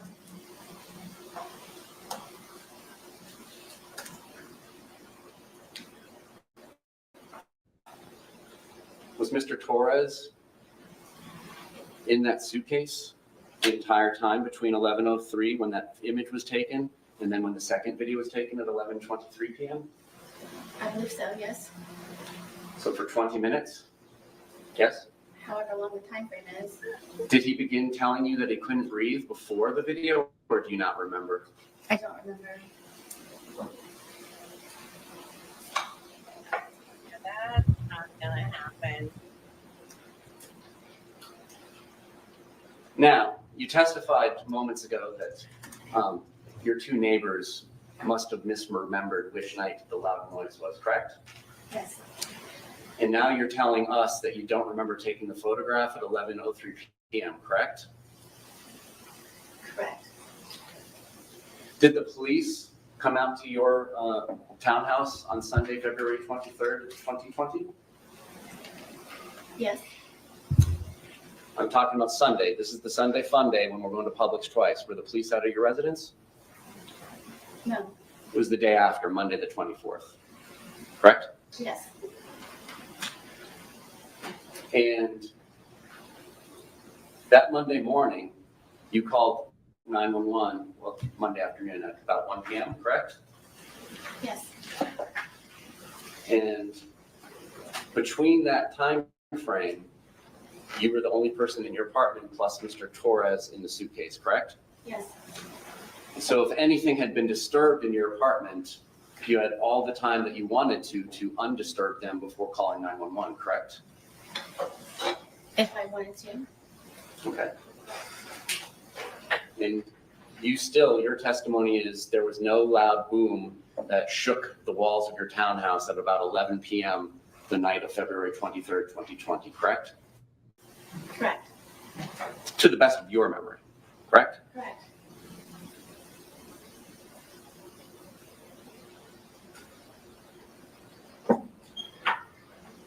Now, that second video, the 22 seconds where you just hear him say Sarah and you don't say anything, or you're familiar with that video, correct? Yes. It's after that that you go upstairs, correct? Yes. How quickly does it get you go upstairs after that? It was pretty quick. Can you grab the dogs? No, the dogs were upstairs already. Okay. Did you call 911 and let the police know that you had zipped somebody shut in a suitcase and they had not been able to get out for 20 minutes? I did not. Did you go to Brian's house and tell him, I had to zip Mr. Torres up in a suitcase shut? We need to do something about that before he passes. I believe that's what the phone call was. Okay. Well, what do you remember now about the phone call with Brian? I know that I called him. I don't know specifically what it was about. Now, your testimony, it seems like you spend day after day finding things to entertain Mr. Torres to do, correct? Yes. Almost like having a child. You have your own child, correct? I do. What you described sounded like having a small child. Would you agree? That's your interpretation. Okay. Well, you take him from doing arts and crafts to doing puzzles, so on and so forth, correct? That's what I said. It's like she's babysitting a kid. And Mr. Torres was notorious for doing some of these things, correct? What do you mean? Well, you described Mr. Torres as being notoriously known for doing things. You described your ex-husband, Brian Boone, notorious for doing things like nagging and calling all the time. You remember your testimony calling people notorious for doing things? Yes. Yeah, she likes that word. What would you say people would say you're notorious for? I don't know. Lying? And you would not answer Brian Boone, your ex-husband's phone calls, just so that you could let him know that you're busy and you have things going on, correct? I knew that at whatever time it was that he was calling me, that he could wait for the few moments of me getting up to where Lucas gets out of school at 3 o'clock. Okay. But you wouldn't return his call. You would let him call several times, correct? That day, yes. Okay. How about other days? Would he have to call to remind you to get Lucas on other days? He wasn't reminding me. He was just making sure that He was reminding you. Lucas was covered for a pickup. Or making sure you weren't drunk. All right. You didn't mention to the sheriff's office on either February 24th or February 25th about going to Publix with Mr. Torres at noon or 12:17, did you? I don't recall. So the best evidence of that would be the recording of those interviews? Correct.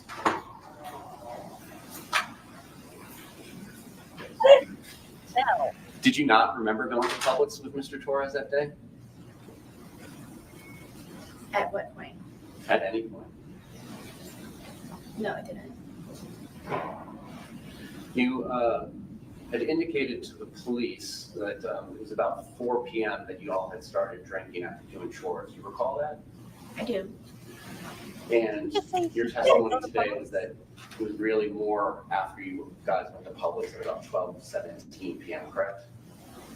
Yes. And you did not tell the truth, correct? I'm sorry. You did not tell the truth to the police about that, correct? I did not. And when they were asking you about Mr. Torres's injuries, you told them that you had nothing to do with it, correct? Yes.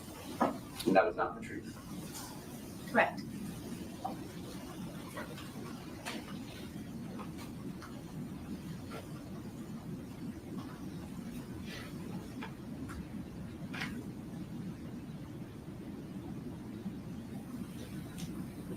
What did y'all have for breakfast on the 23rd?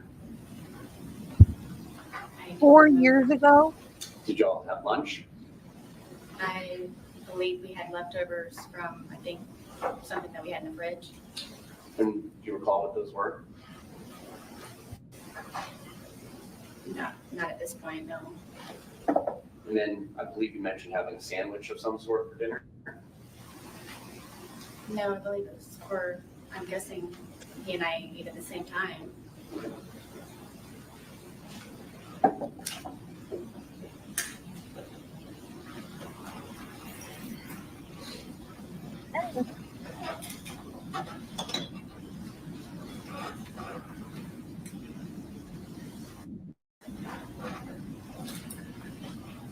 And at one point, Mr. Torres called brother Juan, correct?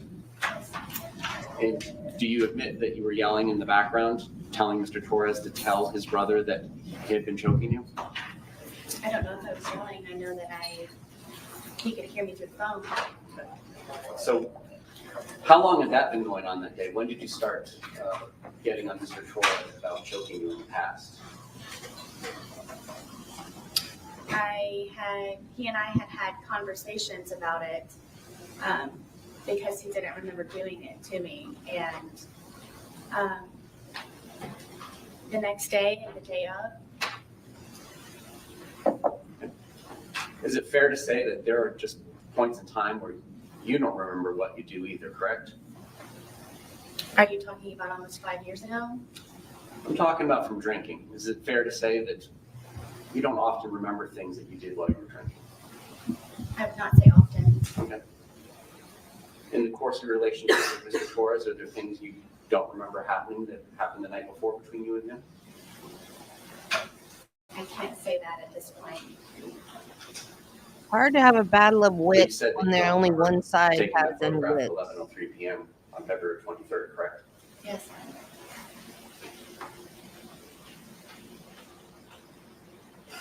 Was there anything else that you were telling Mr. Torres that he needed to tell his brother? Not that I can recall. Okay. Was there anything you were telling him that he needed to tell his daughters? Not that I can recall.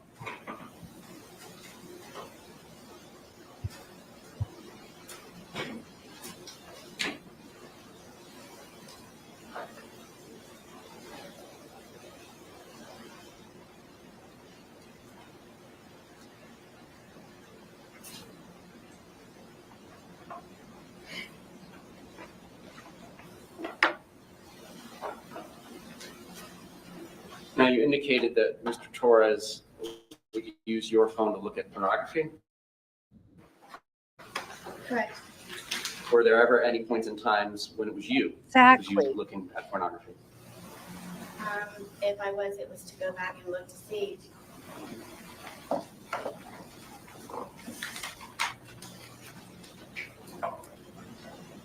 Did you ever threaten to get Mr. Torres arrested if he did not do what you wanted him to do? I wouldn't say threaten. Okay. Well, were there ever points in times where you would like him to call you or return a call? And if he didn't do that, you would threaten to get him arrested?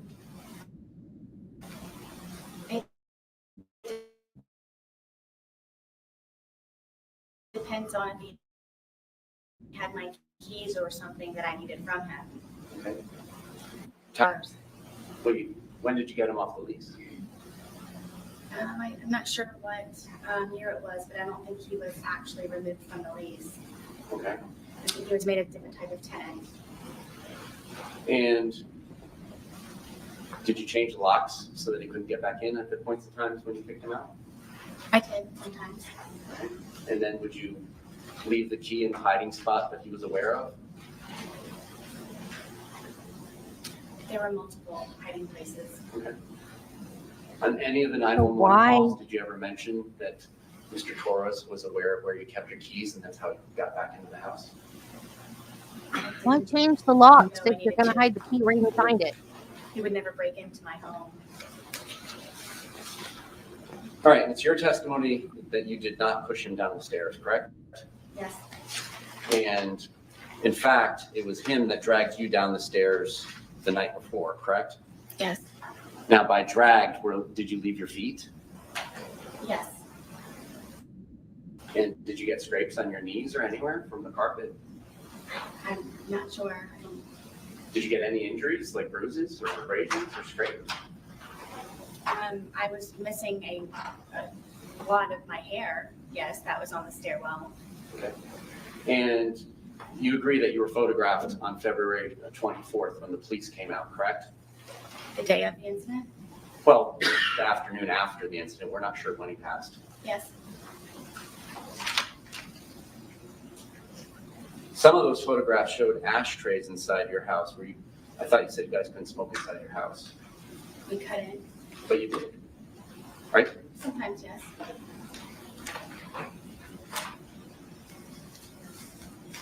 And you agree you would go to the hospital and tell them things that were not true, correct? Yes. There were times where you would go to the hospital and leave without getting treatment, correct? Yes. And is it fair to say that you often had alcohol in your system when you were going to the hospital, correct? Sometimes.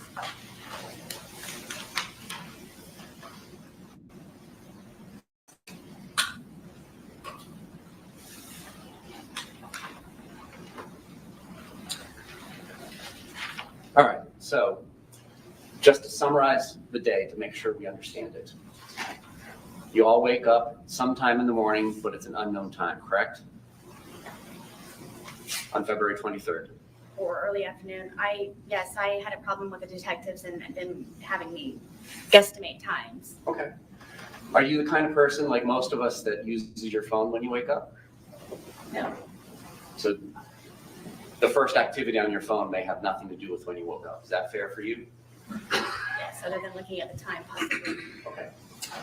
So at some point you wake up, it doesn't sound like you have breakfast, correct? Right. You do some chores, correct? Yes. So that is true. That part of it is true. You did do chores before going to Publix at 12:17? Yes. All right. After chores, you go to Publix and you get that 1.5 liter Magnum bottle of Woodbridge Chardonnay, correct? I'm not sure what Magnum is. 1.5 liters. Instead of It the was 750s, it's the double size. complex. It's like 2 bottles of wine. Okay, yes. So you got a 1.5 liter, right? Yes, it is the larger bottle. And you got home, and you at 100 pounds and Mr. Torres at 103 pounds began drinking this wine, correct? I'm guessing so. I'm not going to guess times. Well, don't guess. I mean, you got home from Publix. When was your first drink? I'm not sure. I mean, we could have continued to do whatever was left over from what we didn't do before we went to Publix. Okay. So you may have started drinking even later, correct? Then 12:30 when you get back from Publix? I don't know. Okay. Was it 1:30 or 2:30 when you began drinking? I don't know. All right. Was it before any of the phone calls to the brothers and his daughters? Yes.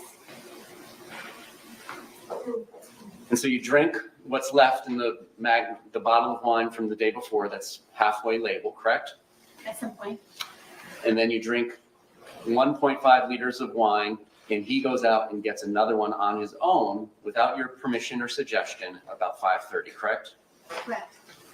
And then you all consume that one as well, and it ends up in the trash can at the end of the night, correct? Apparently. Okay. Apparently. At what point in the night does your memory tape stop? Because you described that it wasn't on at 11:03 p.m. when that photograph was taken, what's the last thing you actually do remember prior to these videos being made? I don't recall it at this point. I don't remember. All right, and so it ends in hide and seek after arts and puzzles, correct? Yeah. He says, tag, you're it, but you run and go upstairs and hide, right? Yes. So does that mean he's it and he's supposed to come find you? No. Okay. Just So you both hide?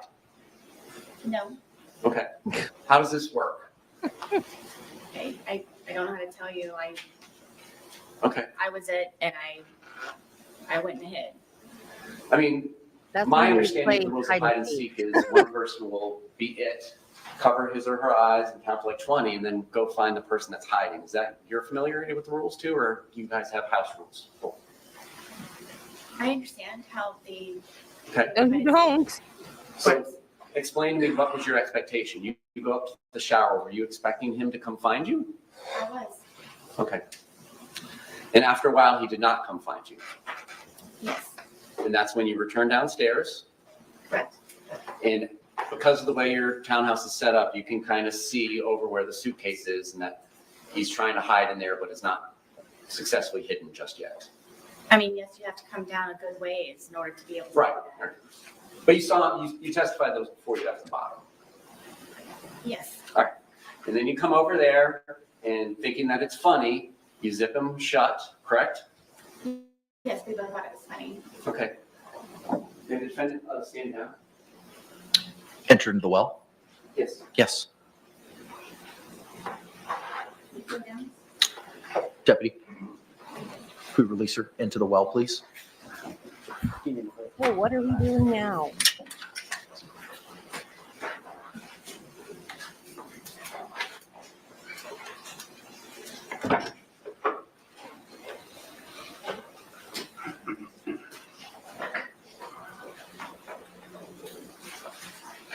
I guess he was laughing. How else would you know?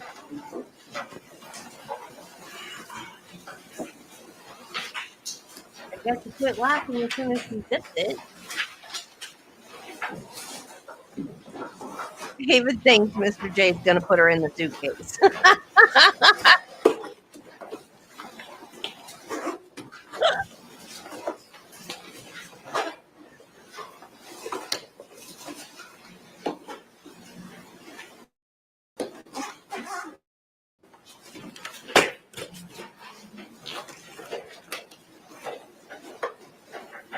I'm surprised Owen hadn't objected yet.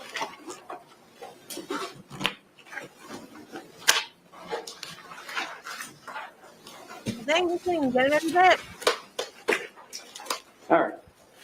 Ms. Boone, can you demonstrate for the jury where Mr. Torres' head was and how his body was positioned in the suitcase, if you don't mind? His back was this way and his head was here. All right, and then is it fair to say his feet are kind of down here, which would be the front left corner from their perspective in the jury box? Yes. And then his knees are kind of tucked up towards his face. If I remember correctly, yes, that's the position. Okay. All right. Can you help me understand how it was that you zipped it shut? Can you show us where you say you left an opening that his hand got out of? Would it be easier to put it down here? I didn't want to make you go down there. If you're happy doing that, I'll let you. Hold up. Does she need to be wearing gloves? Yes. Agreed. She's going to be manipulating it.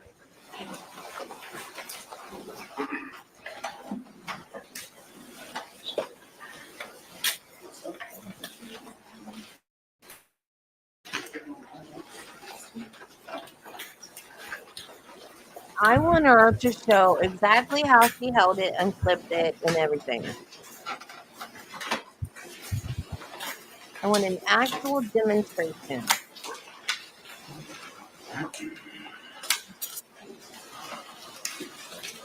What do you want her to do?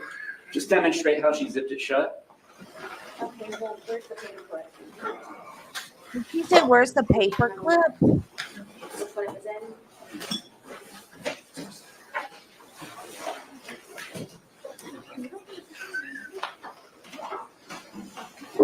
Oh, the paperclip gets its own little evidence bag. Cool. This side.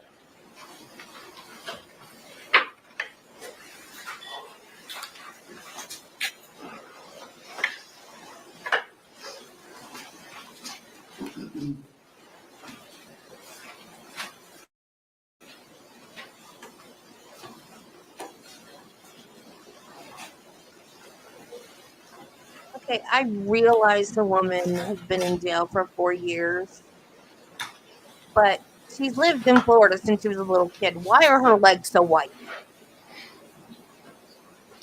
Judge, the paperclip was on when this event occurred. When we pulled the suitcase out earlier, the paperclip was not attached. Okay, So now the Owens, prosecutors attached the paperclip. We don't know if that's the way it was attached. just do it. God, Owens. We don't Okay. know if that's the proper way that it was attached. But he's asking her now to pull. Is there an objection? No, he just likes the sound of his own Yes. voice. Approach. Good God.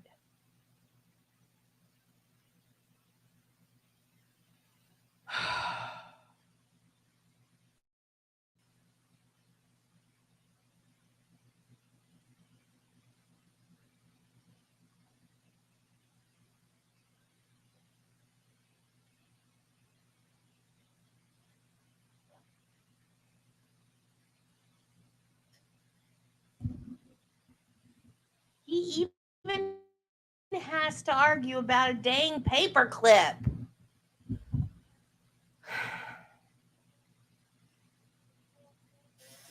I'm going to cry if this woman gets away with this. I am going to cry.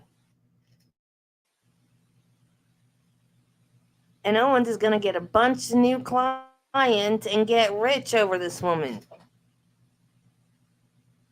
What do y'all think?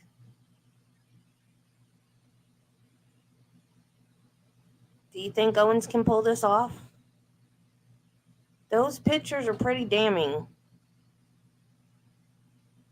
But going by the law, she's guilty because he didn't do a thing to her that night.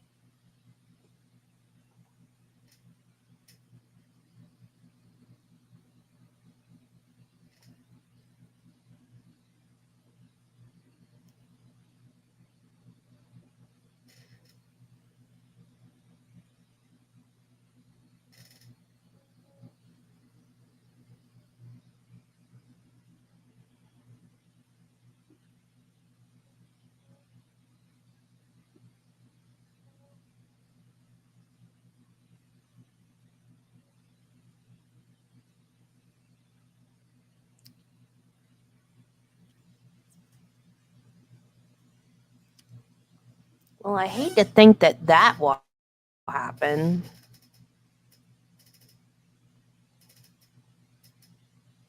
I mean, I don't wish her dead.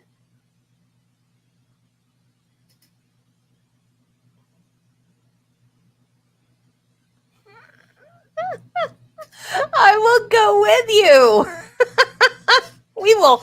we will be taking a trip to Tallahassee together. Absolutely. I will go with you. We will be Objections taking a overruled. road trip. All right. 100%. Madam Court, are you ready? Can we see how it was that the two zipper parts were positioned when you say that Mr. Torres was able to get his hand out? If you want me to do it, I'm fine to take your direction. From what I remember, this is how the suitcase was.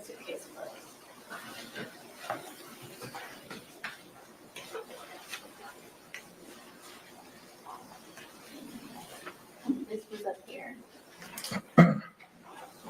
This was not this hard either. It was not this hard either. So this was like here. Okay. Right here.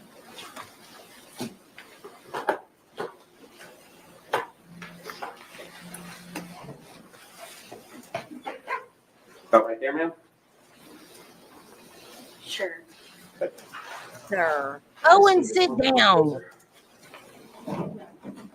It's not over there? Where do you? You asked me where I zipped it. When you say that it was zipped shut, show us. Are you talking about how I zipped it or? When you're done zipping it shut and he's inside of it, where are the zipper components?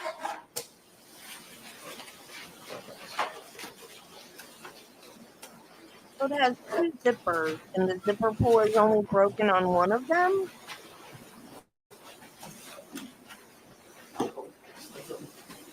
Just tell me what it's at. I mean, it was the corner. I mean, the corner was kind of open. I mean, it's not.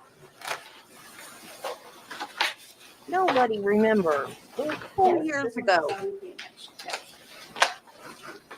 From what I can remember. That's how he was coming with his hand out. It was like this from the corner part. Okay. Thank you. You can return your seat.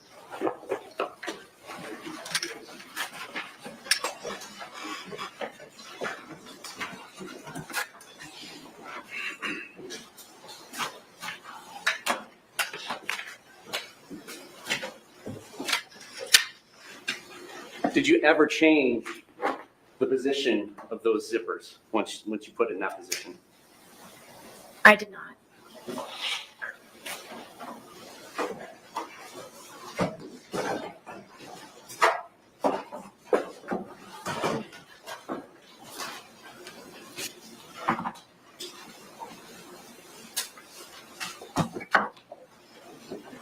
And so once he was zipped into there, there's some amount of time, but you don't remember specifically before you start taking the 2-minute video, correct? Yes. And then that's when you say what you say, and that's when he says what he says. We've all heard it, correct? And then between there and that second video of the 22 seconds length, it's at this point where he's beginning to get angry. And then that's when you take the baseball bat that's in evidence, and your testimony is start poking him with the end of it. Did you say this was the second video? Between the two videos, that's when you started hitting with the bat because he was getting angry and trying to escape, correct? Right, I was not hitting him. Yes. Okay. Did you ever hit him with the bat while he was outside of the suitcase? No. So each time that he is hit with the bat, it's through this suitcase. And that's what leaves the marks on him, because you didn't hit him with the bat outside the suitcase, correct? Yes. May I demonstrate? No, that's okay. The suitcase will speak for itself. And then you take the second video and you go upstairs and go to bed, correct?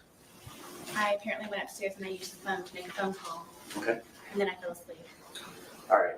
And at the point in time when you left and went upstairs, he was still inside the suitcase, correct? Correct. Was he still asking for you and calling your name? Not that I can recall. Did you say shh to him again? I don't remember. Did you tell him that this was his problem and it's on you again? I don't remember. Did you do anything to help him escape from the predicament that you zipped him up in? No. No other questions. Any redirect examination?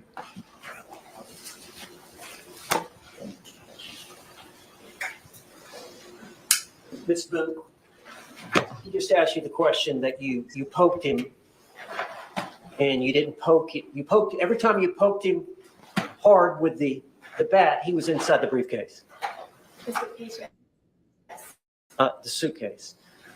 But you remember when he put his hand out, did you not hit him in the hand outside the suitcase? Yes. Okay. So that was the only time the bat touched Mr. Torres's body outside the suitcase. Yes. Was when you hit him with a hand. But all the other injuries were with you poking him pretty hard. I mean, you bruised your hand, correct? Doing that. Thank you. That's all. Ma'am, you can return to counsel's table. Judge, can we approach you? Just a moment. Let me get her situated at table, and then we can approach.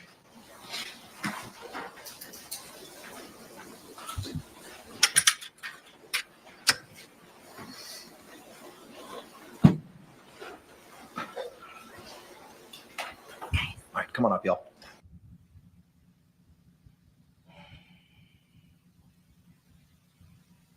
Now what do they have to talk about?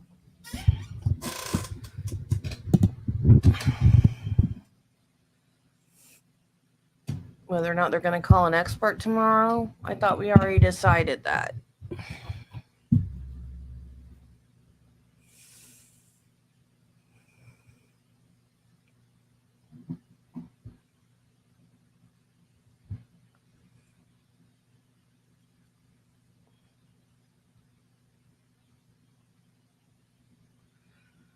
I didn't see the bruise, and the picture that he showed, it's just a hand like this, and it looks a little bit discolored right there, but there's also like a bright light shining on the hand, so it could be a shadow. It doesn't really, I mean, maybe she was holding the bat really tight and bruised herself by the way she was holding the bat. I mean, that's not his fault. That's not on him. She held the bat so tight she bruised herself. I don't know.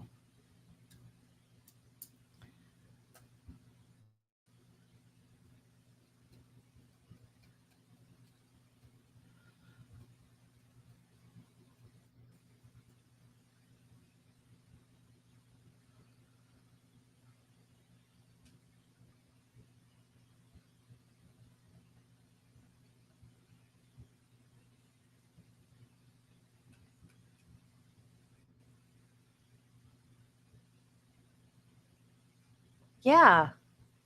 They swabbed under her nails and everything. They didn't say anything about a bruise on her hand.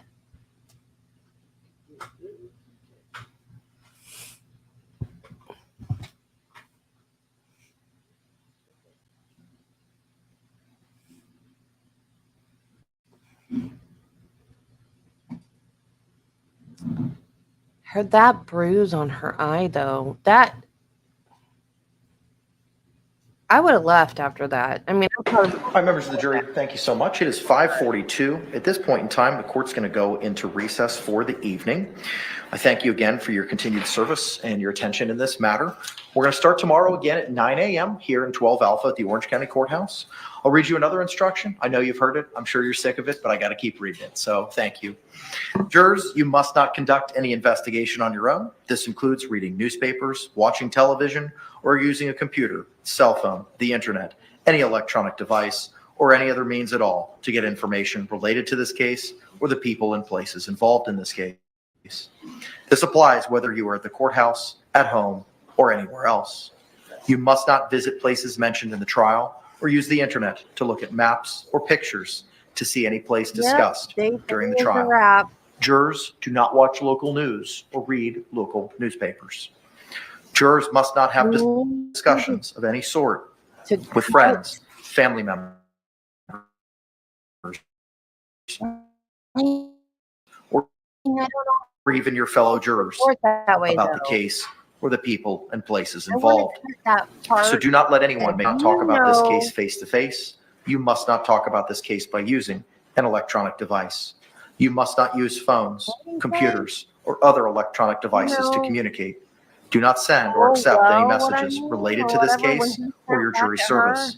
Do not discuss this case or ask for advice by any means at all, including posting information on an internet website, chat room, or blog. With that, members of the jury, I'm going to excuse you for the balance of the evening, and thank you so much. Yeah, that sounds good. It wasn't quite as spicy as I thought it was going to be, but it was good. Especially, you know full well what I mean. Or however he said it. That was good. Because she was playing games, and I knew it. And I didn't expect him to come back like that. I thought he was going to be, like, polite. But no, he called her bluff, man. That was good. Thank you. With regard to these medical records, the court previously today had required by 5 p.m. to address those. Unfortunately, they have not yet been addressed. it is imperative that the state knows what it is we're culling down or redacting. And I understand that you may want to be seeking those in evidence maybe tomorrow. And the state needs to be advised as to what it is that you're seeking to utilize.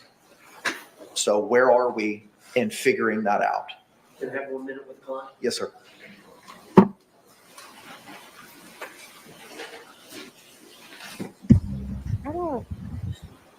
I don't know what his problem is. He came in late, but he's had plenty of time. He put all his other cases on hold. He's had nights and weekends to get all this ready. He's told the judge he's going to do stuff, and he just doesn't do it. I don't know if he's doing that on purpose to cause a delay, or if he's... I don't know. I don't know what his deal is. Am I overreacting, or is he just... The not preparedness drives me crazy. I mean, I can procrastinate with the best of them, but I'm ready when it's time to be ready. We've had discussions with Ms. Boone, and she claims that every time that he went to the hospital and the medical records would show that it was in relation to some type of domestic violence involving her, we've expressed to her that we do not wish to pursue it and introduce those records of Jorge Torres, of his medical records of the different times he went as it relates to their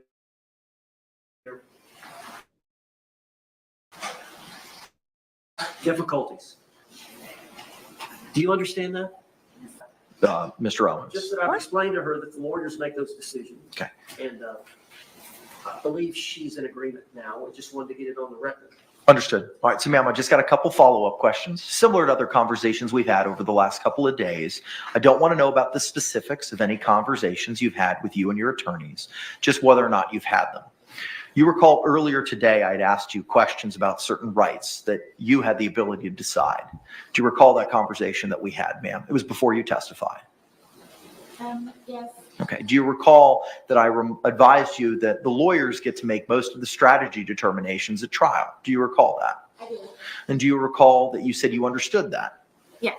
And do you also recall that I advised you of certain rights that you have? Do you recall that? I do. And one of those rights was the right to testify or remain silent. Do you recall that? Yes. And did you understand that? Yes.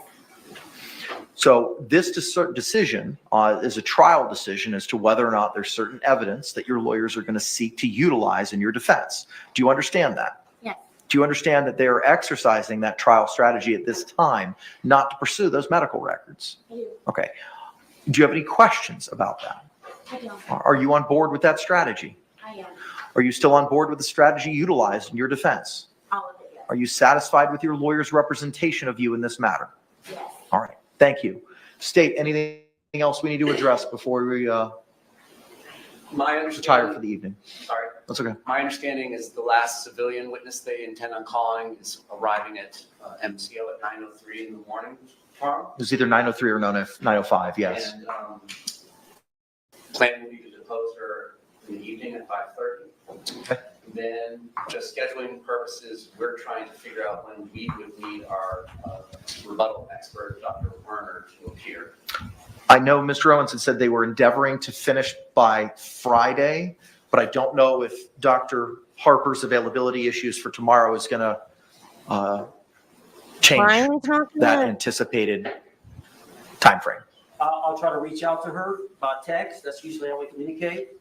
But Well, assuming she testifies on Thursday, are you still in a position to rest on Friday, or would that kick us to the next week, from sir? yesterday that was being well, no, I deposed? want to finish this week if at all possible. If I'm hoping that Dr. Harper could be here tomorrow when Dr. Brandon is here, but let's just say she's tied up. Let's do worst case scenario. Okay. She's here Thursday morning. I think we would try to finish our case right then and give the state a chance to rebut. I would say Thursday. I would have. Tim, my understanding is our expert can't be here in the afternoon on Thursday. I'm gonna have to check her availability for Friday. If you would be so kind, and we can address that tomorrow morning. Thank you. Okay. Anything else, state? Anything else from the defense? All right. All right, the court will be in recess till, yes, sir. I'm sorry, just to give everybody some scheduling, this might help everyone with schedule. There are going to be 2 officers here in the morning who are going to be ready to testify. There will also be some other witnesses, officers, like the detective who testified, that I need to call back because of some impeachment issues of one of the witnesses. And then we'll get into everybody else's witnesses stuff. There's about 3 or 4 that I have in the morning time that we'll be proceeding on, and we'll go from there. Okay, all right, appreciate the lay of the land. All right, we will see you all. That's what, one more, Mr. Owens. Yes, sir. This flying in from New Jersey, I think, is Wednesday at 9 a.m. I think the flight, she's scheduled to fly out Thursday at 9 a.m. So if there's any way we could depose her, maybe in the morning or at lunch, and then have her testify Wednesday afternoon. That's an unreasonable demand on time, given everything I've been doing to make sure that we can get this pushed through. I need to do things like get ready for expert cross-examinations and other things that you could get accomplished at lunchtime. Happy to do it in the evening. My understanding that she was supposed to be coming in today so that we could do it tonight, and that didn't happen. But I don't think I should be forced to accommodate the lunchtime deposition. Anything further? I'm just telling you what our plans were. Deposition will be at 5:30 tomorrow, or at any other, if we got to have it later, depending on how we go. We'll address it at that time. All right, thank you both very much. We will see you tomorrow morning at 9 a.m. Court's in recess. Okay, guys. I am going to set my live stream for 11 tomorrow. I should be back by then. And then we can play catch up during sidebars and breaks and that kind of stuff until we get caught up to the live. So y'all pray for me. Think good thoughts, whatever y'all do when people are having stuff done. He gave me medicine, anti-anxiety medicine. And he said the shot would take about 10 minutes. And my husband is going with me. He said I have to have a driver because my leg might go numb. So Travis might have to bring me in here and prop me in this chair. And but I will be here. So I will see you guys tomorrow. Have a good evening. And yeah, this has been fun. Thanks for showing up again, guys. See ya. Bye.